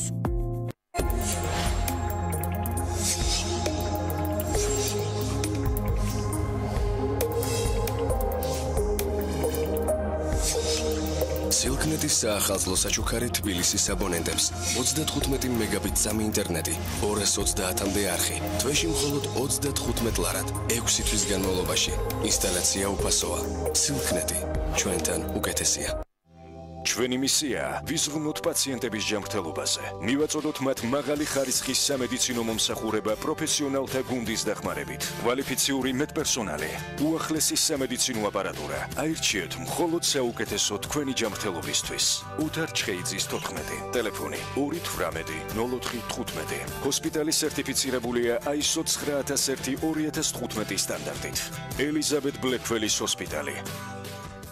ფასდაკლებები და თანხის დარიგების აქცია ტექნობუმში. გაიტანე განვადებით ჩასაშენებელი ტექნიკა, გამწოვი, ხუმელიან ზედაპირი და მიიღე 500 ლარამდე ნაღდი ფული ხელზე. ტექნობუმი, იყიდე მომგებიანად. უპრეცედენტო შემოთავაზება ჯაბა კრედიტისგან. სესხი ავტომობილის უზრუნველყოფით ლარში მხოლოდ 2%-ად. სწრაფად და მარტივად. შემოსავლების დადასტურების გარეშე. უმაღლესი შეფასება, არავითარი ფარული ხარჯები, დაბალი და კლებადი პროცენტი. დაპორტირდი ჯაბაში. უმაღლესი ხარისხის მომსახურება. გათავისუფლდი ზედმეტი გადასახადებისგან. წავედი ჯაბაში. ფასდაკლებები და თანხის დარიგების აქცია ტექნობუმში. გაიტანე განვადებით კორეული ბრენდის Hyundai-ის 4G smartphone და მიიღე 250 ლარამდე ნაღდი ფული ხელზე. ტექნობუმი, იყიდე მომგებიანად. დედამიწის ზედაპირის 71% წყლით არის დაფარული. თუმცა სასმელად ვარგისი მხოლოდ 1%-ზე ნაკლებია. სასმელ წყალზე მსოფლიოში ყოველ მე-9 ადამიანს არ მიუწვდება ხელი. არასწორი მოხმარებისა და სხვა მიზეზების გამო 2025 წლისთვის ეს რიცხვი 3-ჯერ გაიზრდება. სწორედ ამიტომ ჩვენ არ გვაქვს უფლება ეს უმნიშვნელოვანესი რესურსი გავფლანგოთ. დაზოგე წყალი. გაუფრთხილდი გარემოს.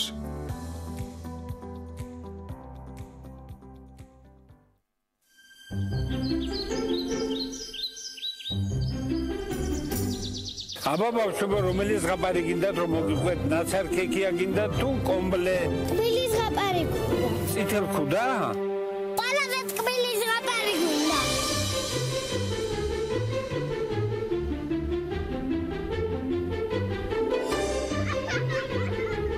სანდომი 100%-ით ქართული პროდუქტი.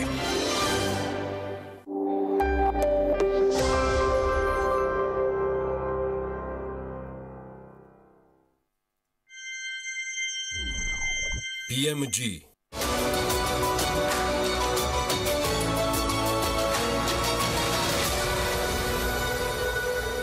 King David-ი წარმოგიდგენთ.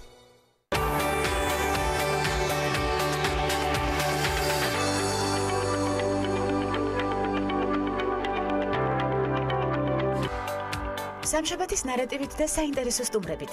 საქართველოში ქართული საბავშვო წიგნის დღის დაარსება სწორედ მისი ინიციატივით მოხდა.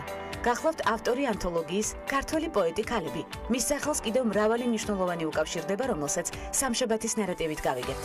მარიამ ციკლაური, საბავშვო მწერალი, თარგმნელი, ლიტერატურული პრემია გალას ლაურეატი სტუმრად გადაცემაში. მუსიკალური თბილისი წარსული და თანამედროვეობა.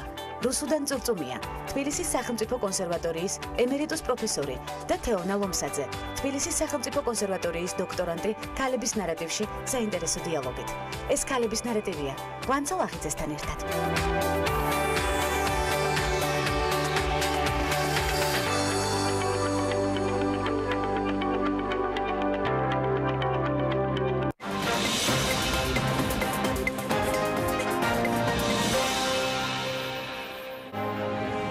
დაგროვებითი პენსიის შესახებ კანონპროექტის განხილვების საგაზაფხულო სესიაზე დაიწყება, რა განცხადებებს აკეთებენ დეპუტატები და რა წერია რეგულირების გავლენის შეფასების დოკუმენტში. თემის დეტალები საქმის კურსში.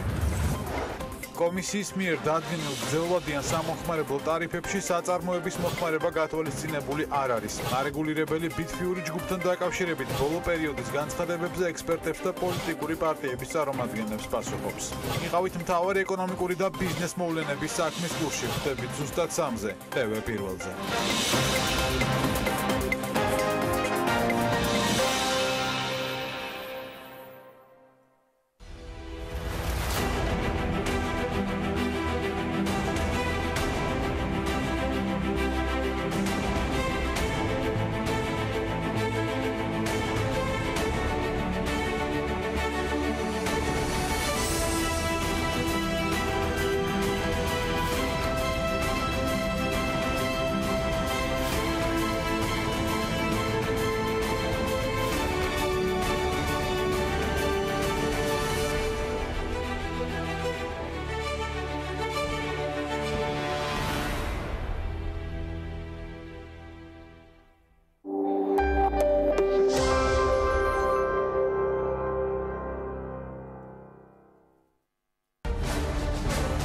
გადაცემის სპონსორია მრავალფუნქციური პროექტი Axis Towers-ი, თანამედროვეობის ახალი სტანდარტი.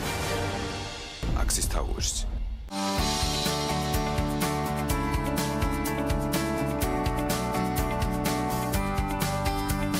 გადაცემის სპონსორია ახალი ნათება. ახალი ნათება მე ვირჩევ სინათლეს. გადაცემის სპონსორია მწვანე ქალაქი ლისზე. გადაცემის გენერალური სპონსორია სამშენებლო მასალების კომპანია ნოვა. წარმოება, იმპორტი, ექსპორტი. ნოვა. გადაცემის სპონსორია კურორტი კოხტამიდარგი.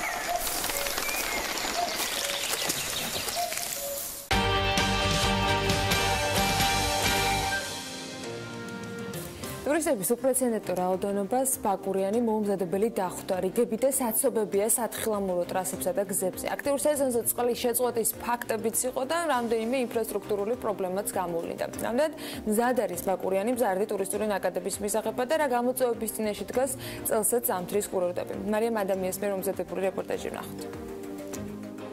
ტურისტების უპრეცედენტო რაოდენობას ბაკურიანი მოუმზადებელი დახვდა. თემაზე რეგიონული განვითარებისა და ინფრასტრუქტურის მინისტრმა ზურაბ ალავიძემ ბაკურიანში გამართულ საგანგებო თათბირზე ისაუბრა და განიხილა პარკირების, წყალმომარაგებისა და საგზაო ინფრასტრუქტურის საკითხები. მინისტრის განცხადებით დაიგეგმა ყველა ის გასატარებელი ღონისძიება, რომლებიც ხელს შეუწყობს ტურისტებს კომფორტულ დასვენებაში. წელს უპრეცედენტო რაოდენობის ტურისტები ეწვიან ბაკურიანს ახალი წლის პერიოდში, პირველი 7 თვე. იმდენი რაოდენობა ტურისტები იყო, რომ მომზადებელი დახვდა ბაკურიანით ამრაოდენობა ტურისტებს, კატასტროფა მივიღეთ, ფაქტიურად გადაადგილება შეუძლებელი იყო. ჩამოყალიბდით და დავგეგმეთ ის ღონისძიებები, რა უნდა გავაკეთოთ იმისთვის, რომ მზარდი ტურისტების რაოდენობა მივიღოთ და ტურისტებს ელემენტარულად გადაადგილება შეეძლოთ და შევძლოთ ნაგვის გატანა და კომფორტულად იგრძნონ მათ თავი. ეს ღონისძიებები ყველაფერი დაიგეგმა. გავაკეთებთ დამატებით გზებს, ასევე საპარკინგე ტერიტორიებს მოვაწესრიგებთ, გავაკეთებთ რამოდენიმე დიდ პარკინგს. გარდა ინფრასტრუქტურული პრობლემებისა, წელს გარკვეული პერიოდით დაკეტილი იყო დიდველი, რამაც საბაგირო გზებზე რიგები და გადატვირთული მოძრაობა განაპირობა. ასევე ცოტა მოგვიანებით გაიხსნა კოხტა-მიტარბის სათხილამურო ტრასაც. როგორც ბაკურიანის საინფორმაციო ტურისტულ ცენტრში აცხადებენ, დამსვენებლების განსაკუთრებულ უკმაყოფილებას წელსაც გასართობი ადგილების ნაკლებობა და საგზაო ინფრასტრუქტურის მოუწესრიგებლობა იწვევს. ამინდის გამო დიდველი იყო დაკეტილი რამოდენიმე დღე და ეს ხალხის ნაკადი გადმოვიდა 25-იანზე და რიგები იყო საბაგირო გზებთან. კოხტა და მიტარბი ცოტა მოგვიანებით გაიხსნა. ალტერნატიული გზა კი გვაქვს საერთაშორისო დროს, მაგრამ ძალიან რთულია, იწმინდება გზა, საგზაო სამსახური ეხმარება ძალიან, საპატრულო პოლიცია გვეხმარებოდა ძალიან, მაგრამ ეს პრობლემა არის პირველი. საცობები და რიგები საბაგირო გზასთან. გარდა ამისა, ზამთრის ტურისტული სეზონის პიკზე კურორტი ბაკურიანი უწყლოდაც დარჩა. როგორც სოციალურ ქსელში დამსვენებლები წერენ, ბოლო რამდენიმე დღეა ბაკურიანს წყალი გრაფიკით მიეწოდება, რის გამოც დამსვენებლების ნაწილმა, მათ შორის უცხოელებმა კურორტი უკვე დატოვეს. წყალმომარაგების შეწყვეტის მიზეზი გარკვეული ტექნიკური პრობლემები გახდა, რის შედეგადაც გადაუდებელი სამუშაოები ჩატარდა და როგორც ამბობენ, პრობლემები უკვე აღმოიფხვრა. ეს პრობლემა ბაკურიანში ყოველთვის არის წყალმომარაგების წყლის ნაკლებობის, იმიტომ რომ აქ იცლება, ის რაოდენობის მიწისქვეშა წყლები აღარ შემოდის და აბზები იცლება ფიზიკურად წყალი არ არის ხო და ეს არ ვიცი რამდენად შესაძლებელია ამის გამოსწორება, მაგრამ ეს პრობლემა ნამდვილად არის ბაკურიანში წყლის. გასტუმროებმა მოვახერხეთ იმათი დაკმაყოფილება, ვინც დაასწრო, ანუ წყლებს და პირველებმა დააჯავშნეს, დაარეზერვეს, შესაბამისად ჩვენ მომზადებულები შევხვდით. მაგრამ მინდა ვთქვა, რომ ყოფილიყო დაუშვათ უფრო მეტი რაოდენობა სასტუმროების, კოტეჯების ან ვთქვათ რესტორნების, ანუ გათასების საშუალებებით რესტორნებს თავი დავანებოთ. ბაკურიანი ახალ წლებზე გაცილებით ბევრს მიიღებდა, თუმცა ეს მხოლოდ ახალი წლის დღეებს ეხება. დღის მდგომარეობით განსაკუთრებით დიდი ნაკადი ბაკურიანს რუსეთიდან, სომხეთიდან, აზერბაიჯანიდან, ესტონეთიდან და უკრაინიდან ესტუმრა. ფასების საშუალოდ 30 ლარიდან 120 ლარამდე მერყეობს. მთავარი პრობლემა კი ისევ ინფრასტრუქტურის დამატება, გაუმჯობესება და მომსახურების ხარისხის ამაღლება სახელდება. იმისათვის, რომ კურორტმა ტურისტების მზარდი რაოდენობის მიღება ყოველწლიურად წარმატებით შეძლოს. გამოწვევები, პრობლემები და მათი გადაჭრის გზები, ეს იქნება ერთ-ერთი მთავარი თემა დღეს მაიასი დემონიცის რუბრიკაში. ის ილიონის ბიზნეს სკოლის ტურიზმის ცენტრის ხელმძღვანელია. მე გვარ შემიძლია რომ პირველ რიგში ეს არ მოგილოცო, წარმატებას გისურვებ. ვიწყებთ წლევანდელი სეზონის პირველ რუბრიკას. დღეს მას მისლობს სანდრო ონოფრიშვილს, ფიზკურორტების განვითარების კომპანიის დირექტორს. წარმატებულ ეთერს გისურვებთ. ილონშტობის ანა დიდი მადლობა მოლოცვისთვის და იმედებს გავამართლებთ და დავნერგავთ ტურიზმის უმაღლესი ხარისხის განათლება საქართველოში, სწორედ ილიას უნივერსიტეტში. მეორეც მხრივ მე მინდა მოგილოცოთ, რომ გიერთდებით ტურიზმის რუბრიკით, რომელიც არის პირველი რუბრიკა 2018 წელს უკვე და ვინაიდან უკვე გაცხარებული, ასე ვთქვათ, ზამთრის სეზონი არის და დატვირთული არის აბსოლუტურად ყველა სამთო-სათხილამურო კურორტი, როგორც ადგილობრივი, ასევე საერთაშორისო ვიზიტორებით და ტურისტებით, რა თქმა უნდა, გვინდა პირველი რუბრიკა მიუძღვეს სწორედ ზამთრის ტურისტულ სეზონს და ჩვენთან მთის კურორტების ხელმძღვანელი ბატონი სანდრო ონოფრიშვილია. სანდრო, დიდი მადლობა სტუმრობისთვის. პირველ რიგში მინდა დავიწყო დადებითი ციფრებით, რომელიც პრინციპში ბოლო წლებთან შედარებით არის უპრეცედენტო. როგორი ტენდენცია აღინიშნება ამ წუთას ჩვენს კურორტებში? ამ წუთას ჩვენ 10 იანვრის მონაცემებით ჩვენ გვაქვს დაახლოებით 14%-იანი მატება შარშანდელ პერიოდთან შედარებით. მოგეხსენებთ, რომ შარშანდელი პერიოდიც რეკორდული მაჩვენებელი იყო, შარშანწინდელიც და 2011-2012 წლის სეზონის შემდეგ უკვე 362%-იანი მატება გვაქვს ჩვენ ვიზიტორების, ჩვენ სამთო კურორტებზე. აღსანიშნავია, რომ ძალიან გვიხარია, რომ თეთრნუდის კურორტია ძალიან დატვირთული და უცხოელები და მესტია საახალწლო პერიოდში ფაქტიურად სავსე იყო, არ იყო ადგილები, ასე ვთქვათ, დასაძინებელი ადგილები და გვიხარია, რომ გოდერძი ძალიან აქტიურია და ყველა კურორტზე დადებითი დინამიკა აქვს ვიზიტორების მატების. დატვირთულობის კუთხით მაინც რომელი კურორტი გამოირჩევა?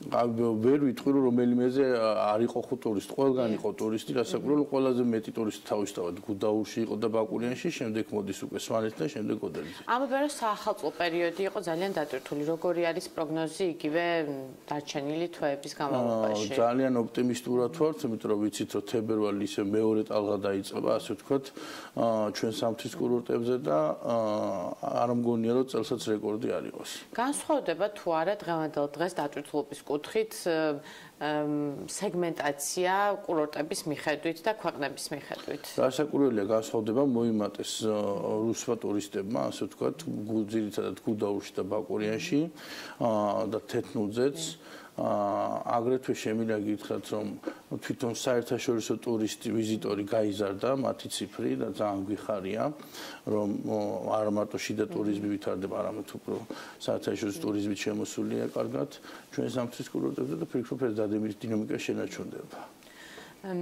მე ვფიქრობ, რომ ერთ-ერთი მისასალმებელი ფაქტია, რომ სახელმწიფოს მხრიდან ხდება გარკვეული პრობლემების აღიარება, რაც ყველა ვიცით, რომ ეს არის პირველ რიგში ინფრასტრუქტურა. ალბათ იმის გამო, რომ უპრეცედენტოდ იზრდება ვიზიტორების რაოდენობა, გარკვეული პრობლემები კურორტებზე წარმოიშვა და ძირითადად ინფრასტრუქტურას გამოყოფთით უფრო პრობლემები. ეს იყო რასაკვირველი, ეს იყო საცობი გუდაურსა და ბაკურიანში ახალი წლის დღეებში და აგრეთვე რიგების საბაგიროებზე. თუმცა ეს სიუჟეტი როგორც იყო, ასეთი კატასტროფას ნამდვილად არ ყოფილა.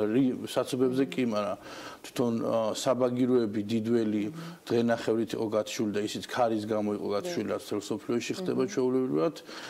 კოხტამიტარბი ჩაირთო 1 იანვარს, როდესაც თოვლის საკმარისი რაოდენობა ჰქონდა და დავიწყეთ ოპერირება უკვე 2 იანვარს, როგორც ზუსტად მახსოვს. აგრეთვე მთავარი პრობლემა და გამოწვევა არის საცობები, რომელიც რეალურად არის და მინდა რომ ის არ არის ასე ვთქვათ უფრო ღრმა პრობლემა ვიდრე ჩვენ წარმოგვიდგენია, იმიტომ რომ რეალურად დაახლოებით 25000 ადამიანი იმყოფებოდა და ეხლაც დაახლოებით 20000 ადამიანია ბაკურიანში, რაც სამშვიდობო კავშირის დროს ყველაზე პოპულარული კურორტი იყო, მაშინ არ იყო ამდენი ადამიანი ამ კურორტზე. ეს იმის ბრალია, რომ ყველა მანქანით არის ყველა მანქანით არის რასაკვირველია და ის გზა უბრალოდ ფიზიკურად ვერ ატარებს. როგორც იცით, თქვენ მომზადებელი ბაკურიანი ამ ინფრასტრუქტურის საკითხებში და რასაკვირველია დახვდა, თუმცა მინდა აღნიშნო, რომ მასტერპლანის სამოქმედო გეგმა გაკეთდა წელი წელი მუშავდებოდა და გაკეთდა ივლისის აგვისტოს ბოლოს, სექტემბრის ბოლოს უკვე მიღებულია ძალაში ბაკურიანის გეგმა. მიდის ახლა მუშაობა, საკრებულოს თორემ მივიღოთ უკვე ეს გეგმა და დავიწყოთ უკვე ის ინფრასტრუქტურული პროექტები, რომელიც ბატონმა ზურაბმა აღნიშნა, ეს არის შემოვლითი გზაკეთდება, იქნება დიდი პარკინგი, დიდი სივრცე და ბევრი, ასე ვთქვათ, სურპრიზი დახვდება, იქით აწევს უკვე მომხმარებელს და ვიზიტორს, იმიტომ რომ ასე არ შეიძლება. თუ გვინდა ჩვენ რომ გქონდეს ნორმალური კურორტი, რასაკვირველია მოსახლეობამაც უნდა მიიღოს ის გამოწვევები, რომელიც ახლა ბაკურიანში ჩვენ გვაქვს. წლის პრობლემაზეც გავიგე, ვიცი ეს პრობლემა რომ არის ბაკურიანში. თუმცა ვიცი რომ ძალიან სერიოზული თანხები იხარჯება 2018 წელს რომ სრულიად დამთავრდეს უკვე და გაუმჯობესდეს წყლის რეაბილიტაცია, რომელსაც გაერთიანებული წყლის კომპანია ახორციელებს და არის უამრავი სხვა ახალი პროექტი, რომელიც კეთდება ბაკურიანში. ანუ მომავალ წელს ჩვენ უნდა ველოდოთ უახლეს ინფრასტრუქტურას, როგორც უახლეს ინფრასტრუქტურას, კი ბატონო, რაც თავარია, ჩვენ ვფიქრობთ, რომ თუ მივიღებთ იმ გადაწყვეტილებას, როცა ოდნავ ტკივნეული იქნება, შეიძლება ვიზიტორისთვის და არაკომფორტული რაღაც კომპონენტში. მაგრამ სასარგებლო და გვექნება ისეთი ბაკურიანი, როგორც ყველა ჩვენთანაც გვინდა. რაც შეეხება სათხილამურო ტრასებს, ისინი ყველაფერი მზად არის, მომზადებულია და ყველას მინდა ვთხოვო, რომ დაემორჩილონ სასვენ ნიშნებს, მაფრთხილებელ ნიშნებს და ის რეალურ უსაფრთხოდ. ხდება თუ არა კიდევ პრეცედენტი ალკოჰოლთან ერთად? სხვათა შორის, აი როგორც კი სკი პატრული გამოჩნდა, ჯერ საზოგადოების მადლობას ვუხდი, რომ ძალიან კარგად მიიღო და ისინი პირდაპირ ეხმარებიან სკი პატრულს და რა ვიცი, თითქმის 90%-ით გაუმჯობესებულია ვითარება ყველა კურორტზე ამ მხრივ და ვფიქრობ, რომ ძალიან სწორი ნაბიჯი იყო, როდესაც სკი პატრული ჩაერთო ჩვენ სათხილამურო სფეროში ამ სამთო კურორტებზე და რაც თავარია, ყველაზე უფრო ის მიხარია, რომ ეს არ არის უკვე მოდური, ასე ვთქვათ, რომ უნდა ისრიალო ნასვამმა. ეს ყველაზე მთავარი რაც საზოგადოებაში გადატეხა მოხდა, ეს არის რომ ეს თავარი რაც არის, ეს ყველაზე უფრო მაგითი მიხარია, რომ საზოგადოება თვითონვე მიხვდა და თვითონ წამოვიდა ამ სკი პატრულთან ერთად, რომ ეს არ არის კარგი. სანდრო, ვიცი რომ ძვირის სიამოვნებაა, მაგრამ ბოლო წლების განმავლობაში საქართველოს მაინც მოახერხა რომ განავითარებინა ახალი კურორტები, როგორც არის გოდერძი, როგორც არის თეცნულდი. როგორ ფიქრობ, არის თუ არა მოსალოდნელი მომავალში კიდევ ახალი კურორტების განვითარება თუ უკვე არსებულ კურორტებზე მოხდება ძირითადად ინვესტიცია? რასაკვირველია, არის მოსალოდნელი, თუმცა მაინც ჩვენ ვლოდებით განაშენების რეგულირების გეგმას, აგრეთვე მასტერ პლანს, სამოქმედო გეგმას და ამის შემდეგ უკვე სახელმწიფო დათვლის, როგორც იცით, ბახმაროზე მიდის სამწუთას მუშაობა, აგრეთვე თუშეთზე მიდის მუშაობა, რაჭაში მიდის მუშაობა და ყველაფერი როგორც იცით, თვლადია და ამის შემდეგ უკვე მიიღებს გადაწყვეტილება. ამ წუთას ჩვენი 4 კურორტი, რომელიც ოპერირებს საქართველოში, ვერ გეტყვით რომ საკმარისია, თუმცა ამ კუთხით არ გვიჭირს რომ ვიზიტორები მივიღოთ, იმიტომ რომ წელს კი დავინახეთ რომ ყველაფერი სავსე იყო და ეხაც სავსეა, ასე ვთქვათ, მაგრამ მე მგონი რამოდენიმე წელი კიდე ეს საკმარისი იქნება ეს რაოდენობა რაც გვაქვს სამთო-სათხილამურო კურორტებში. ინფრასტრუქტურულ პრობლემებთან ერთად არსებობს პრობლემები მომსახურების კუთხითაც და მე ვიცი რომ ამას წინათ თქვენ გახსენით სათავგადასავლო ტურიზმის ეს უმნიშვნელოვანესი პროექტია, რომელიც მილენიუმთან ერთად გავაკეთეთ, განათლების სამინისტრო და სამთო-გიდების ასოციაცია დამფუძნებელი ჩვენთან ერთად ამ სათავგადასავლო ტურიზმის სკოლის. იქ უკვე 1 წელია ფუნქციონირებს უბრალოდ რამოდენიმე დღის წინ პირველმა ვიცე-პრემიერმა გახსნა შენობა თვითონ ამ უნივერსიტეტის კოლეჯის, რომელიც გუდაურში არის ზღვიდოინდან 2800 მეტრზე და იგი არის ევროპაში ყველაზე უმაღლესი წერტილი, სადაც კოლეჯი არსებობს. ამ წუთასაც მიდის მეცადინეობები, გაკვეთილები, ლექციები, ასე ვთქვათ. ჩვენ თბილისში არ ყოფილი. არა, ეს ყველაფერი გუდაურშია. გუდაურში ამ წუთასაც იქ იყოფებიან. რაც ყველაზე მთავარია, ამითი ჩვენ ერთი რომ ვიცით რომ ძალიან მოთხოვნადი ბაზარია და ვინც დაამთავრებს ამ უნივერსიტეტის კოლეჯს, ყველა 100% დასაქმდება და ეს უკვე გამართლებული ნაბიჯია უკვე სახელმწიფოდან რომ ამ კოლეჯს ეხმარება. და შემდეგია რომ ჩვენ უკვე რამოდენიმე სხვა მიმდინარეობებით ჩავსვით, მაგალითად სამთო-გიდების ლექციები ტარდება, აგრეთვე არის სათხილამურო კურსები ინსტრუქტორებისთვის, ემატება ჯომარდობა, არის საფეხმავლო ლიგების გიდების კურსები და ვფიქრობთ რომ უფრო მრავალფეროვანი გახდება უახლოეს წლებში. აგრეთვე ჩვენა პრობლემაც გვაქვს ჩვენს სამთო კურორტებზე, განსაკუთრებით გუდაურში, რომ სათხილამურო ინსტრუქტორები ყავს უცხო ქვეყნის მოქალაქეები, მაგალითად უკრაინელები, ძალიან მომრავლებულები არიან და ეს ადგილობრივების უკმაყოფილებას იწევს, მაგრამ სერვისი უნდა დაეწიოს, რასაკვირველია, რომ ისინი სერვისი ამ წუთასაც არის, მაგრამ რასაკვირველია ჩვენ გვირჩევნია, რომ ქართველი ინსტრუქტორები ყავდეს, რომელიც უფრო უკეთესად იციან ყველაფერი, უკვე ჩატარდა დეკემბრის დასაწყისში რამოდენიმე ტრეინინგი, ორკვირიანი ტრეინინგი იყო გოდერძიზე, სადაც წაყვალი უყავდა ის ინსტრუქტორები, რომლებიც გადაეზარდნენ და უკვე გოდერძიზე ვთქვათ, უკვე ქართველი მოთხილამურო ინსტრუქტორები და გეტყვით რომ ასე მგონია რომ 2-3 წელიწადში ჩვენ ეს პრობლემა მოგვარებული გვექნება, იმიტომ რომ გვეყოლება ის რაოდენობა ინსტრუქტორები, რომლებიც საჭირო ჩვენ სამთო კურორტებზე.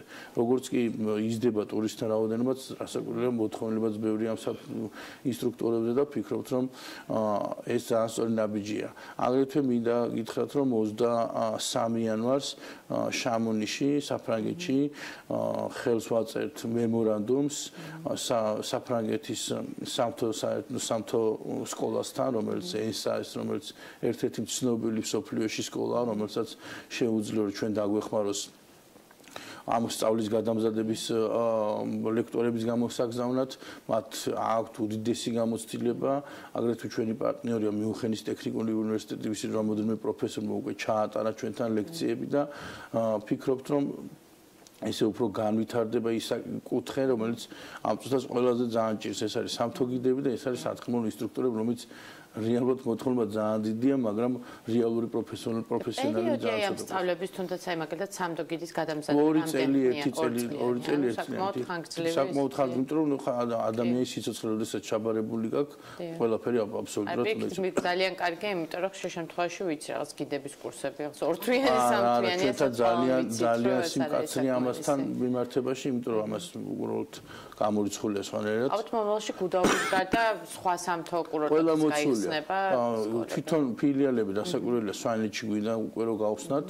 და იქაც იქნება, თუმცა ყველა კუთხიდან მყავს ჩვენ ის სტუდენტები, ასე ვთქვათ და ყველა კუთხე ჩართული ამ სფეროში და ამ კოლეჯის განვითარებაში და ყველანი მე შემდეგ გაუზიარებენ უკვე თვითონ თავიანთ კუთხეებს. კი, იმიტომ რომ არა მარტო მომსახურების ხარისხისთან საერთოდ ადგილობრივი მოსახლეობის დასაქმებასაც ალბათ ძალიან უმარტივესი, ასე ვთქვათ, ვისაც სერტიფიკატი ექნება და დიპლომი, იმას ავტომატურ რეჟიმში თქვენ ძალიან კარგად იცით როგორი მოთხოვნა სამთო გიდებზე ტურისტულ სფეროში და პირიქით ეს იქნება ის გამოსავალი, რომ ზუსტად აკრედიტებული სამთო გიდი გეყოლება უკვე უახლოეს წელიწადში.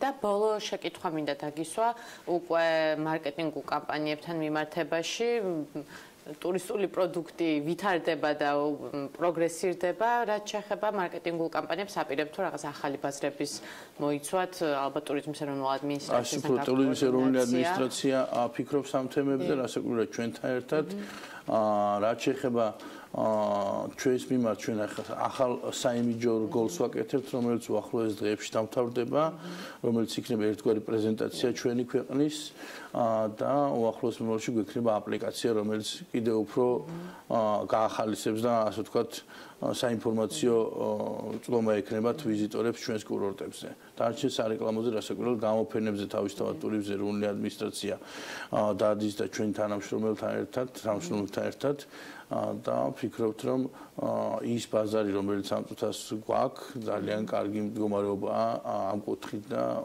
ფაქტით სახეზეა, რომ ვიზიტორები გვემატება, თუმცა რასაკვირველია გვინდა ხარისხიან ვიზიტორები, ან ვინც უფრო მაღალმხარჯელ ტურისტები, თუმცა ამ ეტაპზეც მივავთ, იმიტომ რომ ყველამ არც ერთმა კურორტმა არ დაიწყო, რომ პირდაპირ ვიღაცა მოდიოდა, რომელიც ძალიან მაღალხარჯიანი იყო.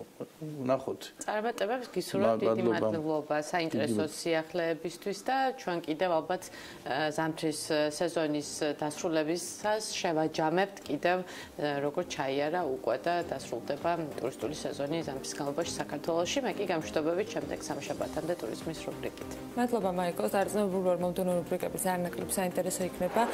მადლობა სტუმრობისათვის სანდრო აროფიშვილს და საინტერესო საუბრისათვის. საქმიანი დილის ბოლოს უკვე ელენე გოგბერაშვილი უნდა შემოგვიერთდეს მოკლე ჩართვით რომ თბილისიდან, სადაც ამ წუთებში NDI მართავს სოციალური კვლევის შედეგების წარდგენას. სრულ ვერსიას BMG-ს მკითხველი პრეზენტაციის დასრულებისთანავე გაეცნობა. იქამდე რა ძირითადი ტენდენციები გამოიკვეთა კვლევაში? ელენე გაგვაცნობს, ელენე დილამშვიდობის რისი მოსმენა მოასწარი.